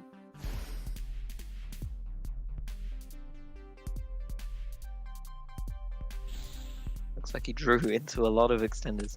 So Living Fossil is a weird one in this deck, where so it is an extender, but if you've already you can't really resolve your full combo once you've used the Living Fossil, because you need it to complete your the right levels to make your Charles Herald off of your Aurora. But obviously at this point, full combo is not happening, so you may as well just use it. So I'm assuming he's just getting the search for Roland and then moving to end phase. Yeah, I think it doesn't look good, because you know full well that this deck can just set up VFD again.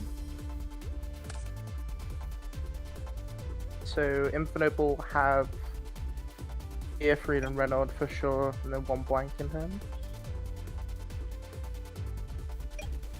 Yeah, and he didn't have back Divine Swords, so yeah, that's not anything.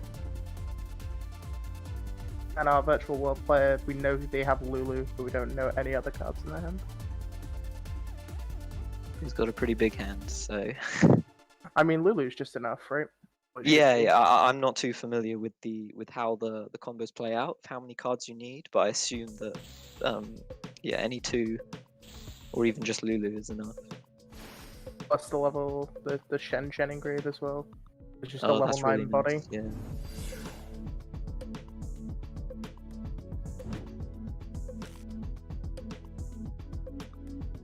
Virtual world just showing how flexible it is. The fact that Sorry, do you think he can present lethal here? Probably. Because he can make Coral Dragon with Lulu and Nyan, and then just Coral Dragon pop the Roland, and I think that's lethal there. Yeah, and whilst also respecting Nibiru, not going over that 5 summons. Or just using Chi-Chi to pop and swinging for lethal anyway. Yeah, the free body of Nibiru and Shen was a lot of damage. That's the thing about Virtual World though, is like even if your board gets broken, being able to reuse Shen on the following turn, just being a free 2800 body is really strong. And it just being a Virtual World monster you can target with your other guys as extenders is just insane to say the least. Not to mention it's a Macrocosmos on legs as well. Yeah. The card has The so fact that many you're, effects. the fact you're saying that part last and that's the icing on the cake, that's pretty crazy.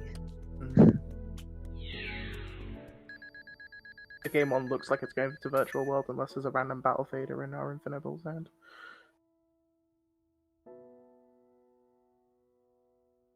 Oh, did he miscalculate because of the upstart goblin? If it got upstep. There's hope yet. But you would still need a way to combat a VFD. Yeah, because the Virtual World player has Lalo in hand. We can use Lalo targeting 9 and then just make another 9. And it's like it's free. I don't think Gearfried Renault beats VFD on its own. No, not. Well, he has to declare fire to stop the Gearfried coming down, but obviously he knows it's there and he knows what deck he's playing against, so he knows to declare fire at this point. Chooses to elect to play around Gamma again, and then loses to Gamma Seal number 2. I doubt that's happening. Yeah, if you've seen one Gamma Seal already in a combo deck, like Infinoble, where, and you also know your opponent is on 39 cards with upstarts, so do you then think, oh, he's not playing Gamma, so now I just respect potential another Kaiju? I'd assume Infinible's one of the only decks that can play the like hard go second cards though, right? So the Dark Rules, the Droplets, and Gamma Seal. Yeah. Like I don't see many Infinoble lists actually playing hand traps anymore. Yeah, typically if you play hand traps, you need to go like way over 40 to play enough hand traps for it to be impactful.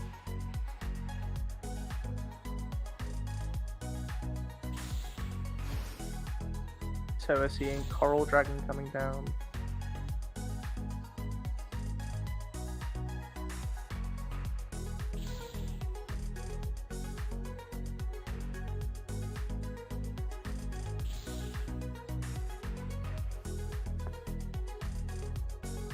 So in theory this game should have been over, but left on 100 life points, but it is virtually over.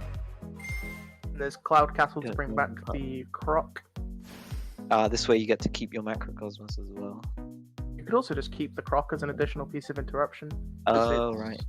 It's a Reggae break for some reason. It has more card text than it should. I forget that it's a quick effect, yeah. That's really nice. So he's got 2 pops here and a VFD. Yep, choosing to play around another Kaiju. Game 1 going to Virtual World. Are there any cards do you think will be sided in on either side? I haven't actually seen the deck list, so... I mean, we got to assume that the Infinoble player now wants to go first, so... With Kaijus in your main, do you side out the Kaijus? And if so, what do you side them out for going first? Other than that, you would just keep everything streamlined. I think you'd side out like the Kaijus for Cosmic Cyclone to deal with the continuous spell or continuous trap when they target it with a Virtual World card. Seems rather niche, but something I've been doing personally. So one thing about keeping the Kaijus in your main going first is that it is an extra out token collector, which is kind of funny. People want token collectors still. I've seen a fair few inside decks just because it cripples the Infinoble matchup. Just the best hand trap versus them. as you need to draw specifically a kaiju or talents to deal with it.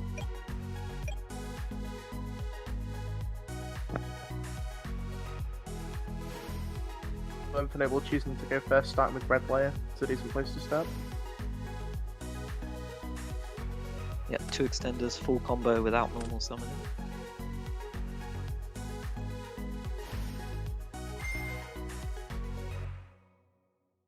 Not fearing Gamma on first effect here.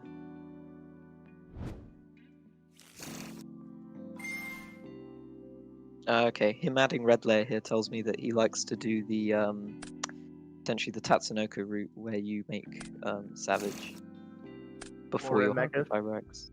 Yeah, or Omega. Yeah, typically you'll make Omega if you need the space. For example, if you have Gear Freed on field as well.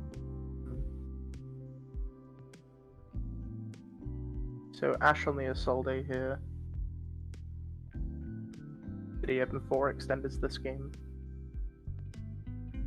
Yeah, needs another tuner extender here to keep going.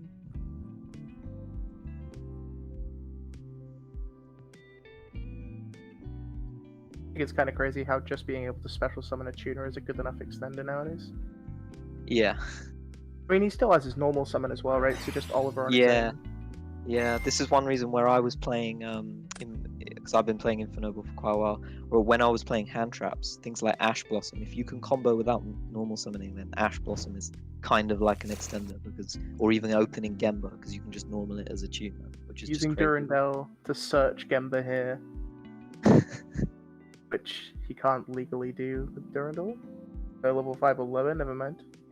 His opponent's reading Durandal. Yeah, Durandal doesn't add Gear Freed. Imagine if it did, dude. Yeah, that would be crazy. Yeah, so the Durandal is being used to get the Gemba, and it's as if the resolved anyway. Because the thing about the Infernoble combo is when you have your tuner, you even if in this example where your resolved was Ashed, you need to have a level 2 tuner specifically later in the combo. So you can either have Gemba or you have Formula Sync. That makes it good because he can still take the Tatsunoko route after resolving Marcher as well. Yeah. This is much safer than having Oliver here protecting his Fibrax. So this should be the full end board, right? Yeah, assuming no more hand traps.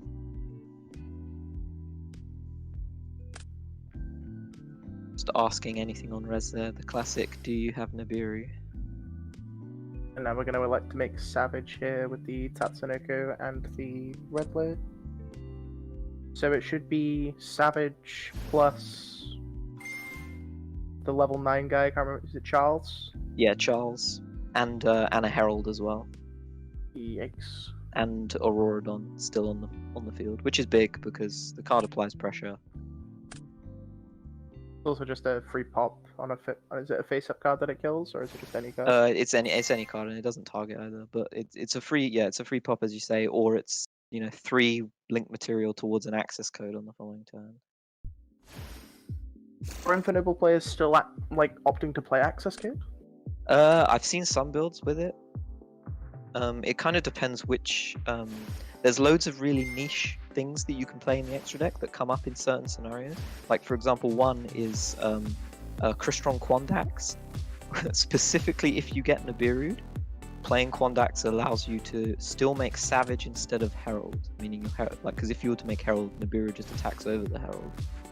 But yeah, so some people choose to have those niche things for specific hand trap routes, and then other people choose like a utility card like access code.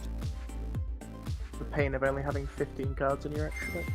Yeah, I mean, yeah, with 1 or 2 more, it would be actually crazy. What you could do. So we're using the Power Tool Dragon and then fetching Coltwing from the deck, I'd assume, with the Auroradon. Yeah, should be. That should be his target. They're just having a discussion about how Power Tool resolves here. It's because Dueling Book picks for you rather than your opponent picking, and Yeah. our virtual world player is asking why he's not allowed to pick. It's define how random is picked. Whereas, you know, in real life you would potentially roll a dice or something. Dueling, but just giving us digital access to do things ourselves rather than making you even less interactive.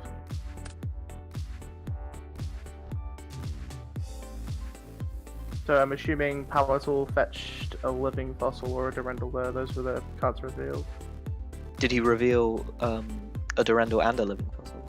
Revealed 2 living fossil and 1 Durendal. Okay, that tells me that he already has living fossil in hand because he's already used Durendal's effect, so he would need living fossil guaranteed. So he must have drawn one already. Otherwise, you would just reveal 3 living fossil. Also implies he's not playing DDR, right? Yeah. I think it's kind of become standard to play just 3. Well, to play 3 living fossil, potentially DDR as a one-off on top as an extra equip. The living fossil is being used as an extender to get your level 2 tuner out to make the Charles here as well. Gaining hand knowledge of your opponent's hand after resolving Roland as well. Yeah, that's what I think is the best thing about this board is, you know, Smoke Grenade. Like, if it wasn't for Smoke Grenade, this deck would not be anywhere near as good as what it is, because if you look at the number of interactions, you've got 2 negates, and in your opponent's turn, you can also pop a card with Charles because of Roland, and 3 interrupts is pretty good, but it's not. There are many decks that can break through that, but it's the fact that you get to take a card out of your opponent's hand with Smoke Grenade, and then on top of that, you've got perfect knowledge to use your negates as efficiently as you can. Yeah, it's one of the things about these like negate interactions, rather than just making VFD and playing around your opponent's starting hand. You actually have perfect knowledge of what your opponent's hand is for the rest of the game, pretty much, outside of the one blind top deck. Yeah, exactly. You only get punished by a second copy of some kind of breakboard card. So, for example, your opponent having like double Dark Ruler or 6th card Dark Ruler. Well, just opting to scoop and not look at his next card anyway. Or possibly opting to pick his cards up due to his opponent not wanting his opponent to see his hand. What cards are in there, but considering it's game 2, I don't think that's particularly necessary. I mean, it's kind of just saving time as well, really. I think that he might know that the writing's on the wall, and he's not breaking that board. Time definitely being a factor in a tournament setting, which you quite often forget when you're playing just Dueling Book rated. Yeah. Virtual World getting to go first, hoping to end on VFD plus the trap card again, and whatever extra cards you side in for going first against Infernoble. Yeah, combo mirrors be all about who goes first. Mm-hmm. So Emergency Teleport being the best starter in the whole deck, in my personal opinion. Just being able to tutor for either Nyan or Lulu. And he's open Lulu as well, so his hands are teleport pretty Lulu. ridiculous. That's crazy. Just missing Kowloon. But I'm pretty sure he can get Kowloon off the Lulu here. Fetch the trap card.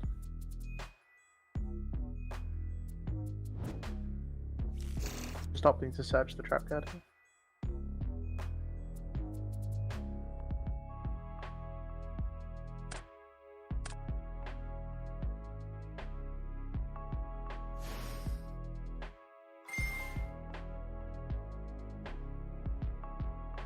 You can play around Nibiru, going first in Virtual World.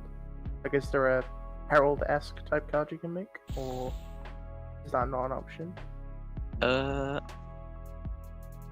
As I said, I'm not too familiar, so but I don't think there are things that they can make to negate Nibiru, but there's the potential for them to maybe play through it if their hand is good enough.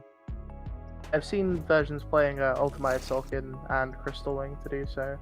I don't know how popular that is. Yeah, I had seen that as well. Yeah, they can get Crystal Wing to negate, but I think that the sort of streamlined build from the last big online tournament kind of didn't play those cards, just opted to play essentially VFD Turbo. Just very big synchros to play under Skill Dream. Mm.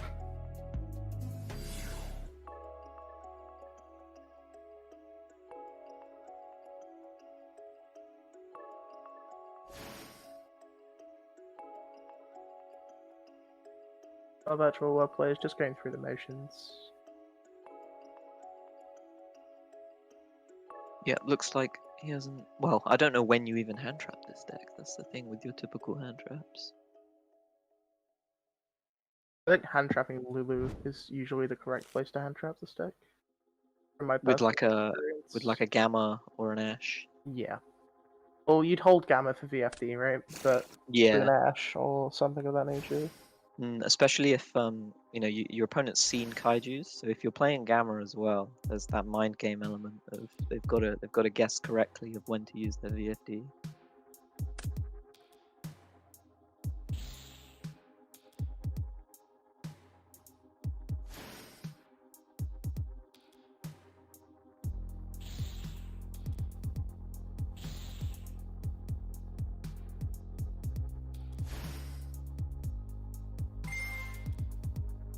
So now we have the Croc drawing an additional card, which is just free.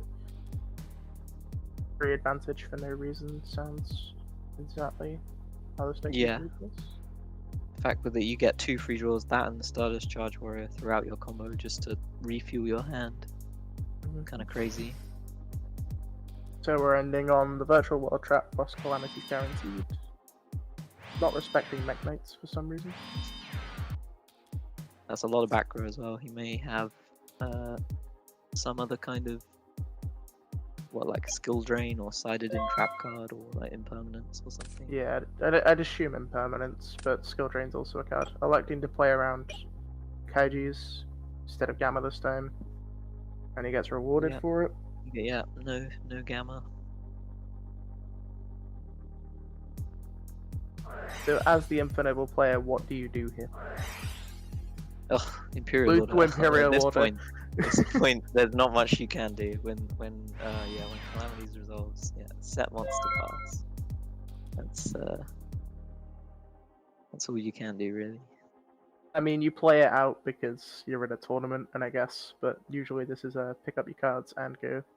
Well, yeah, as we saw from the last game, his opponent forgot about Upstart and couldn't kill, so there's a chance that he might make a mistake again. So you keep playing, but it's not looking good. Especially with the free 2800 body coming back this turn as well. Yeah, free pressure applied without necessarily committing a large number of summons to the board. Does the Virtual World Trap pop set monsters, or is it just face-up cards that the Virtual World Trap pops? I think it's just face-up cards. He doesn't get to attack for free, he still has to clear the monster. He needs enough damage on board. He already has 7200 here. I'm assuming Coral Dragon will be somewhere within this turn to clear the monster and then swing the game.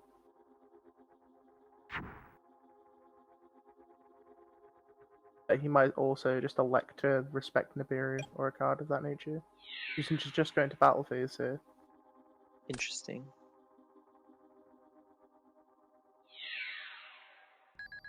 Choosing to play the slow beatdown game. And as you said, respect all of the possible things. I guess you just don't want to punt under the tournament pressure. So you know. I mean, he still has one turn left of Calamities, right? So Yeah, exactly. He doesn't have to. He can try again next turn to kill. No gamma.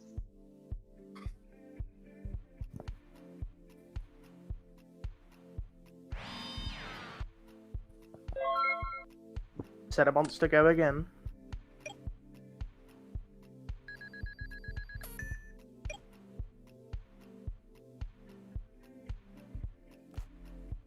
It should be relatively clean for the virtual world player to pick up here.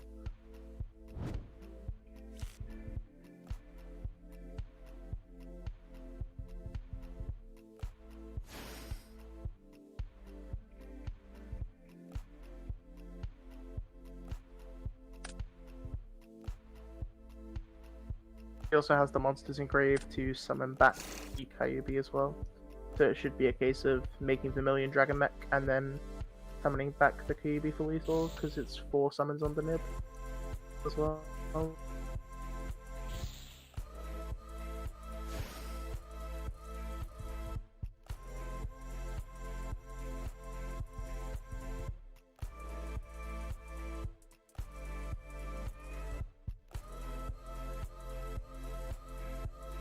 Yeah, not much else to say. Is this lethal? I think it's that That's lethal. exactly lethal. All this is- Yep. Yeah, that's the game. Virtual world, just doing virtual world things. Yeah, it was just a match of whoever went first. I think the advantage to playing virtual world as well is like you have that control element of just the continuous trap card that is a pop outside of your main VFD combo as well. Which makes Yeah, the playing cards combo- are very versatile in that regard. Yeah, like it makes playing combo into virtual world much harder than playing combo into combo, because a lot of time combo into combo is literally whoever opens Dark Ruler or a hand trap. Yeah, Whereas even if we did see hand traps from the Infinable side, they still have to deal with Imperial Order plus the virtual world trap card, which seems a bit insane, in my personal opinion. yeah, And the yeah. virtual trap is so good for playing around those imperms and droplets, as we said. So yeah, that's going to be it for us for this round, I believe, unless we're moving on to another match.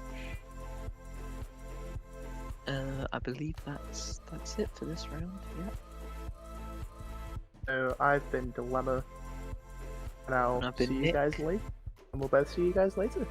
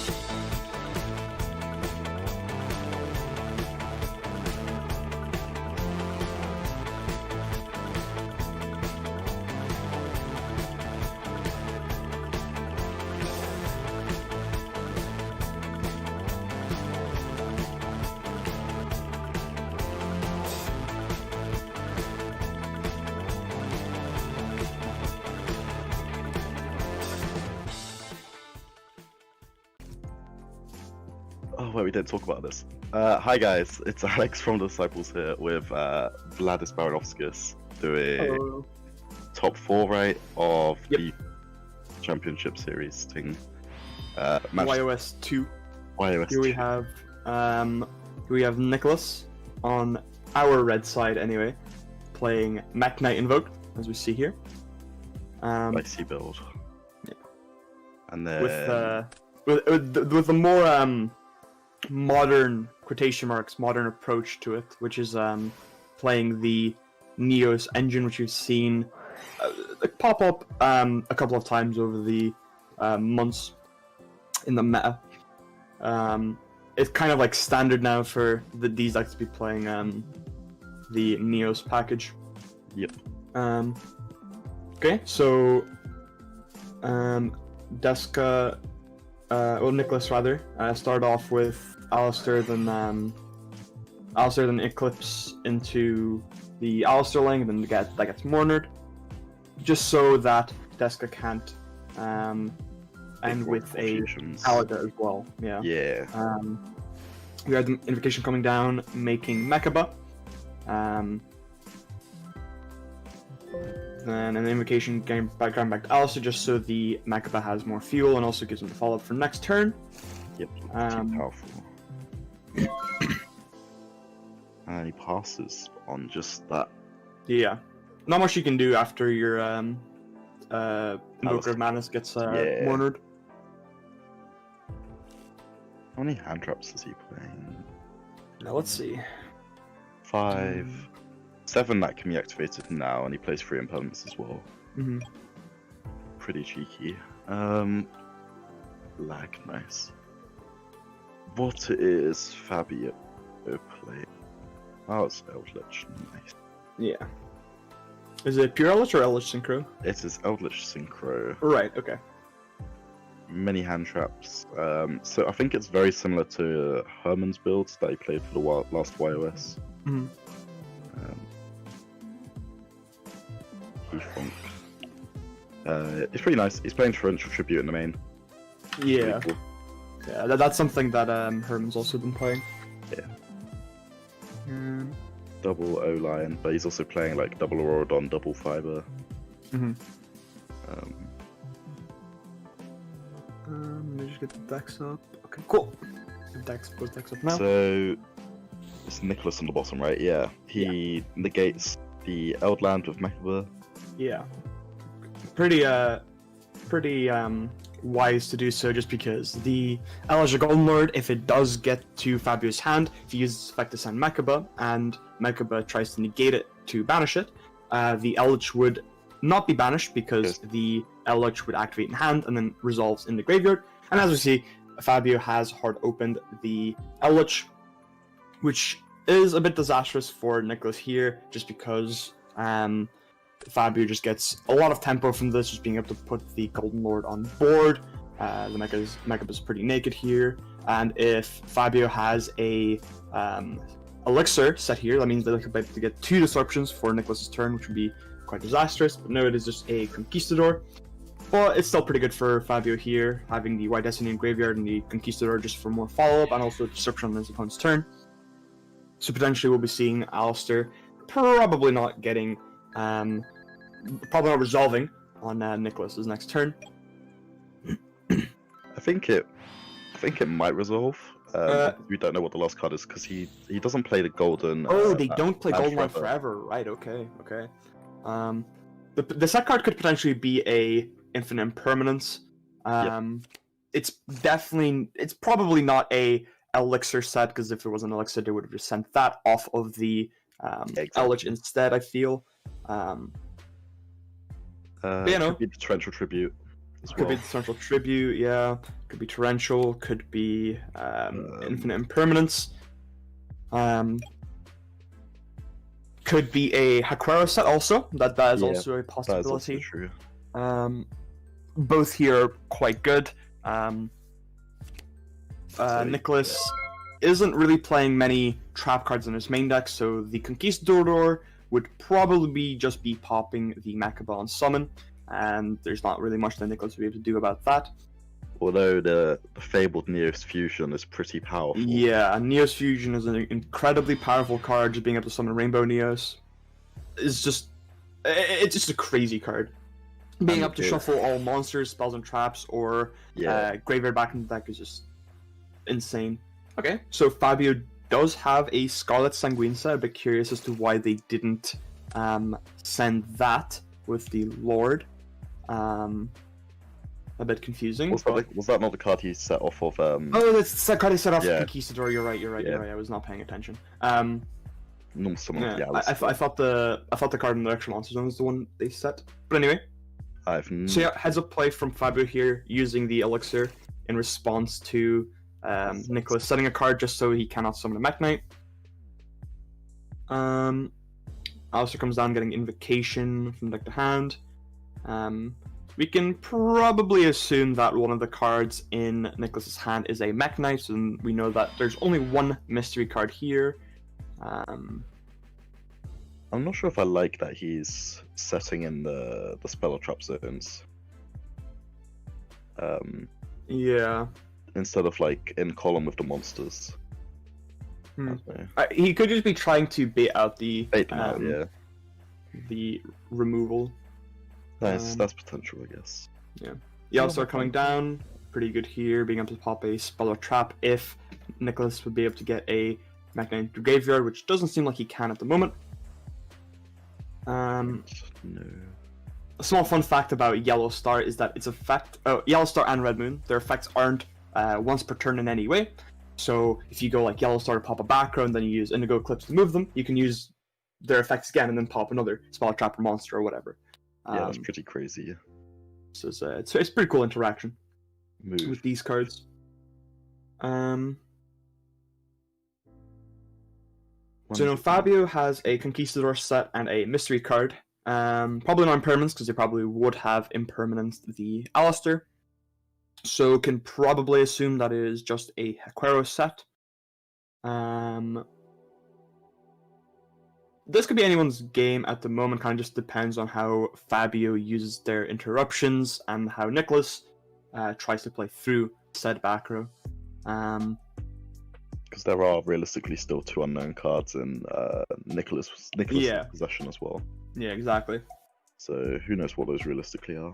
Yeah, we can assume that the set under Yellowstar is Invocation that they added off Alistair.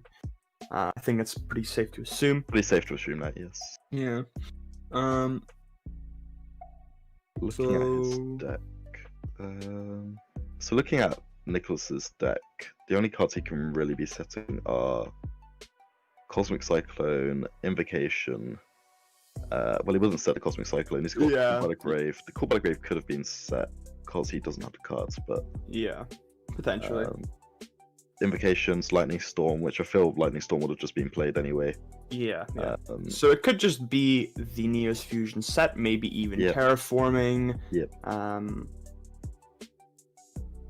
Maybe a cheeky Magical Meltdown in the Spell and Trap Guard zone instead of the Field Spell zone. Maybe. maybe even another invocation. Another invocation would be pretty Yeah. nice. So Nicholas going for a Link Summon here. For Verte Anaconda. Okay. Fabio Funk. So yeah. The scary thing is that if this Verte does resolve, Conquistador is kind of useless against the Rainbow Neos just because Neos Fusion has that Return of the Dragon Lord's effect where if it would be destroyed, if your Neos monster would be destroyed, you can just banish Neos Fusion from it, from your graveyard instead. Kind of like a Balance, I suppose. Better example. Conquistador coming down, popping the Verte, kind of understandable. You kind of have to do it at this point. Rainbow Neos is just so powerful. And if it comes down, it would probably spell the end for Fabio. I agree with that. So he's got 3 cards left. Yes. 1 possible piece of interruption left. Mm-hmm. Just see if Nicholas can do anything to seal the game here. Yeah. So invocation coming down, summoning a Purgatrio here. And then invocation probably adding back the Alistair anyways, just so the Purgatrio gets larger. So there's still 2 cards we don't know of from Nicholas's side. And yes, the second card is indeed the Neos Fusion. Oh, he hard drew on the pieces, which is not optimal, but the Rainbow Neos does come down. And if Fabio doesn't have a response to the Rainbow Neos, it could be a bit doomed. So he's gonna, I assume he's gonna clear the board and then clear the board and then shuffle the entire grave back in. Yeah. So Purgatrio attacking into Eldritch, damage step. Yep. Alistair boosting the Purgatrio. Oh, this is crazy. So it'd be 25, 27, 29, 31, and so it goes up to 41. So Fabio takes 600 here. So now it's on 39, so it can swing over the Golden Lord and then the Conquistador. Just deal a lot of damage. Is this even game here? I don't think so. How much no, it's not. It's on 18 defense, right? Yeah. Unfortunately not. But still a lot of damage. It's a lot of damage, and then also Fabio's graveyard. Oh wait, no, it is game. It is game. Yeah. Okay, nice. Yeah, Rainbow Neos is being 45 attack. Like, you didn't even need it. It's just a flex. It's just a 4,500 vanilla at this point. I mean, it's insane that it's 45 as well. Yeah, it's absolutely crazy. Just one of the other great parts about that card. And before Verte Anaconda, it was quite hard to summon Rainbow Neos because you would have had to just play Neos Fusion. And you just have to hard draw it or search it off of the prayer plants or something, right? Yeah. But yeah. So yeah, we have Nicholas here taking game 1 against Fabio. And I'd like to make another little note on this mech invoked Neos deck. Is that this deck is very strong into pretty much every deck in the meta, but apart from the big elephant, which is Adamantipator. It's quite hard to beat that deck with mech invoked, just because you can't really put up enough destruction when you go first, unless you open Mech Knight plus Alistair, so you can do the double Mechaba thing. Yeah. Or you need to draw a double invocation. I'm not sure what it is, but I know you can make True King of all Calamities anyway. Yeah. So, but yeah, it's quite strong into Fabio's deck just because it can't really put up that much disruption. Since he's not playing Golden Land forever, it's a lot harder. Game 2, Fabio makes Nicholas go first here. Yep. Nicholas opening with Alistair, bread and butter, just get your invocation, probably turning into an Almirage and then the Secure Gardna. Assuming they don't have a Mech Knight in hand. If they do, it'd be pretty ideal. So, okay. Ooh, Crow coming down on Alistair. Interesting.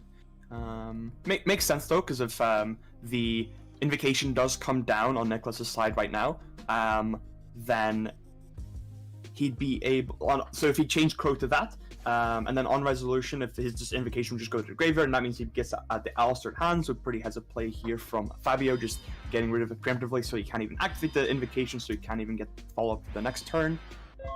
3 back crows. Set 3 pass. Okay, he was probably expecting to go first here. Yeah. potentially may have put in his there can be only ones, maybe solemn judgments, maybe they're just cosmic send, maybe like called with the graves, but if they were called with the graves, I'd assume they would have used on the DD Crow. Fabio just setting 2 here, just making him look like he's playing a pure L-Lich deck, but we both know that it's not a pure L-Lich deck. It is a L-Lich Synchro deck, but we didn't really see the Synchro part so far. Okay, and face Cosmic on Cosmic, Nice. Soul for a Soul.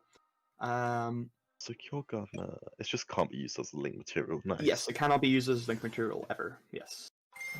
Okay, Alistair coming down again, ribbed off the top for Nicholas here. Pretty strong. Off the top, that's broken. Nicholas here being able to grab another Invocation, might be just running away with the game here. 1 back row in the Eldritch Synchro deck can't really do a whole lot. Maybe if it's trying to tribute, he might be okay, but I doubt. I'm not sure if they would keep it in this matchup, but potentially they would. I think you would, like, yeah, big OTK deck. I assume it's not going to do too much going first, and just kind of helps stop you dying. I feel it. But this is looking pretty good for Nicholas. Yeah. Nicholas coming down here, activating Invocation, thinking on what else to what to fuse into rather. Yeah. Could be potentially thinking about probably keeping. play. Yeah, maybe banishing the the Secure Secure Gardener. Gardener. Maybe wants to discard a Mech Knight from their hand. We never know. See here. Big think. What do we think? What else could have the Fabio put sided in? So he definitely sided in the DD Crows. Yeah.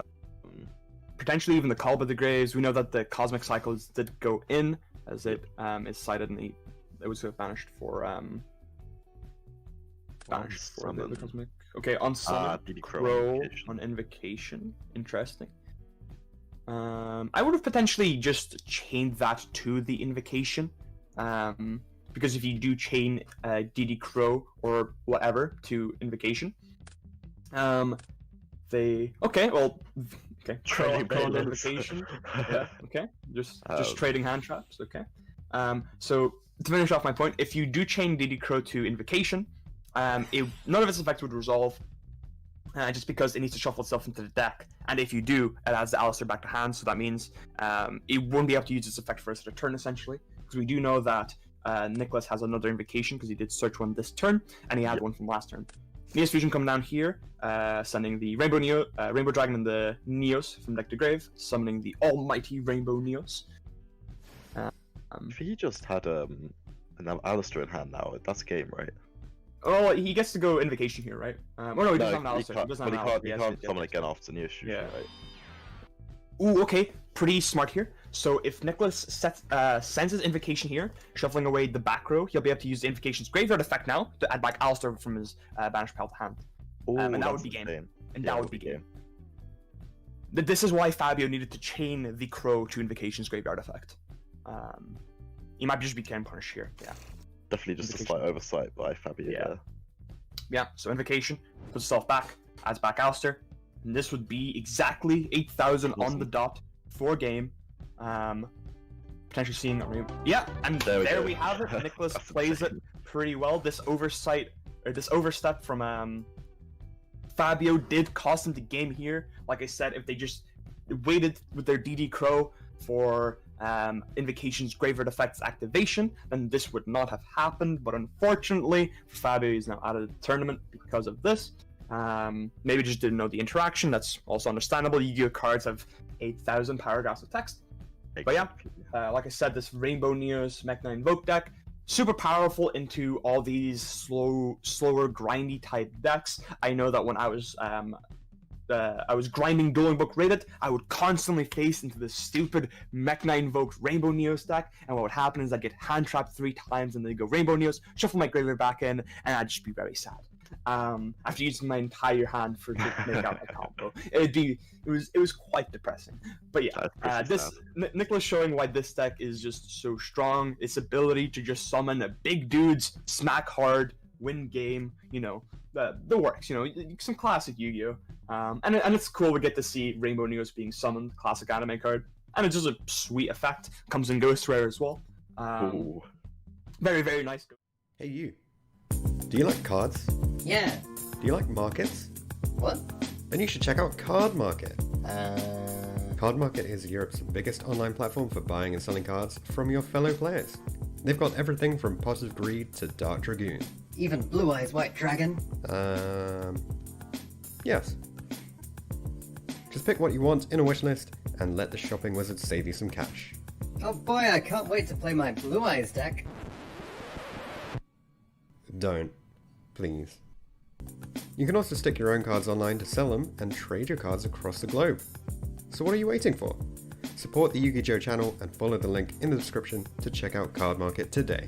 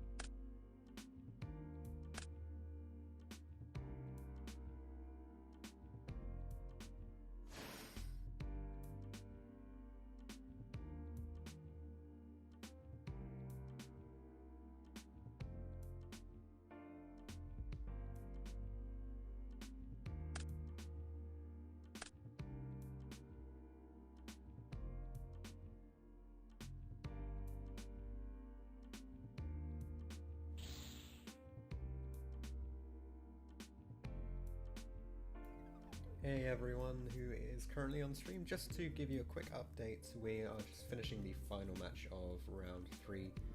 Just in time proceedings, I believe GGs have just been stated, so we'll be bringing you guys the next round very shortly. Just bear with us, be a couple of minutes, and then we'll be on to round 4 commentary.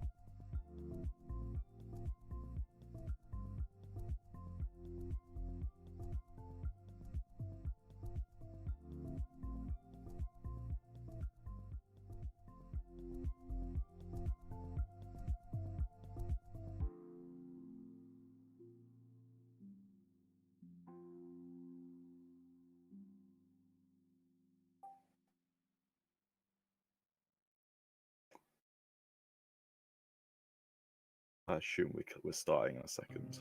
But hi, it's Alex from the Disciples here. Don't know when this is going on, but yeah. We are starting in 1 minute, apparently. The round starts. So we got another feature match for you. Lovely, isn't it? So we've got Paolo on the bottom, I believe, and Ewan Maltby, I believe his name is, on the top. Won't say what they're playing just yet, but it's going to be a riveting matchup. Yeah, there's at least one deck that we haven't seen so far. At least one. So that's good. Yeah, Paolo, very well-known player, won multiple events, so expect a good match. A good match. Did he win all of them last year? He won 3 in a row, didn't he? I know he definitely won 2 in a row. I don't know if he won. I don't know. Anyway, yeah, Paolo going first. Anyway, Starting Ash with- on Ecclesia, nice. Yeah. Not the strongest start here, starting with your Dogmatic cards. Yeah, you never really want to Another start with engine that. first, yeah. Yeah, exactly. 2 interrupts. Knowing Paolo, that's probably 2 hand traps. I'm gonna get his list up quickly and have a look. You know what? That'd be a smart idea. No, I don't think. No, his list isn't on the thing. Never mind. No, it's on it's in column F.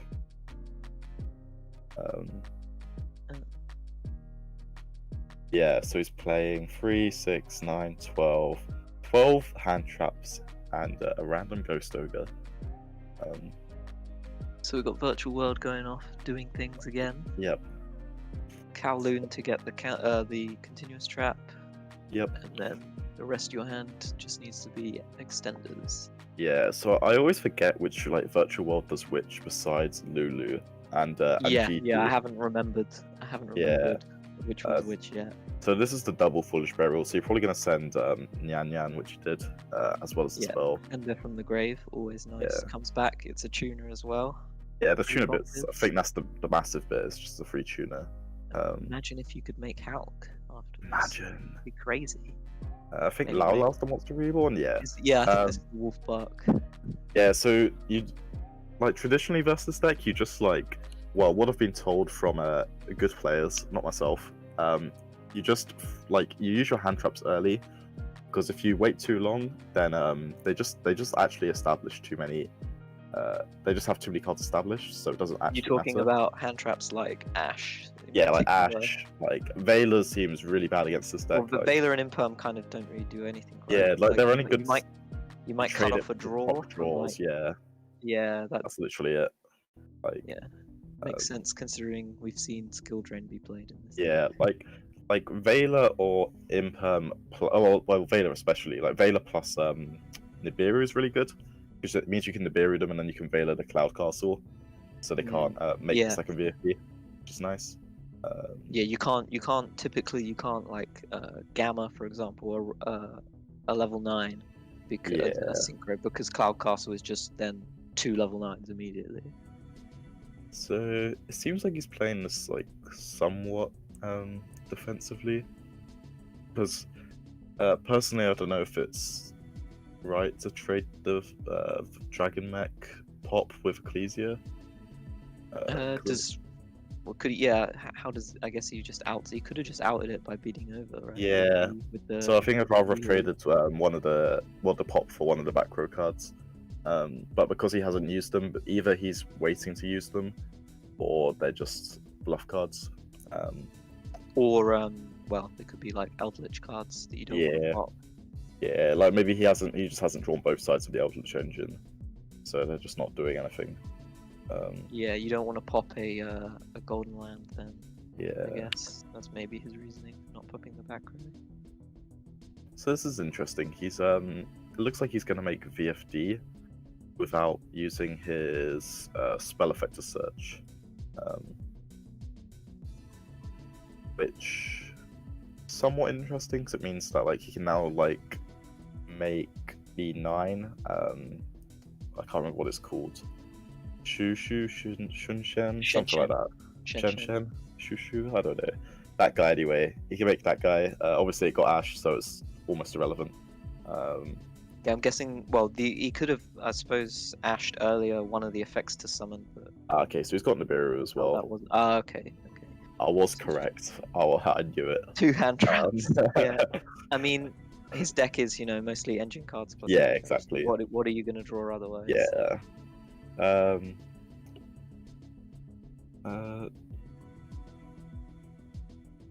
So he's chained Aquero. It's to get it into the grave with. That's quite nice. I like that. I like that. I like that a lot. Get your engine going. That gives maybe the other back row is Conquistador.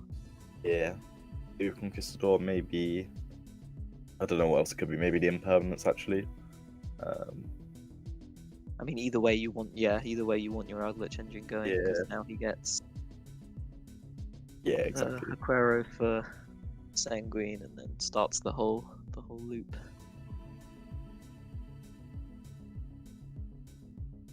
Yeah. So this Nibiru token is just VFD stats, right? Yep. So he's gonna draw 2, I'm guessing, with the talents. Yeah. So now there's just like, realistically isn't an interrupt left unless the trap card is like punishment maybe, or like an impermanence, one of those types of cards. And if it is punishment, it turns any top deck extra deck based card into a brick. Yeah. But I mean, it also gets you. It would get you Ecclesia, but he's only playing 1. So that's kind of poor for him actually if it is punishment. Does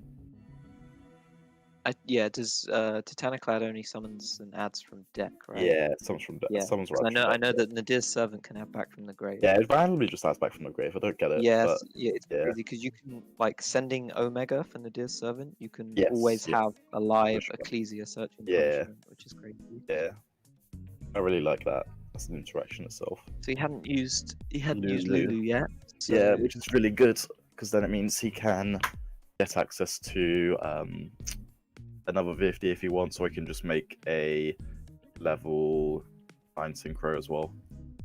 Yeah, that's kind of mad that you can make potentially make another VFD through Ashnib.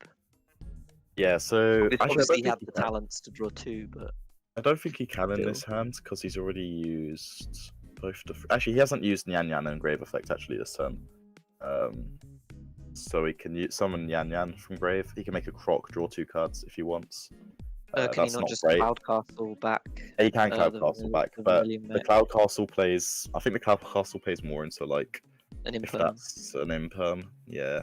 And I think it would also lose harder to punishment as well. You make the charge war here just to get the free draw card, which is really nice. And also because Lulu's another tuner, so it's actually you can't just go straight for the 9. Yeah, you need to make a 6 first. You can't do Coral. Yep. I always forget this effect of Nyan Nyan. It just randomly, when it gets banished, it puts a card back into your deck. Oh, any card? I didn't realize it was any card. That's it puts face down cards down as well. So if you banish like too many of your spell or your trap off, that's really desires, nice. I didn't realize that. I was enlightened by that effect. Yeah, now he's gonna make his 9. I think I prefer Shen here, but I guess Cloud Castle's decent. Yeah, I was gonna say like how does this deck deal with the constant Eldritch cards going to grave? Yeah, exactly. That's what Shen helps with. The macro. Well, Shen's good because it means that any card sent to graveyard's banished instead, or any card from the field gets banished. So it kind of like deals with the Eldritch engine, and then he's got the traps to deal with the Nibiru. But Paolo's almost top decking here. Yeah, he went for the greedier players we said that played into Infirm, but it's he's not got too many resources to work with Paolo here, so but we believe. Isn't the Yeah, they're both on 3k. Oh, 3k. For some reason I always think VFD is 33. It's because Diagram used to always be yeah, exactly. So he chopped decked a back row. It would be really good for him here if it's a Conquistador. Otherwise, I think it's most likely Ewan's game from this point on. Yeah, but even if it is a conquistador, like yeah, you get your engine going, but The and thing is, one even if interrupt, but even can if you it is push a through? conquistador, it doesn't even matter actually if it's conquistador. He has the because, trap to the trap on the just chain. pops it. Yeah. There we go. So there we go. Ewan takes game 1. I haven't even got Ewan's deck up. That's how prepared I am. No, I didn't get it up either. Uh, But then again, I mean, these virtual world lists, they're all pretty. Oh, I really wish I could show this this deck on screen because it looks like he did not decide which monitor he wanted to screenshot. Oh my god! Yeah, I've just opened it. So we can see You can see half the deck. Yeah, we can Oh, see well. 16 main deck cards. Well, yeah, we're we can assuming it's make a very guess. basic. Yeah, like, the deck kind of builds itself, really. Yeah. Like you play 3 of every available virtual world card: the teleport, desires, talents, and some hand traps. Maybe skill drain, maybe called by. Like Yeah, and then your side deck is just whatever you're feeling for the event, and then the extra deck that's is this also, like, format as a whole, though. yeah, then the extra deck is like somewhat developable because you can play like more copies of Cloud Castle, which I've seen. So it means that like if you get Nibiru, and then like your Cloud Castle gets negated, then next turn you can like push again, and then if your push gets stopped, you can make a second Cloud Castle and still end on VFD, which is like Yeah, it feels like really cool. a deck that it's got guaranteed combo routes, but it's all dependent on what you open, which makes hand trapping it very difficult because there's no guaranteed line where you always want a hand trap. There's there's very often they're just going to go, okay, my hand just happens to play through that hand trap, which is kind of frustrating. Yeah, so what I've learned about it is you just kind of like throw your hand trap at the deck, which doesn't sound correct. You just like you throw your like Veilers, your Gammas as early on as possible. No, not your Veiler, your Ash Gamma as early as possible because there's no like good time to use other hand traps versus it. Like you can use the Gamma at the end of the combo. At that point, they can probably also just Cloud Castle back a VFD and still make VFD, so it actually just doesn't matter. What about holding Gamma for VFD during your turn? So that's like debatable because you're either Gamma-ing, they either VFD in the standby phase, which is probably incorrect anyway. Because the only time it loses is if they have a Kaiju or Dark Ruler, and then if they have Dark Ruler only works. It doesn't even really work because they just chain the trap effect. Yeah, Dark Ruler doesn't work. Yeah, Dark Ruler doesn't work. So Dark Ruler only works if you have Dark Ruler and Gamma, or like Dark Ruler droplets, like those kinds of cards. So at that point, it means you've got to open 2 of them. Can we talk about how insane it's everything is here? Yeah. Like starts with a zoo, then and he chose to get Bunny Blast. Tanky Bunny Blast here because he's got the virtual world card that targets and negates Bunny Blast can negate that. Oh, I like that. Yeah. Yeah, no, Yeah, I never considered that actually. That's really nice. And then he had a Dogmatic card, and then he had Eldland. And he's dried and popping and he's his dried and own popping the Eldland. Eldland. I learn something new every day. Like every time I really watch like that. I really it's like so that. good. Oh, that's really nice. guaranteed- It guarantees your engine. Yeah, this is so good. And then he's adding Maximus, which realistically means that the other card in his hand is probably Fleur, right? Yeah. But that's insane. That means he's got like 1, 2, 3, like 5 interrupts. Like maybe it's crazy. Like 5 max. It could be less. But I really like the Bunny Blast choice. Yeah. I really like that because the Kowloon into the spell I can't remember trades the name. for the, it trades for the Trident though. And you're never gonna like pop the spell guy, King Long I think it is. Yeah, because you don't want you get no value. You get no value out of that. So I think how the virtual world cards work is if you pop the card they target, they don't resolve, right? So popping the trap here is like really good. Yeah, and the trap has value in Grave, but it's not like it's not same like as the popping spell. Yeah, it's not a Rhoda. It also means that now he's one of those effects for the turn. Yeah, because it means he can't use. Well, I think that was Ling Ling. I think it was the level 6 goat. But it also means now he's got to have, assuming that he added Conk plus the guy, right? So the only way Ewan beats this is if he has spell. Oh, he didn't have He flare. didn't have Fleur. Okay. That's so, interesting. yeah, choosing Maximus is interesting. Very interesting. Do you think there's any Maybe. reason to search Maximus there? Maybe he just feels his hand is so insane. Maybe, yeah. He can get to the next turn either way, and he's just gonna push with so much. Yeah. Like, I guess he can, so I assume he added the trap off of, what's it called, Ecclesia, right? So I guess off the trap, he can send Omega to put his Ash Dragon back. Yeah, there's one potential play. Yeah, so at this point, I don't think Ewan can win this game. I think So he's like, gonna clear another virtual way. world on the Yeah. chain, right? Yeah, so another one won't resolve. Yeah. So now we know he's got a GG and a Ling Ling, I think it is. Both in hand that like just can't do anything with them. And if you just look at the amount of cards that Paolo has on field right now, it's just insane. Like, Yeah. How do you feel about this matchup overall? Because I feel like it's kind of favored for the Eldritch Dogma Zoo deck. I'd say it is, especially because of how like Paolo's built it. It's like it's not a couple of hand traps, like it's a lot of hand traps. The problem is I feel like there's too many like conflicting cards where if you just don't draw like the right combinations of them, it gets like really bad hands, if you know what I mean. So like if you draw like too many hand traps, like yeah, you're stopping your opponent, but it doesn't mean your game state's advancing. Yeah, it's not one card engine in the sense that Yeah, like, exactly. Like yeah, Zoo is a one card engine, but in reality you're just making a Dryden. Yeah. But I mean you can make Zeus though. Zeus is a thing. Yeah, Zeus, especially going second, like that's like really, really broken in my eyes. Yeah. But like, the problem is like you've got like, yeah, like Ecclesia is like a nice draw, but like it's not like on the same level as like Dear Servant, right?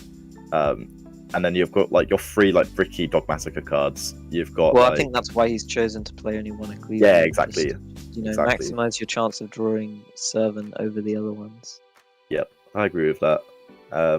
Especially as well, he's just trying to fit everything into 40 as well. So it makes a lot of sense. One of every like good Zoo. I really like this interaction as well, sending the Tenki for the Golden Lord. Yeah, it because just you're feels free. very free. Yeah. Much attack. 800 attack on that Dryden. Yeah, it's just that's it. there. Yeah. Yeah, it was just obviously game at that point. So assume Ewan goes first again and just tries to play through all of the hand traps he can. Yeah, it kind of depends what engine Paolo opens. Yes, very much. Like depending on how effective VFD is, if you choose to make VFD. Yeah, so so if Ewan does just like if Paolo just draws if Paolo just draws like too many of the Eldritch cards in his opening hands, going second especially, it becomes a lot worse. And then obviously like just drawing like Fleur or Maximus, and without being able to put like an extra guy in grave for Maximus especially, it just becomes a lot worse. This card's out, I don't know, but okay, so yeah, they've got a little technical issues. Yeah, it should be sorted. Yeah. I really like the Bunny Blast though. I never like considered that like interaction with King Long. Yeah, you just tutor the one you want for the matchup. Yeah, in exactly. general, like if you fear impermanence, you just grab Ram. Yeah. If you fear targeting spell, it's really nice. Bunny Blast, but then you've also got like the Thorough Blade as well if he just draws too many of them. I don't know if I. I don't know if I like Whiptail. I guess Whiptail's nice just for like clearing monsters. Yeah, I think you need to play one for utility. Yeah, and I like that. So he's playing, one of each of those zoos that we mentioned, and then he's playing 3 Tenki and Barrage. So he has an equal chance of drawing, the Barrage or the Tenki, which gets whatever he wants. Yeah. As he is to drawing one of the specific ones. Yeah, so he's got basically 5 of each zoo, which is pretty nice. So next game, I assume Ewan is starting. Yep. Yeah, I think they are. Have they sorted it out? Should be They need sorted. to. Oh no, okay. Yeah, they're making a draw offer because they weren't able to Yeah. side. Then okay, he is not typing, so I assume it's fine now. Game 4. Game 4. Who will become the victor? So What's your opinion on Effect Veiler at the moment? It seems better versus like the other combo decks. I don't know if I like it versus this one. Feels kind of underwhelming. At the moment. Yeah, like it's same as Impermanence, but the thing is like they're still like generically good hand traps, so they trade versus all the other matchups. It's just in the virtual world one specifically, it feels a lot. I feel a lot worse off. Like Veiler definitely feels better than Impermanence because like Veiler doesn't contradict Nibiru or Gamma, which are like the blowout ones, I guess. But... Right. So, Paolo is side decking Mistaken Arrest. Yeah. I haven't seen that card in forever. Since like 2016. It might have been more relevant recently, I can't remember. Either way. Add. Okay. Either I just way, have to remind myself which one was. Which matchup do you think he's siding around for? Obviously the Megalith matchup, but it's a go first roll. Yeah, go first roll. I don't know, because I don't know if I even like it, honestly. Because it just feels like you're siding a card for going first. And it doesn't, I don't know if it's like enough of a blowout. Because like, that's like the warrior deck, like, it can probably still just like full combo. Yeah, it depends. Oh wait, you can actually, can't you?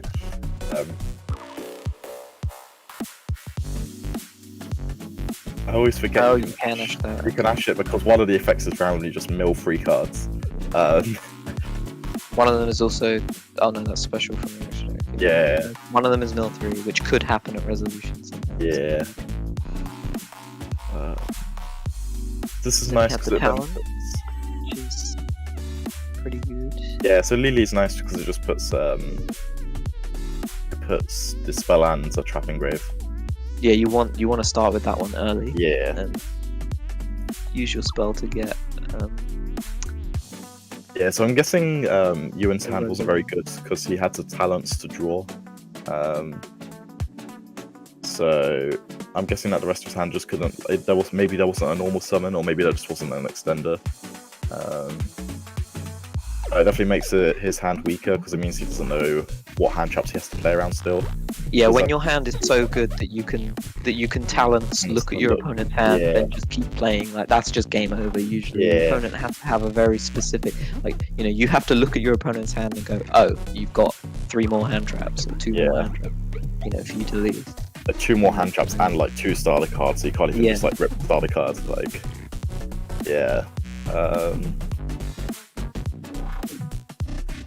Talent's a very creepy card. Sorry. Which card did he add? Did he add Lao Lao? I think so. That's the Monster Reborn, right? Yeah. If he was going that route, then maybe he could have sent something else. Oh, yes. He's making Shen Chen. Oh no, I guess he couldn't get the try. He couldn't put a monster in grave, could he? Oh, he's still going. It looks like he's still going for VFD. Yeah, opting to not make 2 level 9s to get draws and just boost the level of the level 6 instead. Like having Shen in play though, because it means it's coming back next turn. Yeah, but he hasn't managed to. So he didn't use Lulu or the one that adds back in the end phase, so he doesn't. So he doesn't get free advantage. Yeah. And also Nibiru punishing the calamities. Yeah. I assume Paolo's gonna trade with the Nibiru for the token. Again, yeah. It just depends if the other 4 cards in his hand are like Servant and Exodia again.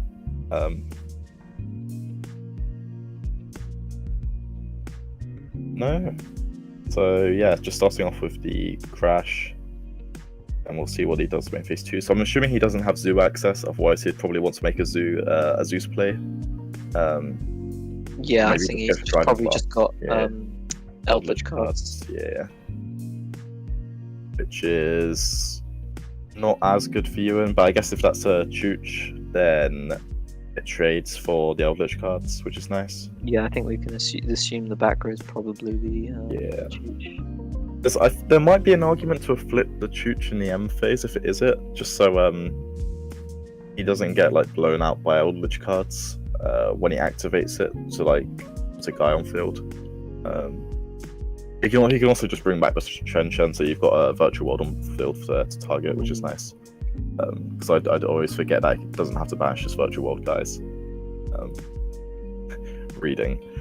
This card's like really insane. Just like it has free effects, and whenever a Yu-Gi-Oh card has free effects, it has to be good, right? So like it says any card sent from the field to graveyard is banished. So that's obviously a good first effect. Then when your monster declares an attack, you return a banished monsters to the graveyard. So it just like keeps putting your more materials to summon it back in the graveyard with. Yeah, that's also really means cool. you've got targets for like Lao to reborn and GG to add back as well, which is nice.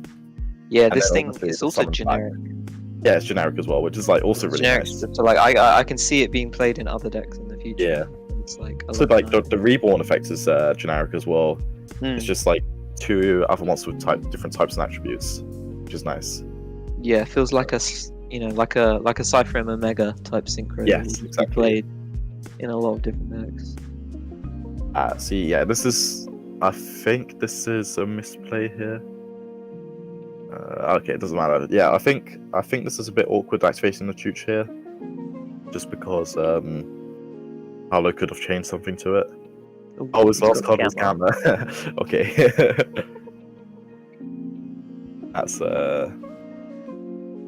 That's obviously good for Paolo, because it means he just doesn't have a play. Yeah.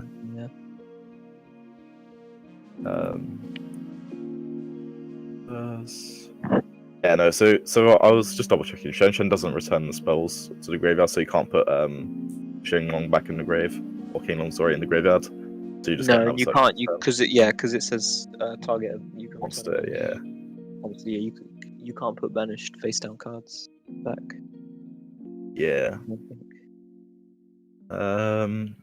So at this point, I think Ewan's just gonna go for Shen control. He's got 2 pops with his Chooch as well, which is really nice. So, because lines up well against the Eldritch cards. Yeah, especially the Eldritch cards. Like punishment instead. Ja. Shen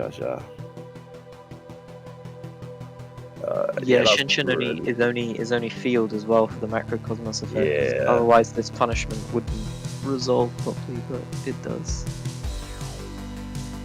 I'd say there's there could be almost an argument to what's it called? Chain the Chooch to banish. You get the punishment banished, but then it loses if those 2 cards are dogmatically cards as well. Yeah, but you don't know how many copies of punishment.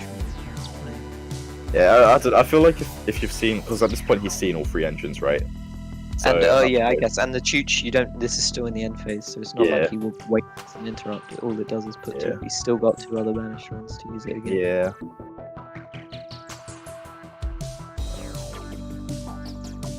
Yeah, it doesn't look good for Ewan now. I was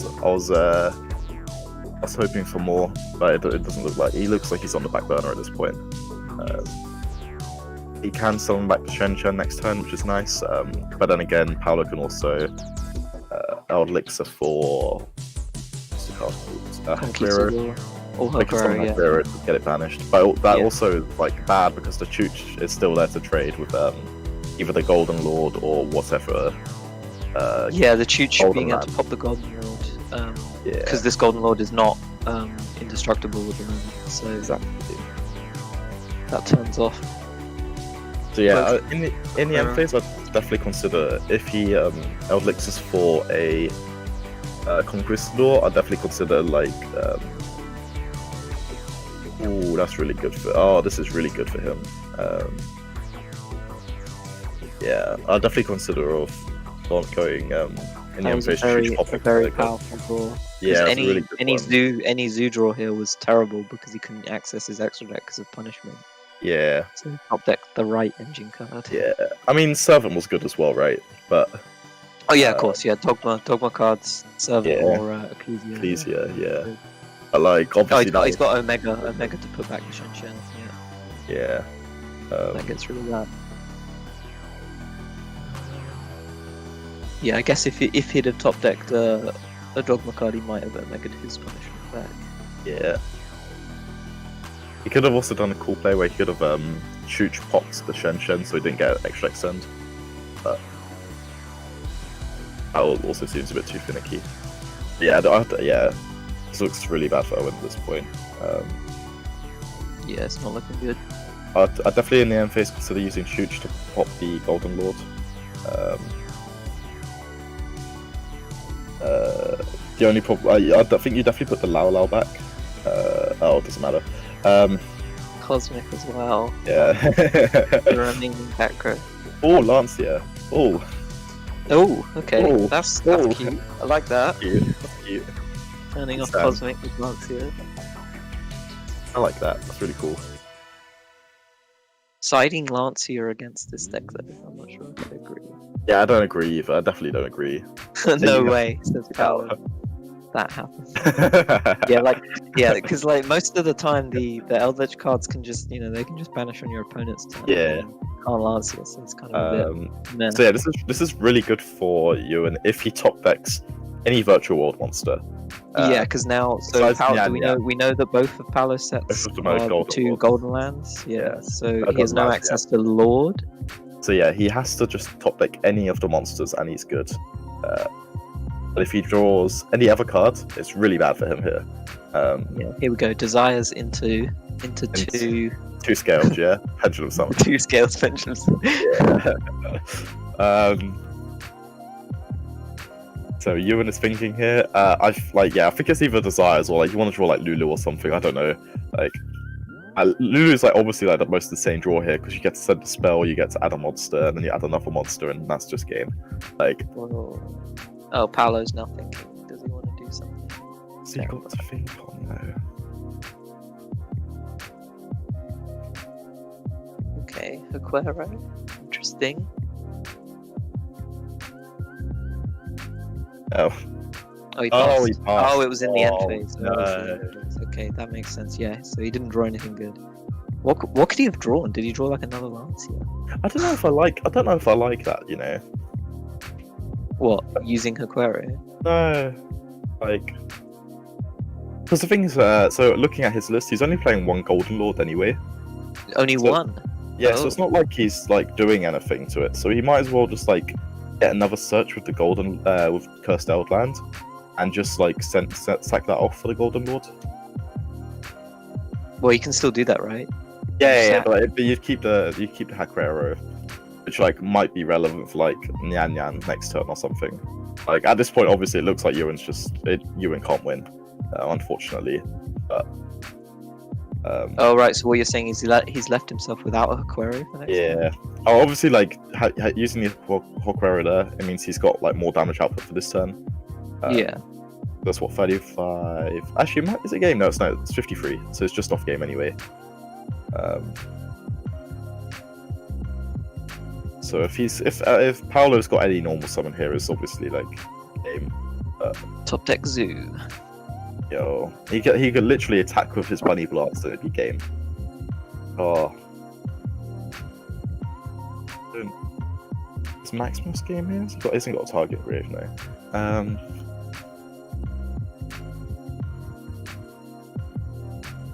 It'd have been cool if he could have like tribute summoned Nibiru and then attacked with that for game. But I don't think unless he's drawn a zoo monster or Ecclesia specifically, I don't think it's game right now. But Ewan just doesn't have enough interrupts left. I don't think. Not interrupts. I don't think he's got enough follow up to deal with even just like a pop. Yeah, he needs. Yeah, I can't really think what could be in Ewan's hand. that could help him, assuming he top decked an yeah. engine card. If he uses Chooch here, he definitely loses because then you just chain the Conquistador, right, to summon and then pop the Chooch. Yeah. So you just hold the Chooch here. Yeah, you're not dead, so you don't care. Like, Yeah, exactly. The attitude here. So yeah, now you now, change yeah, the now you Chooch have to.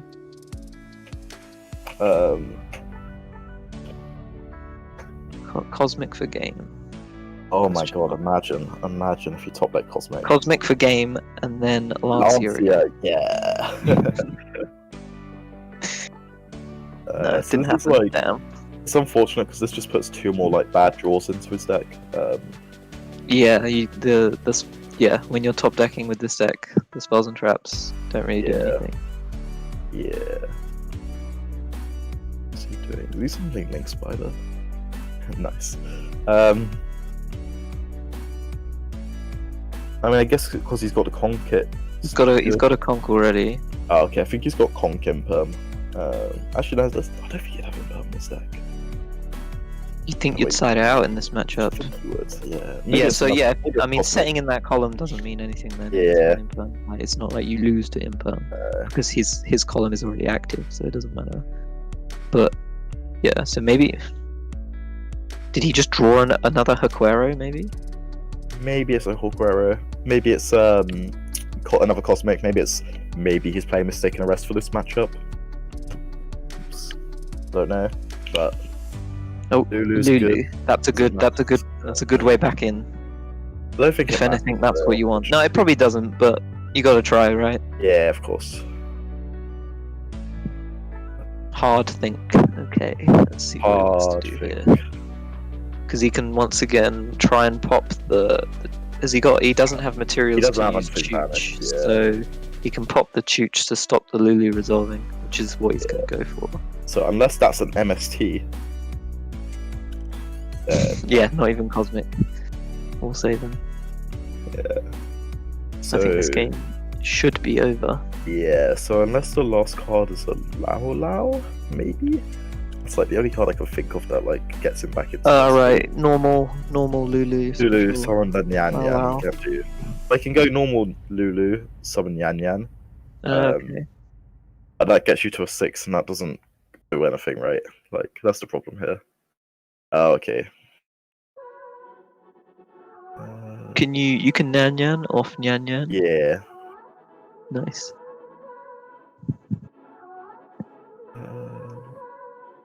This is kind of cool because he can Nyan Nyan, summon back to Nyan Nyan, then he can Chooch to buff one of them up.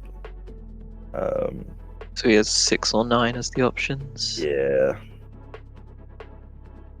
But I'm not really sure what you're wanting to make here. Like.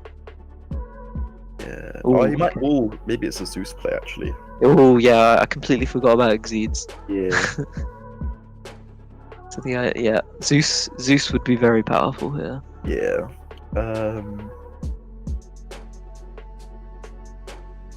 Yeah, so you just punch out the Link Spider, do some damage, make Zeus.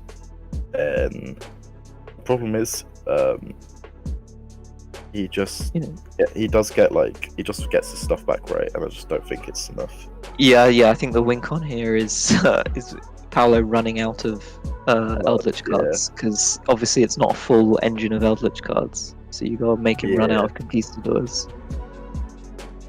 Which there's one in his grave, and there's one on the field. So has he got one more Conquistador? No. Yes, he's got one more somewhere. Yeah, I think you just hold on to this Zeus effect for as long as you can. To be honest, obviously, like Paolo gets like mega rewarded if that is the imperm in this situation. Oh yeah, the game's kind of done if it's. Personally, I think it might just be done anyway. Oh wait, is Zeus is not once per turn, right? Oh, but he does need to detach 2. Yeah, okay, yeah. He doesn't have enough materials for a double Zeus. So I think he's summoning the Ash. Okay. Yeah. Don't know what that means. No Halkify Rex play incoming. Yeah. Unfortunately. I think it means he can make the BLS link, but I don't know if that does anything to Zeus. Zeus does sends, play. right? He does play the BLS link. Yeah. Yeah, I don't. Zeus just outs that. I mean, at least it puts the Elixir in grave to get him another Conquistador this turn. Yeah, I think either at this point, yeah, I can't see how YuGiOh wins, unfortunately, because the Conquistador gets him. So if he makes a BLS link here to punch over, Zeus obviously activates his effect. Both cards get sent. Oh, I know. Oh, BLS link's only 3k. I thought it was bigger. Yeah, and it only gets his effect when it destroys his opponent's monster by battle. Oh, I thought it was 35. Honestly.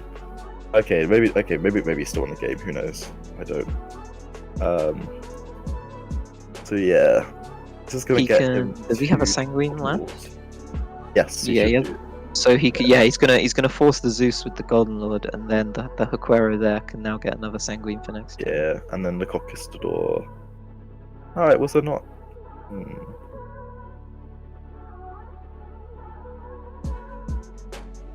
Maybe the set is. Yeah, I think that is definitely imperm. I'm convinced it's imperm. Yeah. Ah, there you go. Yeah, there you go. You were right. I was right from the beginning. I knew it. But yeah, I'm questioning why it's in his deck. Yeah, I'm questioning that too. But that last was insane. Yeah, so that's why I was questioning why he sent the Haquero there. Because otherwise, if it wasn't imperm, then he could have sent that set card instead to summon the Golden Lord.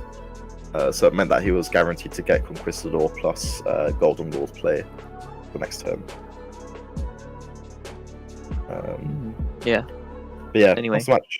That's that match over. So I think we got a couple of minutes to discuss any last minute. Yeah, thoughts.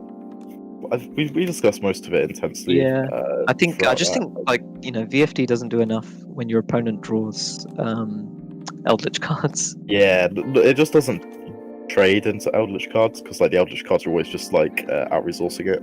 And obviously, opening double hand trap is nice. Yeah, obviously that's like Ash Nib killer as well.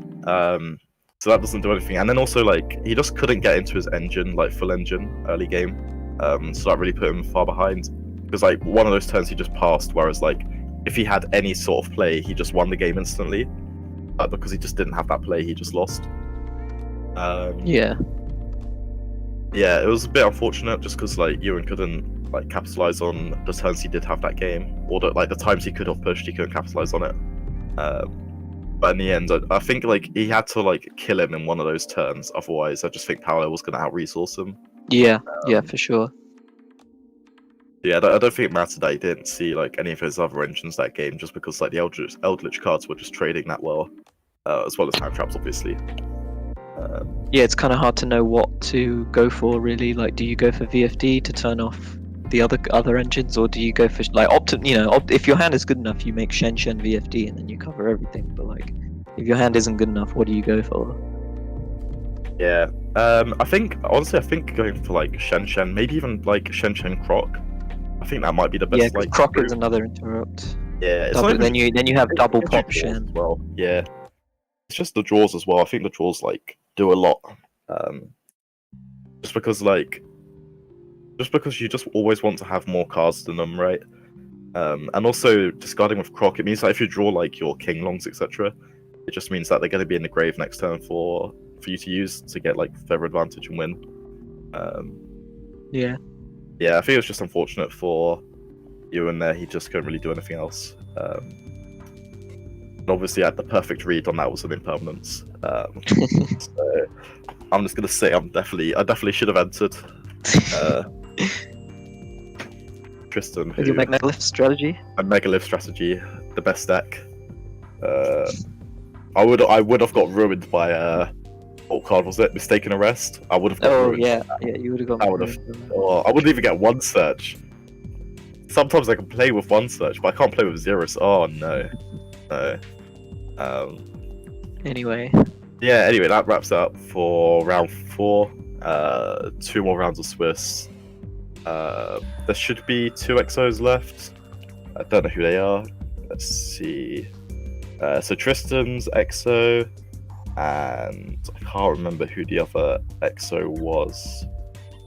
But yeah, so Tristan Pugh of the Disciples, the best team in the UK. is EXO, then someone else's as well. Yeah, should be 2 more rounds, and yeah, see you in the next one, I guess. Yep. Yep.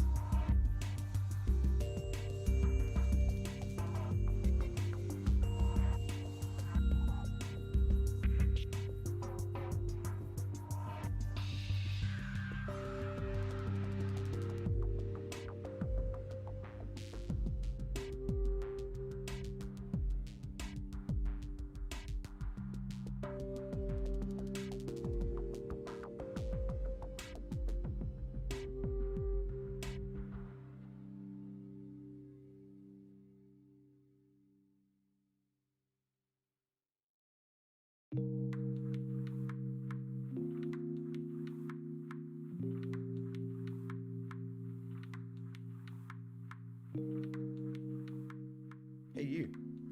Do you like cards? Yeah. Do you like markets? What?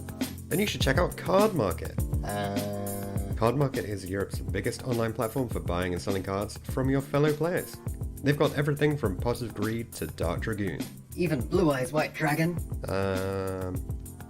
Yes. Just pick what you want in a wish list and let the shopping wizard save you some cash. Oh boy, I can't wait to play my Blue Eyes deck. Don't. Please. You can also stick your own cards online to sell them and trade your cards across the globe. So what are you waiting for? Support the YuGiJoe channel and follow the link in the description to check out Cardmarket today.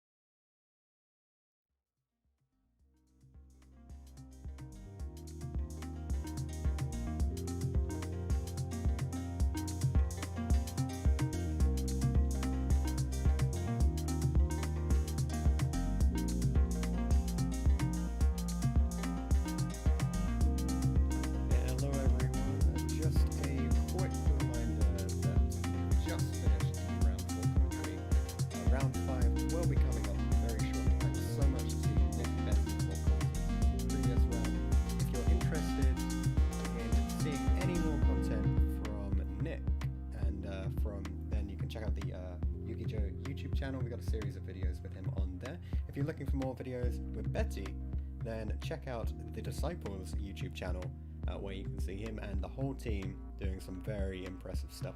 So, just a few more minutes before we kick off round 5, when we will be joined by Billy from Team Mambo and Ben from the Dillema YouTube channel. Stay tuned, on the way soon.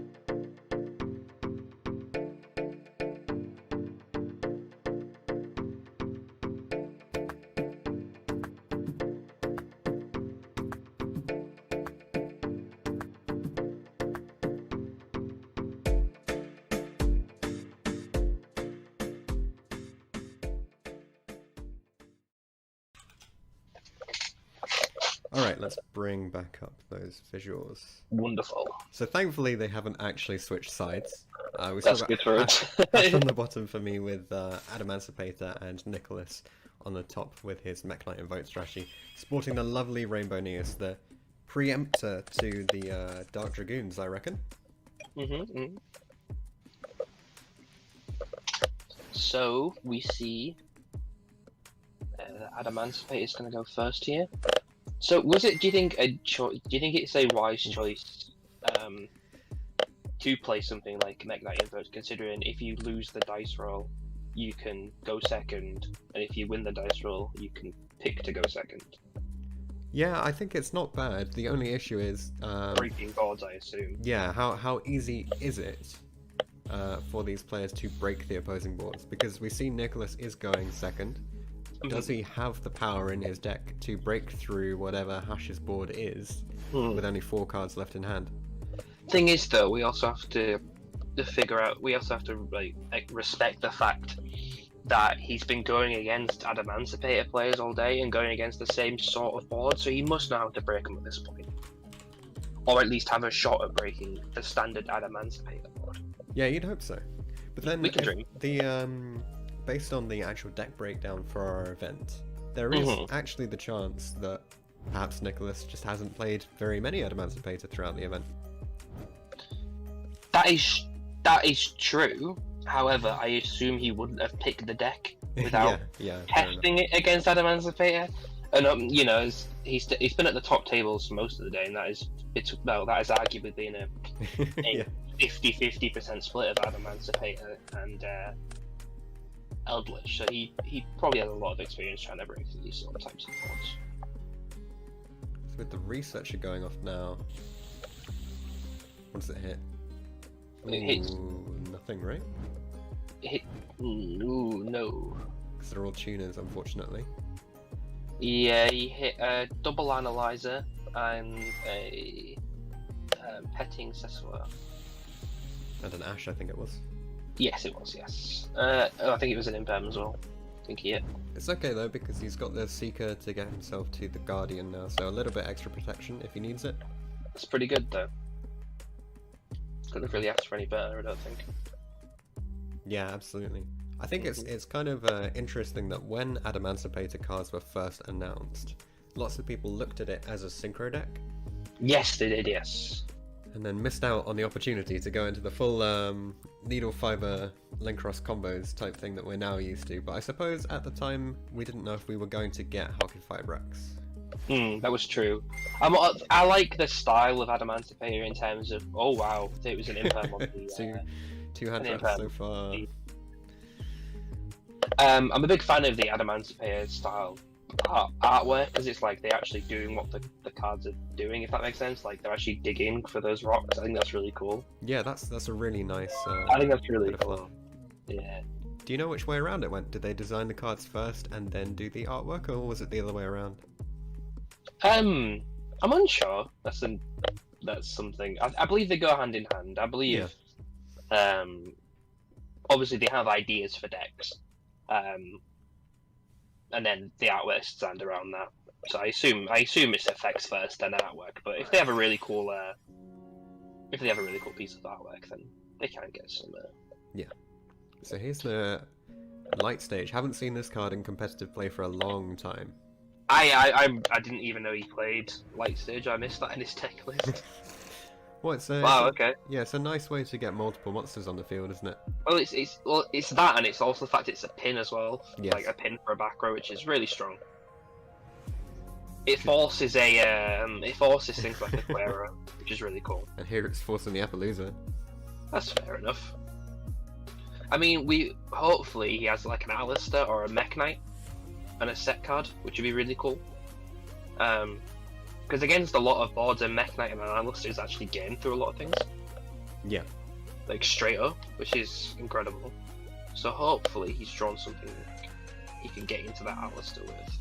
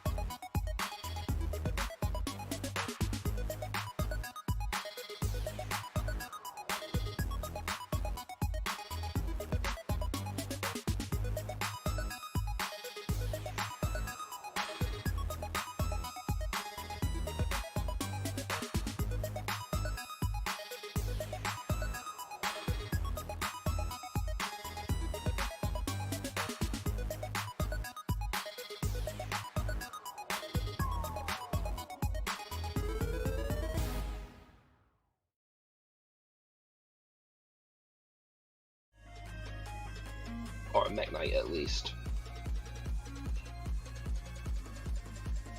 It's not looking like if you look at card advantage wise, 5 cards on cool. Nicholas's side. There we go. Yeah. There's my favourite monster in the game, Alistair. Actually, no, I lied. No, it's my second favourite monster. There you go. What's your favourite monster? Mild Turkey. Obviously. Yeah, you have to ask. No, I didn't have to ask, but I just to make sure our viewers are well informed. Mild Turkey. I lost count at 10,000. You have 10,000. Yeah, I lost count after that. I stopped counting. Wow. If anyone who wants to send me mild turkeys, thanks. I think that'd be nice. So, what's probably going to happen is he's going to go into Almirage and potentially summon a Mech Knight underneath the Almirage. Or he's going to go straight into... Oh, there we go, he's going to get a +1 off that. Absolutely right there. And then he may turn the Almirage into... what's it called? There's a light normal monster. There's a light link monster that requires only a Cyburst monster. Yeah, I'm forgetting the name right now as well. Yeah, so am I. It's alright, we'll look it up while they're debating. Yeah, Secure Gardener, is that it? Secure Gardener, that is him. So you can turn into, and it's obviously, it makes Alistair a 1-card Bakaba. Yes. Which is really strong. So it's interesting, he's not opting to use the blue sky effect because he doesn't want to get hit by this Guardian, I imagine? Potentially. Yes. Okay. Yeah, so you can go battle phase. Yes. Can you kill the Guardian at the moment? No, it can't be destroyed by battle because of the block dragon here. That's correct. Okay.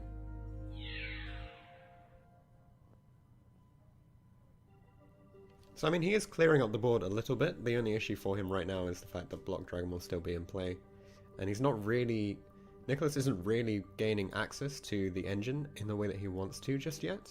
Like, he hasn't been able to resolve his Invoker or his Blue Sky effects. Well, I'd argue that the block dragon isn't really a big concern for Nicholas, because he can make Macabre and just negate it because we know he has the Korribane in hand. So he definitely has a monster negate in hand. No, but he's passed. What? Because he couldn't resolve the Alistair. The Alistair. Oh, so he right, couldn't get the invocation. No, I thought he resolved it. No. That's unfortunate.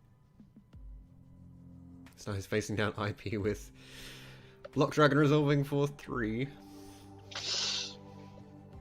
We only could have hoped he had an invocation in hand. Yeah.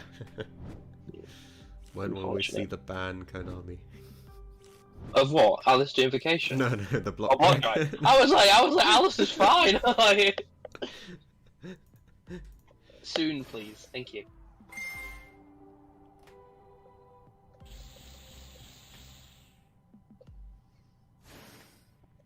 Beta the Magnet Warrior. Gotta love these classic cards involved in the 2020 meta. I love when people play silly stuff like this. I remember my favourite one was Jack's Knight and Dark Witch in Monarchs. There were some good ones. Have some powerful effects as well. Alpha, Beta, and Gamma meld as one to form a powerful monster.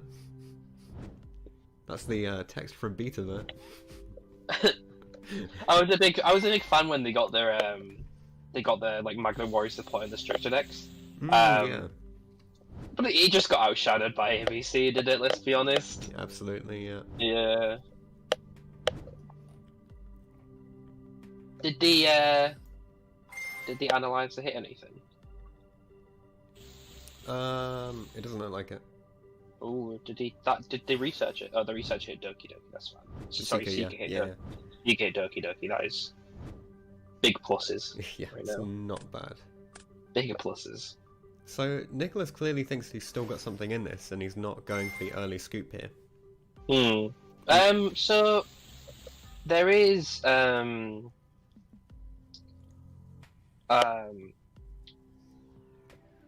potential you may have something, but it doesn't look like it anymore. I wonder if, also, maybe Nicholas's deck is better at pushing small amounts of damage when necessary, in which case you might want a longer game 1 in the attempt to try and get into turns of time for game 2, but it's quite difficult. I'd argue that Mech Knight Invoke, the actual deck, doesn't really need to do chip damage, because cards like Purgatrio exist. Yeah.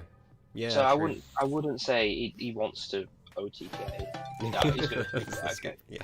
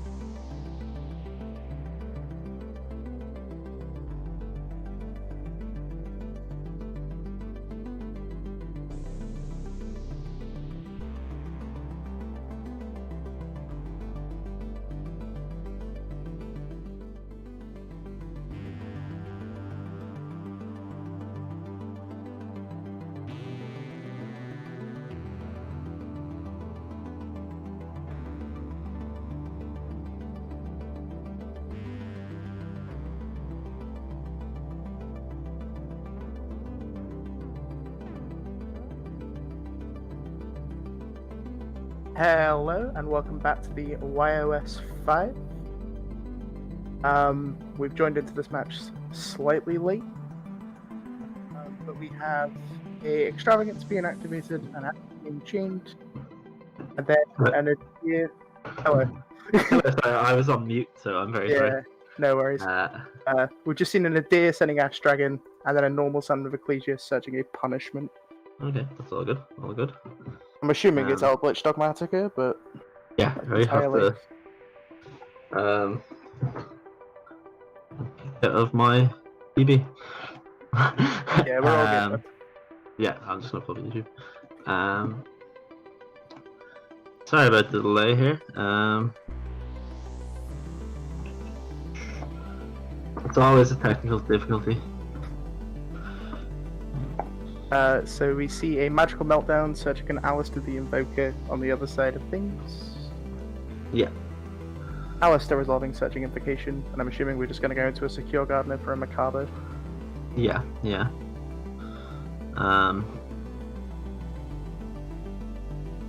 So, sorry, the Ash was on the Extrav, was it? Yeah, the Ash was on the Extrav, and then Nadir searched the Ecclesia. Ecclesia. Yeah. It's like, I guess that's the ideal Dogmatica turn 1. Like, there was something baited Ash and then just yeah, Ecclesia got punishment. I mean, that doesn't do much more. It's ideal when you don't see your other engines, right? Like, the Dogmatica cards is slightly worse, but yeah. That's the thing though, is like the Ash, like if it hadn't been for the Ash on the Extrav, realistically it would have been the ideal hand. Yeah. Like it was Nadir, Extrav, that's a lot of big cards. We indeed take those. But yeah, no, the Alistair here will be annoying. But unfortunately punishment does deal with King quite well. Yeah. Yeah.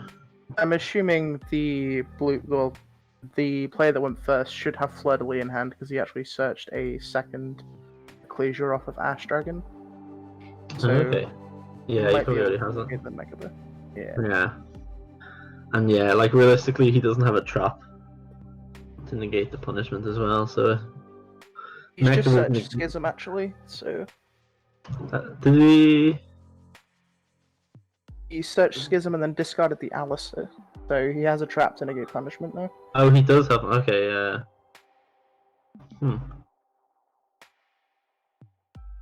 I think I'm a tiny bit behind.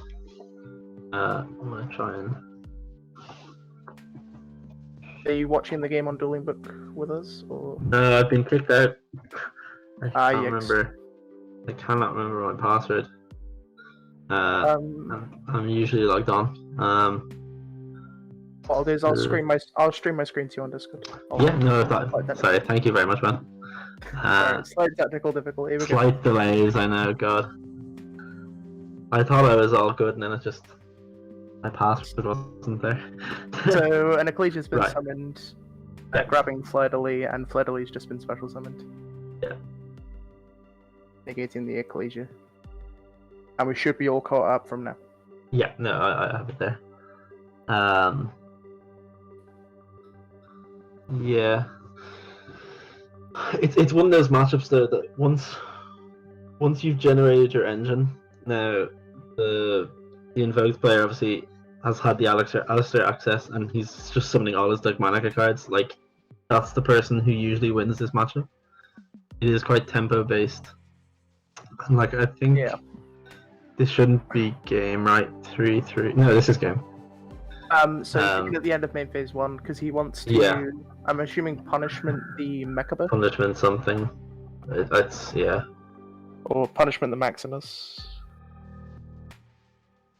And this is why you talk in Discord instead of talking in the text chat. Talking in chat, yeah. There's a window set up because there's a Schism in hand, which is kind of cool. But yeah, that's unless there's like a he's on the he is in the Nibiru summon range, right? Yeah. Yeah. He's Yeah, it's not going to do anything. yeah, he's just activating the punishment in the battlefield. Yeah, so this should be like 8-5 without using the Alistair. Right? There's 7k. There's 9-5. Yeah. 9-5? Yeah, so it's 8k exactly. Yeah, sorry, yeah. But yeah, no, that's the thing. Like once you get those big tempo swings with cards, like even if he didn't have game day, like you're in such a commanding position. Yeah, he's so far ahead as well, especially with Window Yeah. Exodus. Yeah. I'm assuming he gets through punishment, right? So Yeah, and that's it. Like, without the punishment and stuff, even if you had the window access the next turn, if he wasn't negating the punishment, like yeah. I kind of want to see what the blue player is playing. Voss. Because we saw the extravagance and we only saw Ecclesia. I'm assuming it's So I'm assuming it's Elflick, but yeah, I want to see if Joe said anything about it. Yeah, I guess it is fresh to not see virtual world cards though. Those cards are. It's honestly a really nice deck. If it wasn't for VFD, just making the game not fun, and very, very true. Yeah. Like, it's just a sound deck. It does, it has a very fair restriction in the link thing. But it just kind of ruins it, the access to VFD. Yeah. So yeah, I guess we see the Extrav getting ashed again. So we have a repeat of game 1. Yeah. I just hope it doesn't go the exact same way for Voss's sake. Rather not have an 8-minute feature. Yeah. 2-0'd with the exact same moves. We've seen it happen. Yeah. Okay, well at least it's yeah. So this has to be Elvic. There's no. Yeah, nothing, he's seen his own else to trade for. Yeah. So I guess we know one is punishment, but he really has to hope that those other 3 are unique Eldritch cards, because otherwise he's not doing too much on this turn. It could also be like impermanence. Impermanent stuff, yeah. Yeah, okay, yeah, so he's gonna Conquistador and Chain Sanguine. To try and stop the meltdown.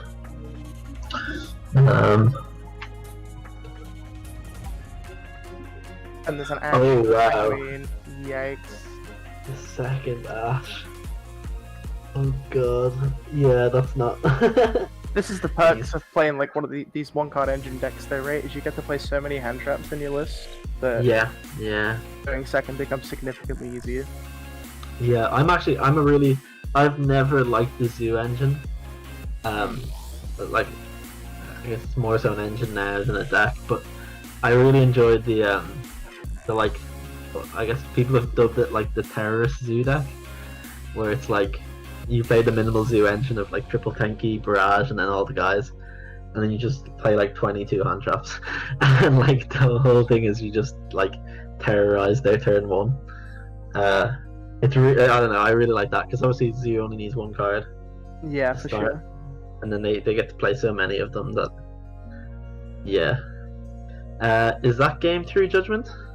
I think did he try and Judgment an Invocation that was activated on the meltdown? He Judgment the Alistair. Okay. And then he had Invocation in hand and banished the Ash. 2, 4, 6. So it's 39. 39 with the Alistair. That's 21, and then 24. It's just 24. So it would be game. That's quite big, and it also plays around the second back row being a second Judgment. So you're not obviously this fusion is going to be on their meltdown, and then Alistair. Judgment's not going to stop Alistair, so. Well, it's not an online event without a 5-minute match, is it? Yeah, no. Oh wait, no. The last card is a punishment, right? No. Yeah, it is a punishment. Yeah, so it is punishment. So this is a weird one. We're still alive. Yeah, I don't know why exactly he went for Perg, unless that's theirs. There's no light. I guess Mechaba's not doing anything, and there's no light, right? Yeah. Yeah, it was just Ash Blossom. Huh. Can go. I guess Perg it does threaten game, but I don't know if you can actually make a proper pusher.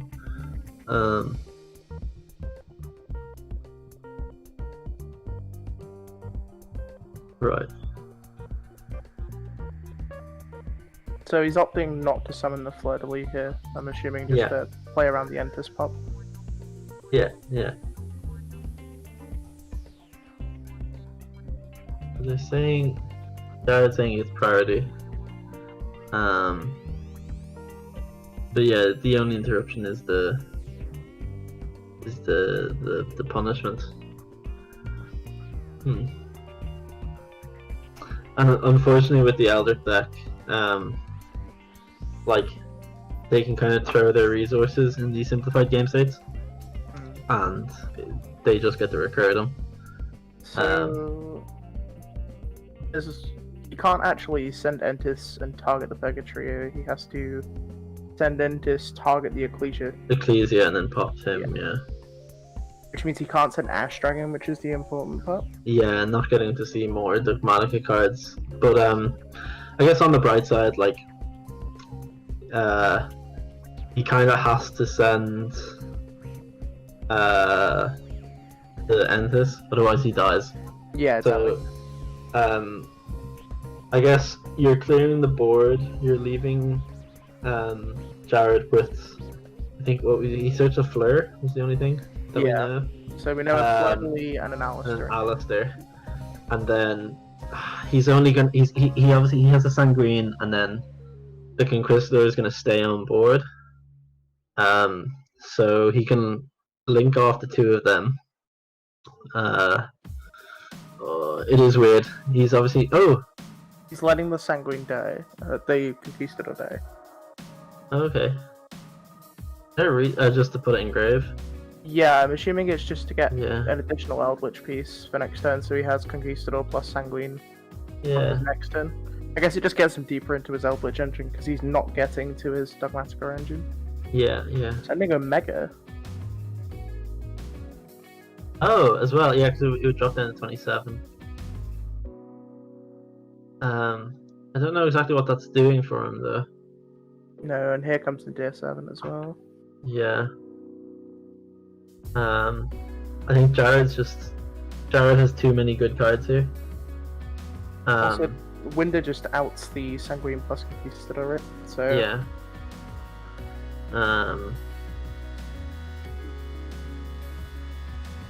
Yeah, sure. Yeah, no, but I don't know. There's very little cards. I think Voss can top deck here. Obviously, Extrav into 2 cards is always nice, but yeah, because he has Conquistador and Sanguine Engrave. Yeah. So you can get back to that, but again, the wind is gonna. Oh, the Omega is big here, specifically because he had. Is that to put back the Apical in, I'm assuming? Yeah, it can force the Schism, but he needs to have something to deal with it then. But again, that's just relying on what he draws, so it's not too big. Mm-hmm. But yeah, it's definitely a weird one. I think the Entis would have just been nicer. Again, like, I don't know his list, but surely there's a Link 2 in there somewhere. So he could just take out the Conquistador. He's also Result Extravagance though, so... He could have lost it, yeah. Yeah. Like, I know a lot of people are playing like Link Spider and stuff to link off the Golden Land cards, but yeah, I'd be surprised if there wasn't some form of Link 2 in there, just to put the two of them in grave. Just a Nightmare Phoenix or something of that nature? Yeah. And obviously that would be quite nice now with the Schism, because you could just make it and then, oh wow, that was top deck. Wow. So we have Conquistador plus Sanguine versus an Sanguine. Alistair. Yeah. I don't. Why is he banishing? Oh yeah. Okay. Yeah. So, the two cards in hand are Alistair, Ecclesia, right? I don't think we know there's an Ecclesia. I think he he, played drop an idea. he searched it and then pitched Fleur off. So yeah, that Cosmic kind of dealt with the issue he had. I didn't even know it was in his deck, but yeah. I guess it's more of a game now, which is always good.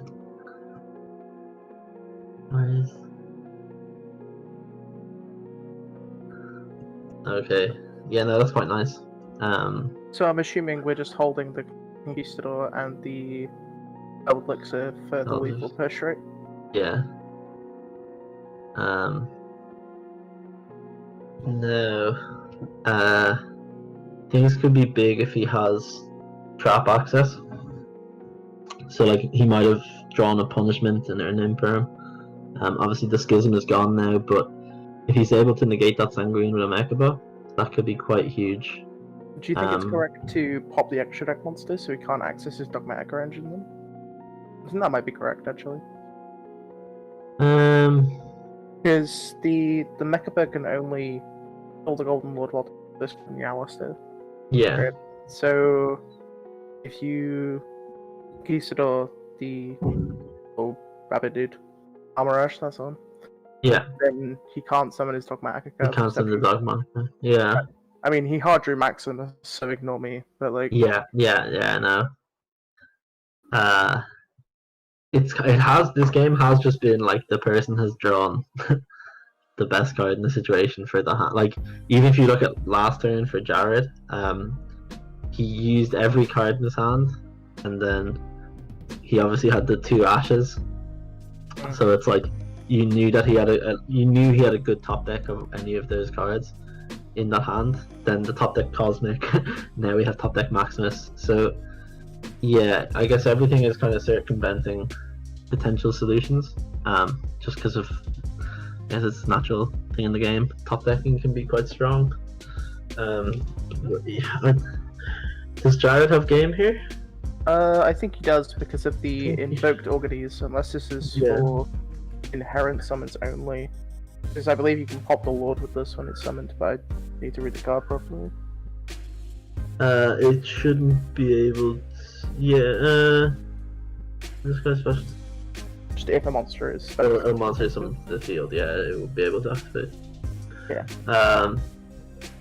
Yeah, so... You'll still have a pop. Yes, I'm pretty sure this is Jared's. No, yeah. 100% gotta be. Yeah. Especially like, because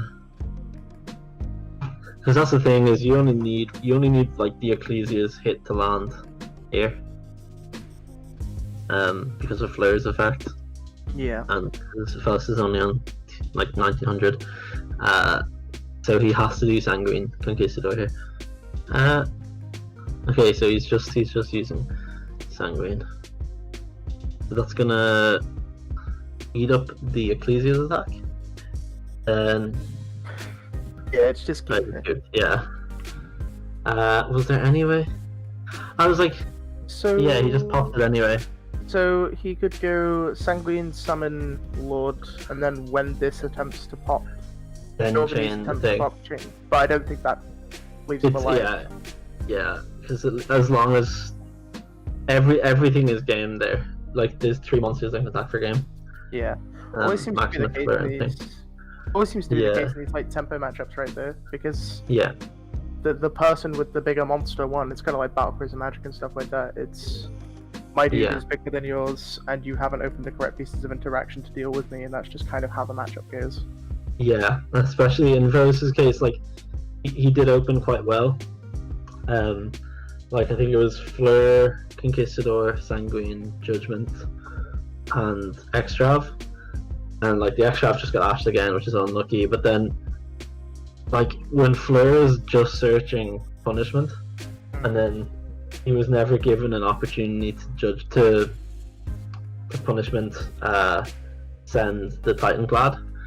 So he had a Fleur that got him a punishment that sent him an Omega, and he never saw his Dogmatic engine. And like you can see in this matchup, like in the mirror in general, when you're looking at Dogmatic cards, like having a lot of them just lets you have such a big tempo swing. Yeah. Like that Maximus just won him the game by drawing it. I think like the other issue with the Eldritch Dogmatica deck though is the fact that you don't have extra deck monsters on field. So being able to search Floor just isn't very good. No. Because Flare never resolves to actually negate a monster a lot of the time. Yeah. Like there was just a bead stick there. Mm-hmm. But I think not having the Flare there, he couldn't have won, right? Because his guys wouldn't have been big enough to beat over, like Maximus and Ecclesia wouldn't be big enough to beat over like a defense position Conquistador. And yeah, then you needed specifically the Flare to leave there. Yeah. I was gonna say it's almost interesting that he kept 2 in. Yeah, quite big here. He might have been assuming that his opponent was on Invoke Dogmatica rather than Eldritch Dogmatica, even resolving extra. He didn't see cards, but it was, I guess the extra was the only kind of grey area there. Yeah. But sure. yeah, that was quite swift of a match. It's gonna be it for round 5, I guess. Yeah.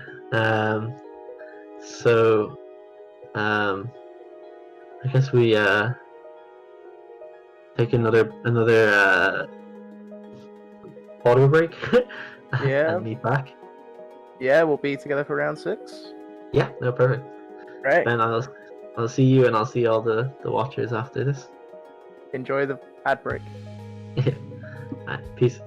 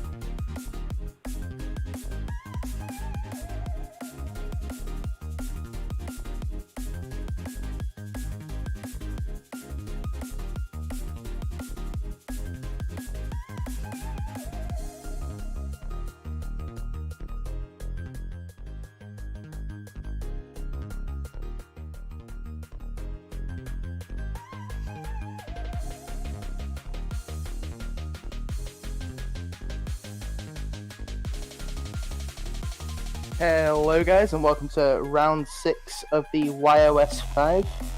We've got 672 versus Mr. Jim Jam, and I have personally asked for this feature match for Mr. Jim Jam's deck, and we will go into it when it comes to it. But we've got Infernoble going first. Yeah, he seemed to open Red Lair and Durandal. Yeah, So combo with no Firefly. Yeah. combo with no normal summon, but he seems to have opened Jemba, so Yeah. he can normal summon it, right? So it's fine. Yeah, it seems he's opened Gemba, but also Phoenix Blade? Because you would have just sent Phoenix Blade and then add back the other Durandal. Yeah. Right? So maybe we can assume his hand is Durandal, Gemba, Phoenix Blade, and then 2 unknowns. What did he have back off the Renaud? Was it the Durandal? He sent the Durandal and then added it back. The only thing is I can't figure out if he's used Isolde's effect. Use the Isolde effect to summon Renaud? Yeah. No, I'm trying to. I think he didn't use the first effect. I used the first effect on just Red Lair. late. Oh, okay, yeah, the second one. Okay. Yeah, there's there's the Genba. Having access to Isolde before a normal summon is quite nice for that, because it does fix drawing Genba. But yeah. Love to fix drawing new garnets. Yeah, hand trap would be quite big here. Something like a Nibiru, but I don't think we're seeing a hand trap. Yeah, I was gonna say, do you want to explain what he's doing? Exactly, So Mr. Jim Jam is on blind second Mystic Mine with main deck Mono Wato and Lava Golem, and it is the most ridiculous thing under the sun. He's X2, he's on the bubble, and oh my lord, his card choices are hilarious. He didn't intend on winning this event, he entered it as a joke. And he's sat at X2 with a chance of topping, so we figured if we get him on stream. Yeah, no, it sounds like a pretty funny deck.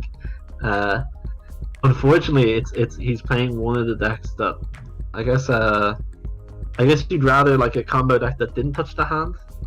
Yeah, for sure. This is probably it's probably the only reason I like Warrior as a deck.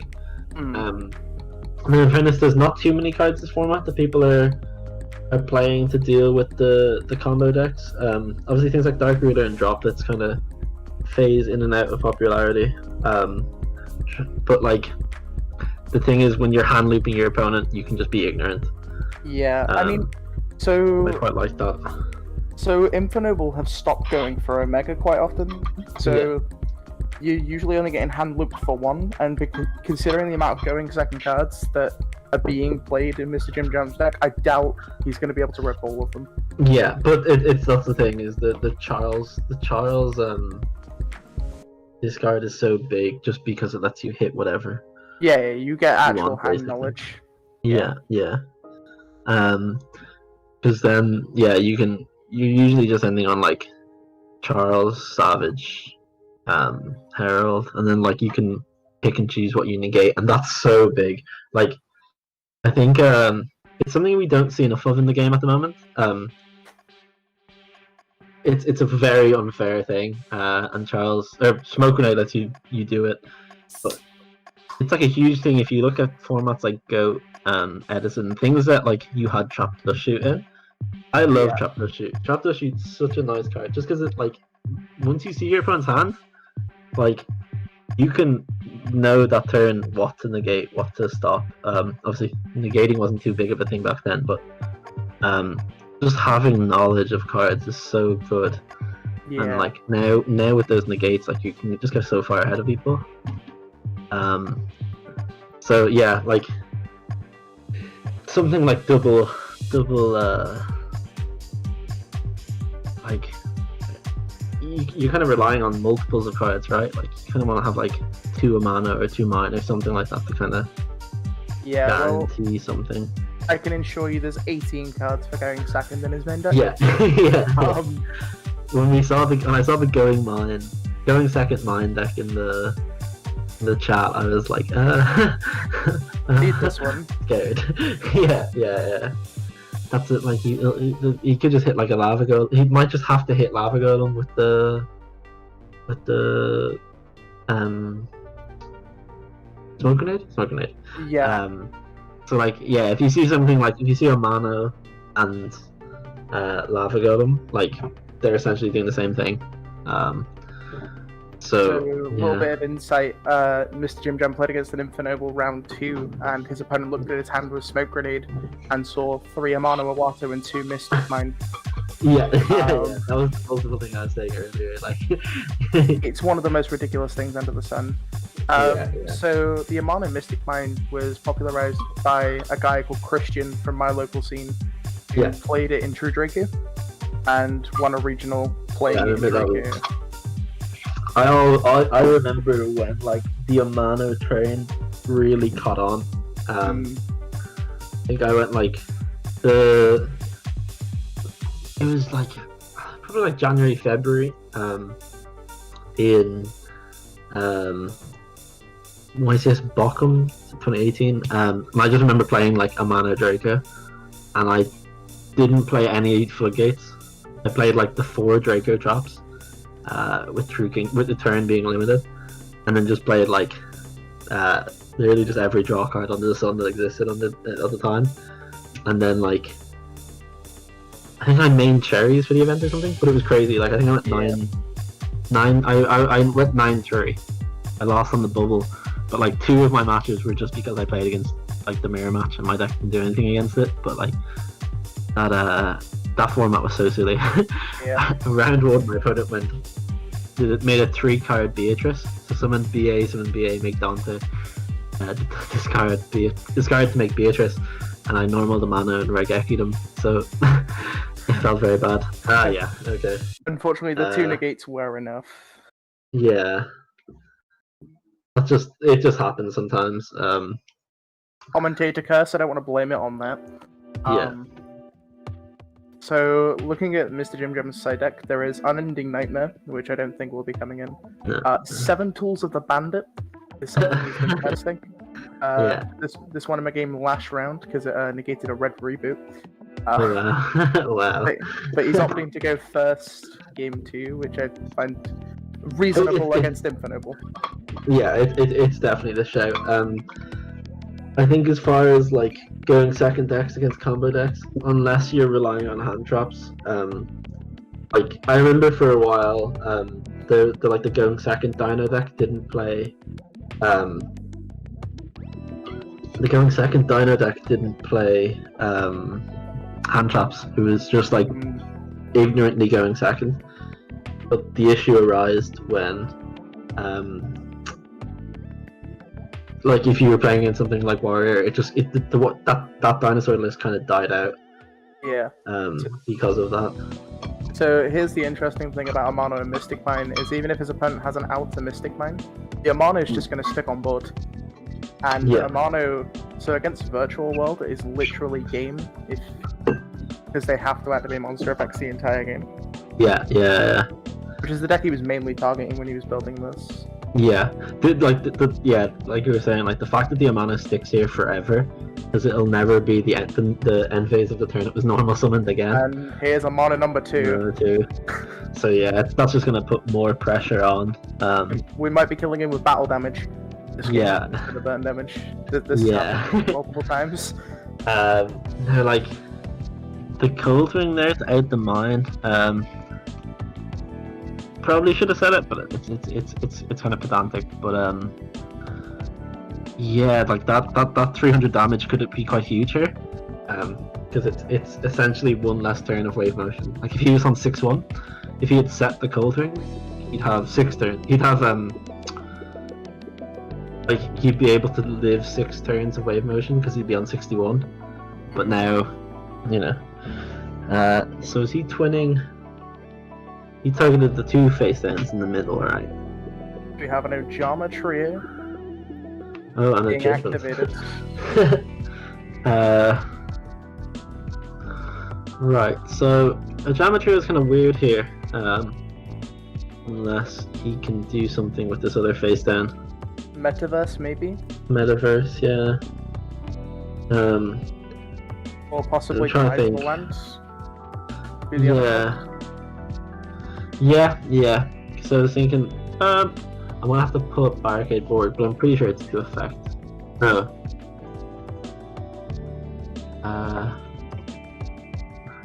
I think Barricade Board Blocker is just completely generic, right? Yeah, I think so, yeah. Is it not? Might not. It's just different names, okay.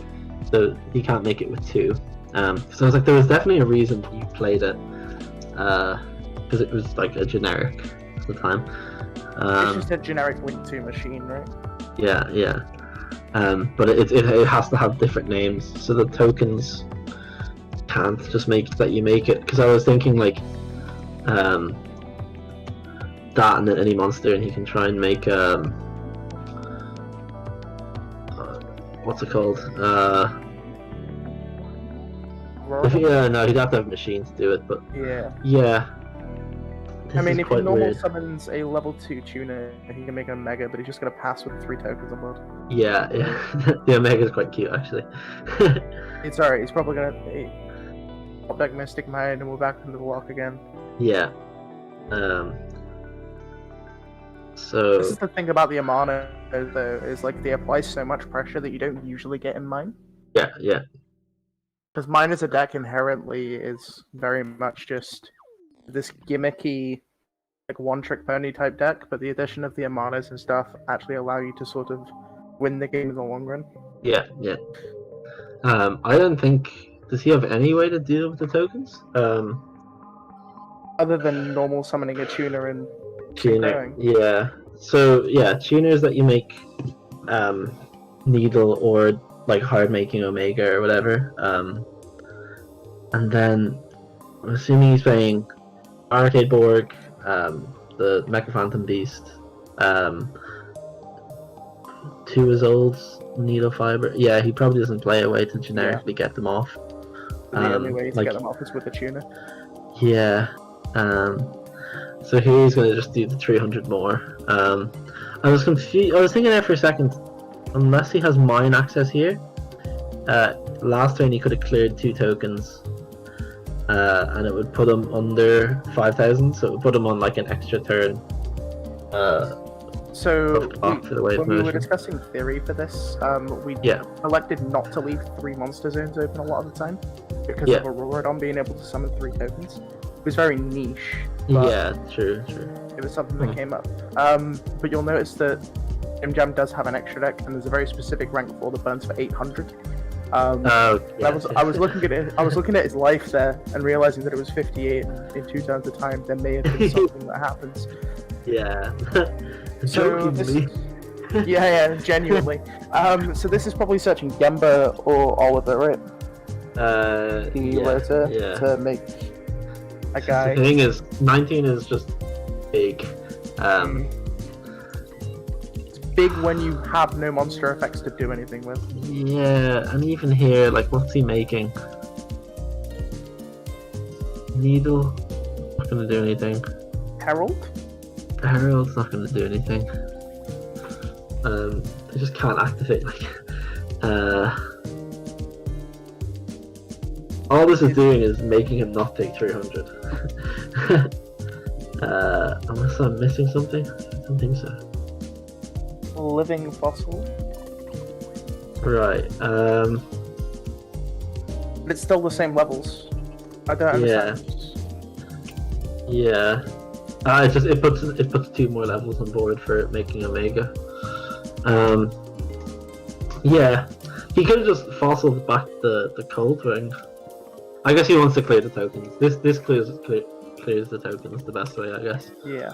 But he's just gonna make Omega and swing. Oh, okay. And here's the Miser's Land for And Mystic Mind. now he's yeah. Yeah. Woo! So if he does clear the Amano, he's under mine, and if he doesn't clear He's the under Amano, mine, yeah, that just dies and it's fine. welcome to the zoo, is all I'm gonna say. No, Ben, do you know if he's also playing the Cauldron or just? He's playing both, yes. He's playing both, yeah. Because I was like, Wave Ocean just completely dropped off in popularity. Oh, he's Told you. crashing. Crashing. I think he should have an extra can. Yeah. An extra turn. But yeah, he's summoning an attack. Yeah, so he's just crashing them. That's cool. I guess one big thing with the wave motion was it was like wave motion on its own will take 8 turns to kill, whereas I think Cauldron does it in 7.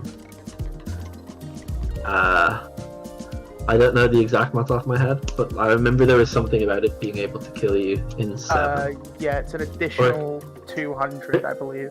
I think. Is the way the math works. It might actually be the same time. I think it's 7.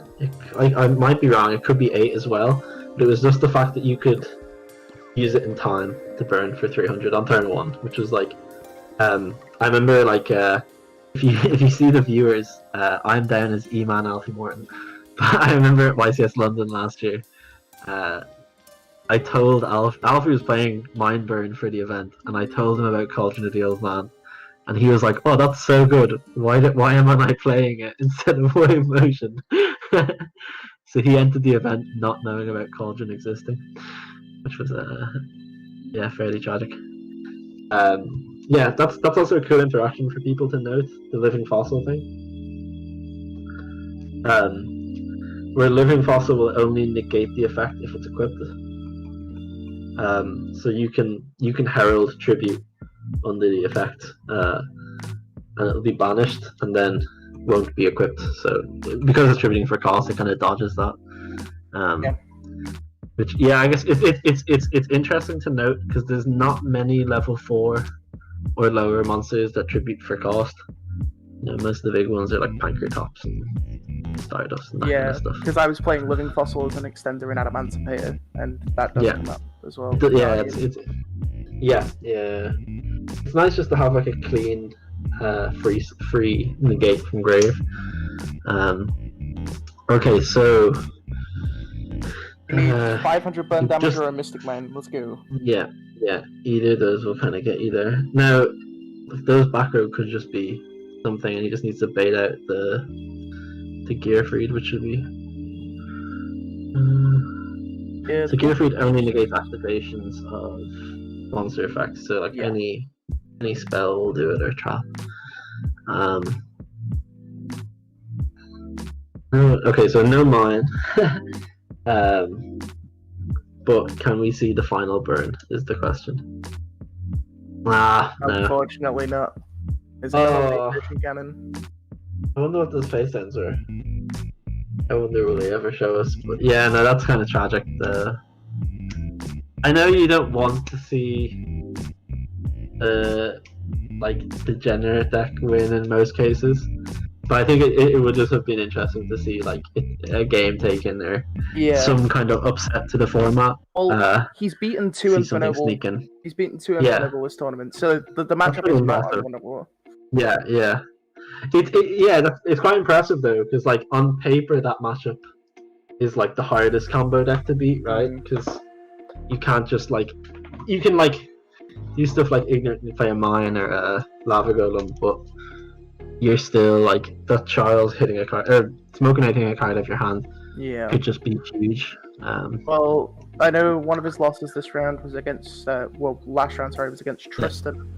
He Ojama traded. He didn't know what Tristan was on, and he normal summoned a level 3 tuner and made Croc and drew 3 cards. Oh, so strong. He's had some real highs and lows today.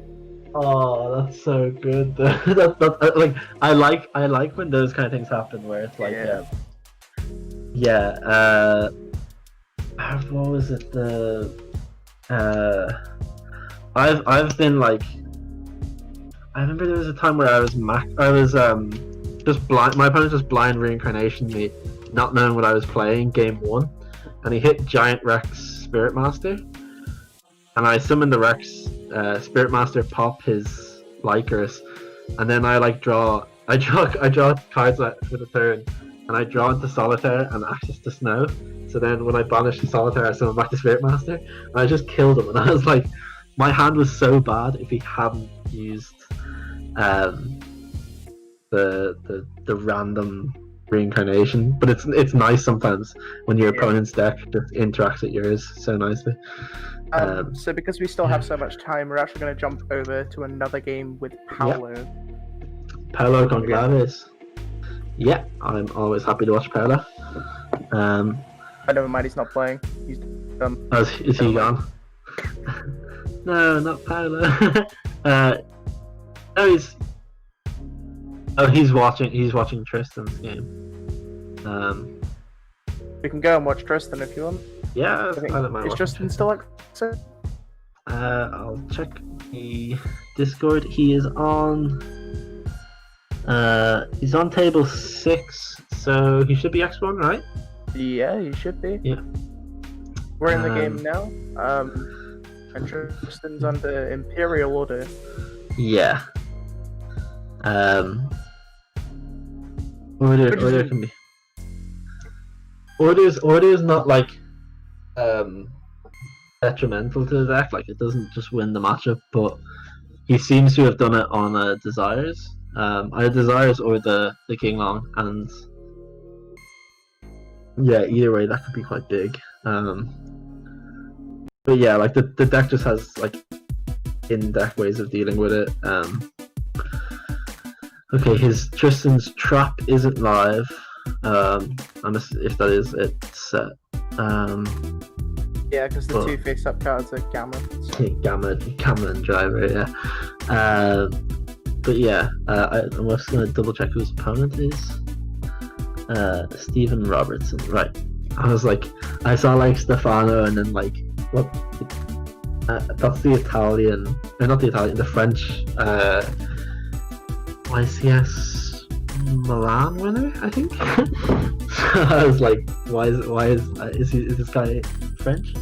But yeah, it kind of sucks not having more information on the game. But so yeah, we can pull this back. It's fine. Yeah. So like any virtual world monsters. Yes, there's the trap. Right? Yeah, ideally Lulu. Lulu's just like the best card, like the best one card to have. Yeah. Okay. So yeah. So now he's gonna. So it was Ashton Hand. That's like one of the big issues with all the virtual world cards is that they activate in hand and then they target and then send from deck to summon themselves. So they're all ashable. Even though like Lulu's effect to summon itself includes an effect that would add a card. It's just the fact that you can literally ash any of them in hand. It's kind of a bit bitchy. But yeah. Is he pass turn here? Yeah. That Conquistador is probably gonna deal with the trap. Yeah. And I guess the upside is that Eldritch can't kill you very quickly, right? No, but he might be able to put a lot of damage on board here. Now he's got 48 damage.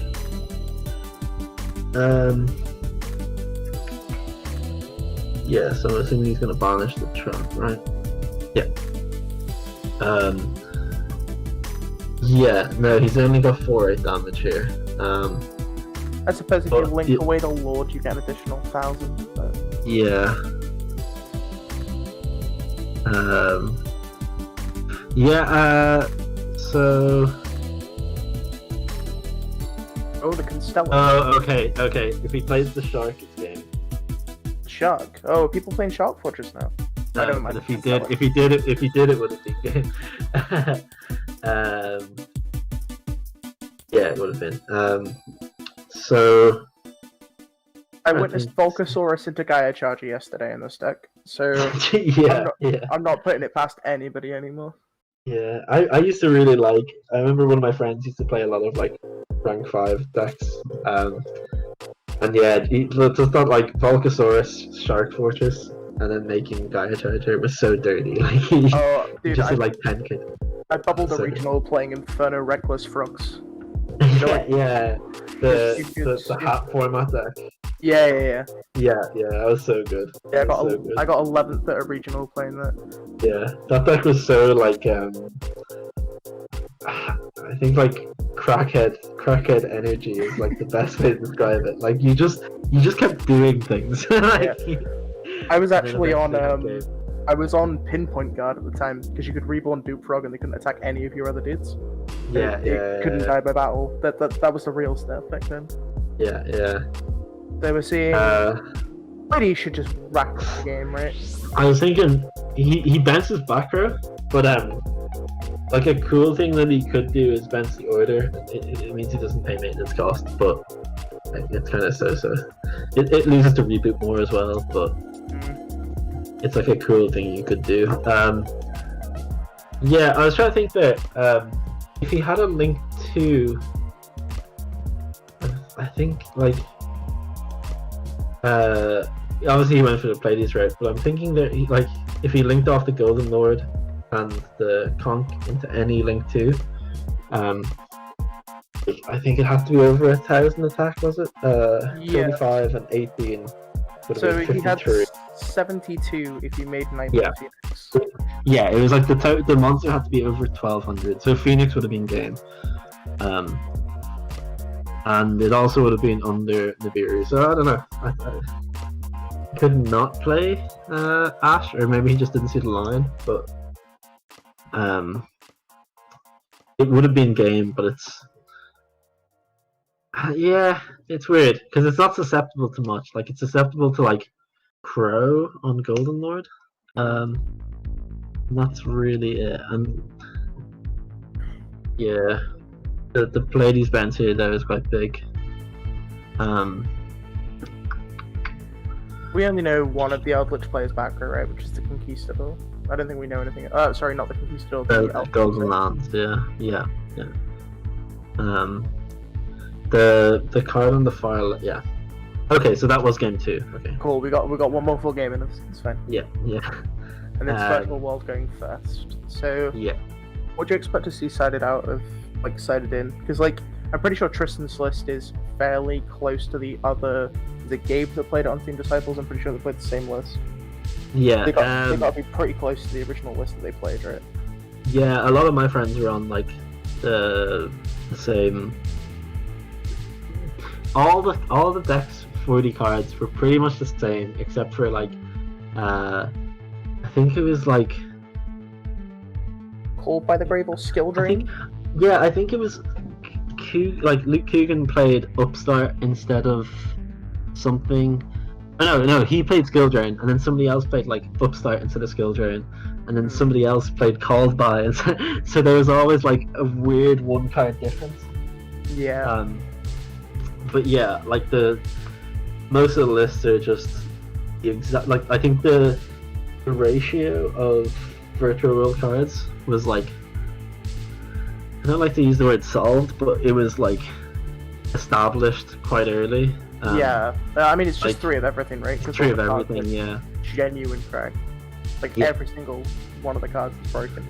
Yeah, and there's literally, especially when you're playing Desires as your draw engine, you want to have access to everything. But just the trap is so, all the spells and traps are so good, and then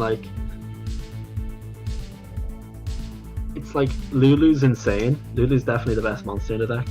But it's just the fact that everything else in the deck is also just an extender. I mean, so I don't think people talk about this enough, but I think Nyan is probably one of the better cards in the deck as well. Yeah, not so. Yeah, Nyan. Being a level 3 body that's summoned the Wall from Grave is ridiculous as far as YuGiOh cards are concerned. Yeah, it's such a nice deck to watch pop off. Nibiru is obviously a huge problem for the deck, but a lot of hands can just kind of play through it. Is it Cloud Castle they're playing to bring? Yeah, they can just if they can play the Cloud Castle, because usually it's a lot of people will just Nibiru on I cannot remember the name of the synchros. The level 9 virtual synchro.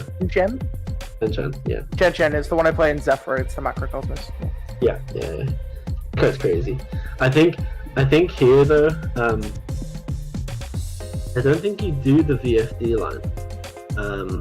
So something I don't know if Interesting on this, but there are players that are playing Gothams, the level 9 X-Saber monster. The hand loop version, yeah. Yeah, so you can loop a card and then get back to the Cloud Castle and then loop again. Yeah, I remember somebody brought this up in a group chat I was in where they were like, yo, did you see this hand loop that is in the Virtual World deck?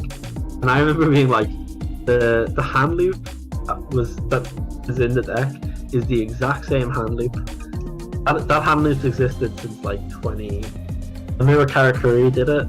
Yeah, it's the Karakuri, the old Karakuri limit. Yeah, the old Karakuri and I was just like, was it the level 2 tuner they used to get that? yeah, you'd beret into the barrel, and then the barrel of beret would make Gothams, and then you'd tribute Gothams, and then you'd soul charge all 5 monsters that you used to make the Gothams back, including the Gothams. There's 4 monsters you used to make it, and Gothams, and then you Gothams again, and you loop for 5. And it was basically just if you had access to beret and soul charge, you hand loop for 5. And back then soul charge was at 3, and so was yeah.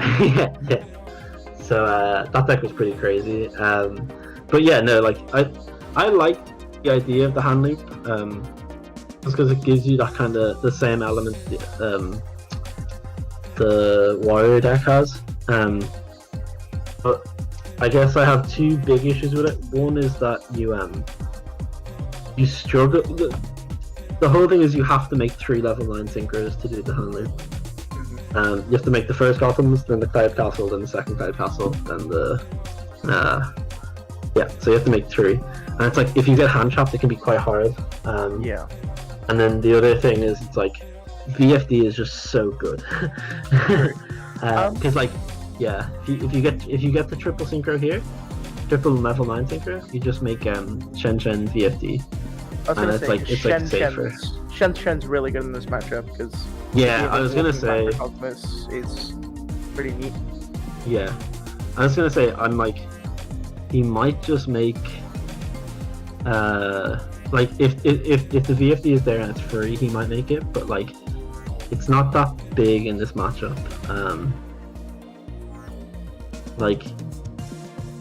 They're just gonna set traps.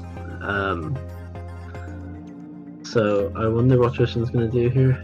I can see a world where he goes into Charge Warrior and then makes M7 and adds a card back from Grief. Yeah, is there any hand traps in it? No.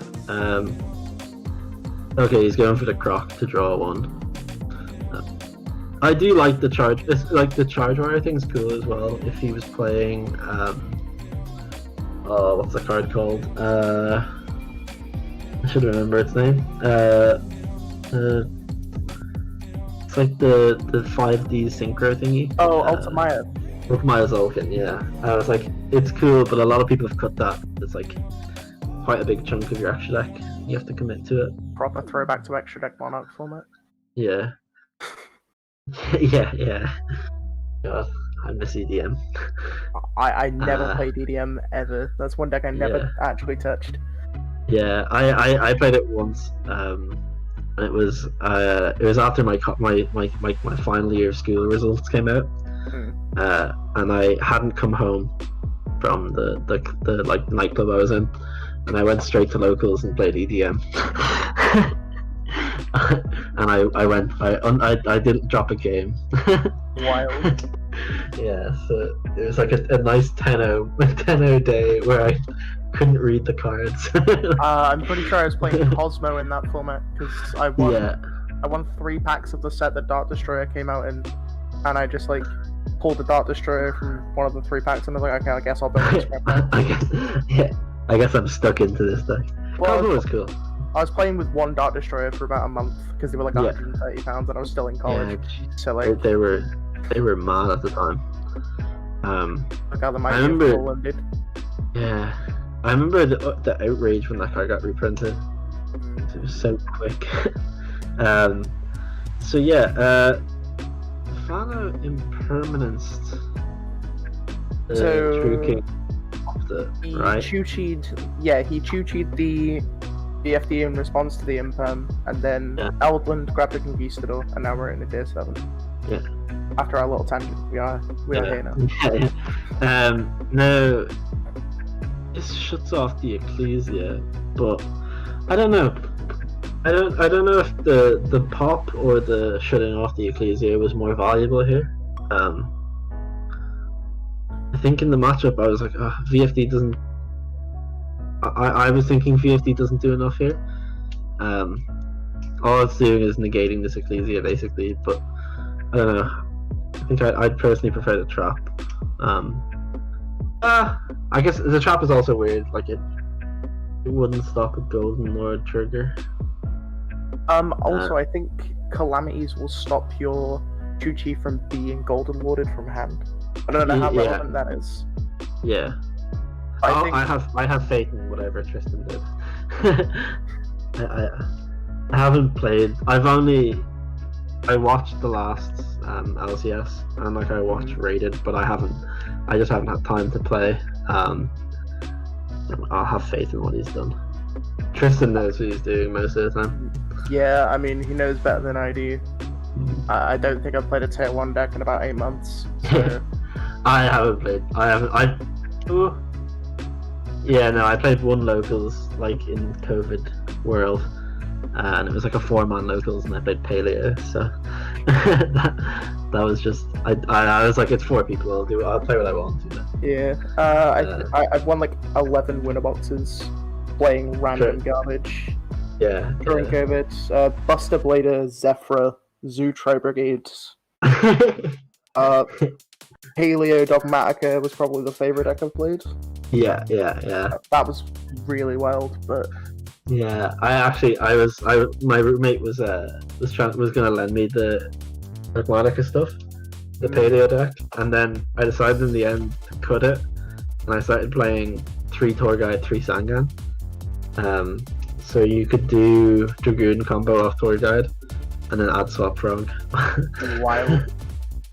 Yeah, I felt really bad though because I played against this guy, and game 1 I made Dragoon Toad, and game 2 I just made the Marincess Link and Toad, and then on turn 3 I U-linked them.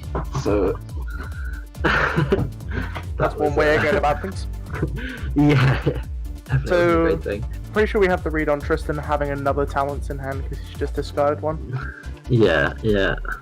Which means his hand must be gas, let's be honest. Yeah, he has 6 cards. We only know Lulu.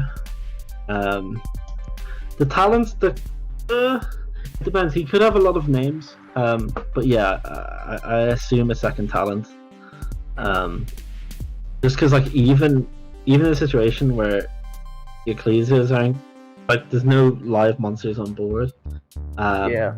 And like usually the traps aren't triggering any monster effects. Like he's just gonna summon a Golden Lord, and then summon a trap that pops. So unless he's getting hand trapped here, yeah. You assume there's no real interaction here because Chu-Chi just deals with Conquistador anyway, right? Yeah. He could try and take it if he wanted to be cheeky, because then he's not gonna link it off because his deck's limitation, but. If you could just sit on a Golden Lord, something that's quite nice. But, we know Stefano has a Fleur-de-Lis in hand. Oh, It was searched off the Nadir, so we know he has Fleur-de-Lis and 2 blind back there. Yeah. Okay, so... I haven't read this card, so we're gonna take a quick look while I read this. I guess the only big thing to note is that it's got the same... like kind of banish thief from grave to send a card, like banish thief from grave with different types. It's a non-target same type. Yeah, so it's like actually can't think of the example. This forces something or the piece that are it, which is the important part. So that's what I was saying. Like if he can force the traps now, and then he's gonna floor at some point. Like even just talents ripping the card out of his hand would be quite big because then there's no additional disruption. Especially considering he can banish the old Lich cards this turn because he's under Shenshin. So yeah. Real so there's MVP in the matchup.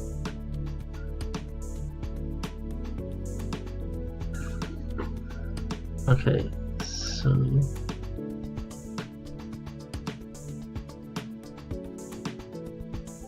Okay, so Tristan's letting that go through. So the flare is gonna negate. Oh, okay, yeah. So he's negating the Shen. And the Kong's gonna grave. So this might not be a sanguine set. I don't think what it could have been. Punishment would be maybe my punishment. Yeah. It could be order, I guess. No, just gonna... It could also just be like Quaquaria or something of that nature, right? Yeah, so those are the second talents we were talking about. Okay, he didn't need to show it, right? Oh, he does look it. I mean, he just wants to show us, I think. Yeah, it's a pretty dead indication. No, I was like, talents does let you look, but I was like... Yeah, I think he just wanted to show it to the stream, I think. So we have Lulu. Has he used the effect of the spell card to search it? The grave effect? Yeah. I think he did it last turn. Yeah, no. Yeah, because the car was banished ahead of it.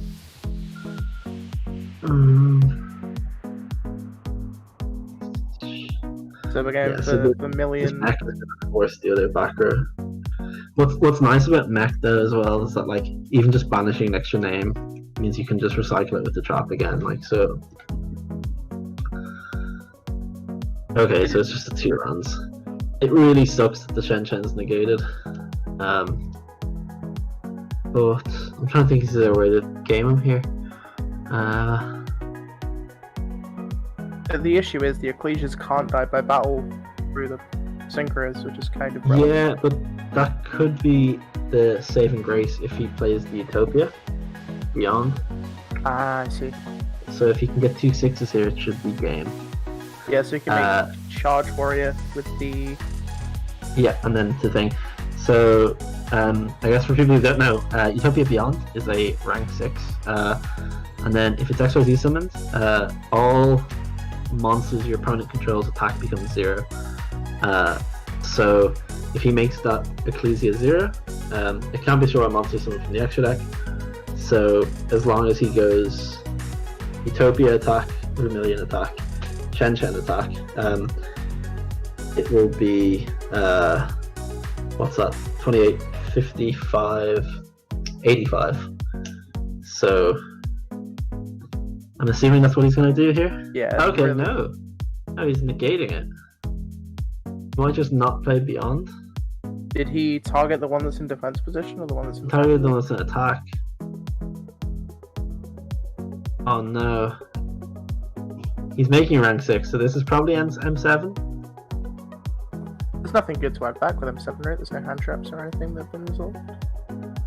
Yeah, he could add back VFD if he's not playing the second one. Put his opponent on the VFD again, but... Does M7 bounce any card? Or is it just a monster? Any card, any monster on either player side of the field or grave. Let me see.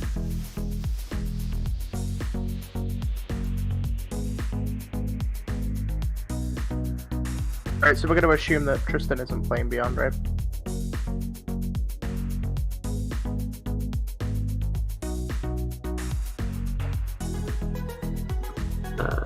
Okay. Yeah. I've just asked if he plays it.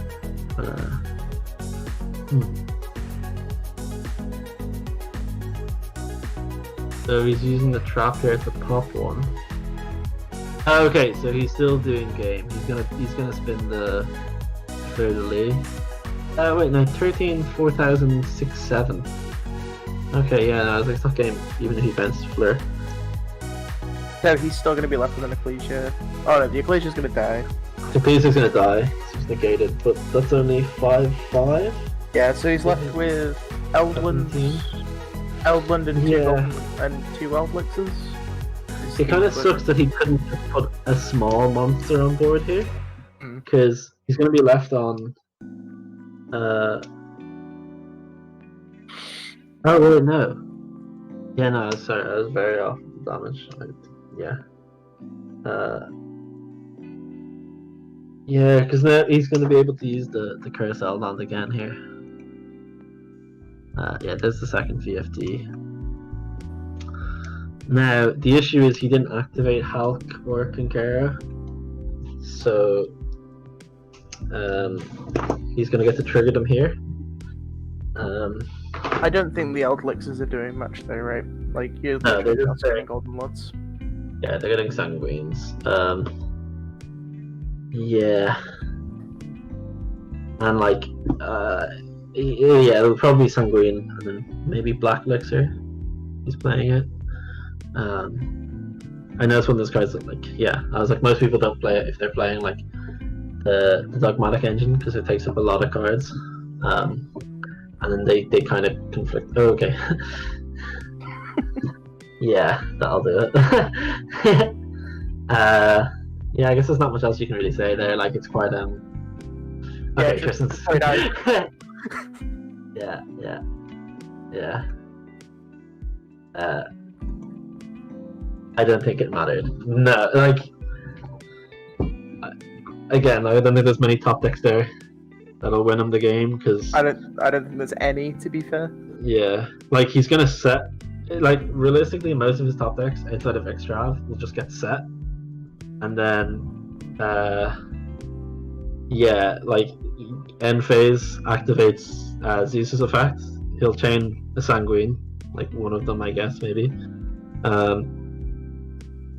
Yeah, and then like that Golden Lord will get. You probably just don't use the effect, banish it, and try and set like a vanilla trap to try and survive, but you're not surviving. Yeah. Yeah, Zeus deals with that so well. Because I guess the Eldland's gonna send a Golden Land, so he could end on his third Sanguine and a Golden Land card, but that's not good. Like you really don't want to beat. Yeah, that doesn't beat Zeus. So. No, and even just like he's got so much engine. Obviously, we don't know what he's banished, but like, yeah, it's like he wasn't losing that game. He's definitely just far enough ahead that he's never losing. Yeah. Right, I think that's it from us, isn't it? No. I don't know what we're doing now with Top Cut and stuff, but we'll figure out tomorrow. Yeah. Figure out tomorrow what's the story. So yeah, that's gonna be it from us, guys. Thank you very much. And we'll see you guys tomorrow. See you then.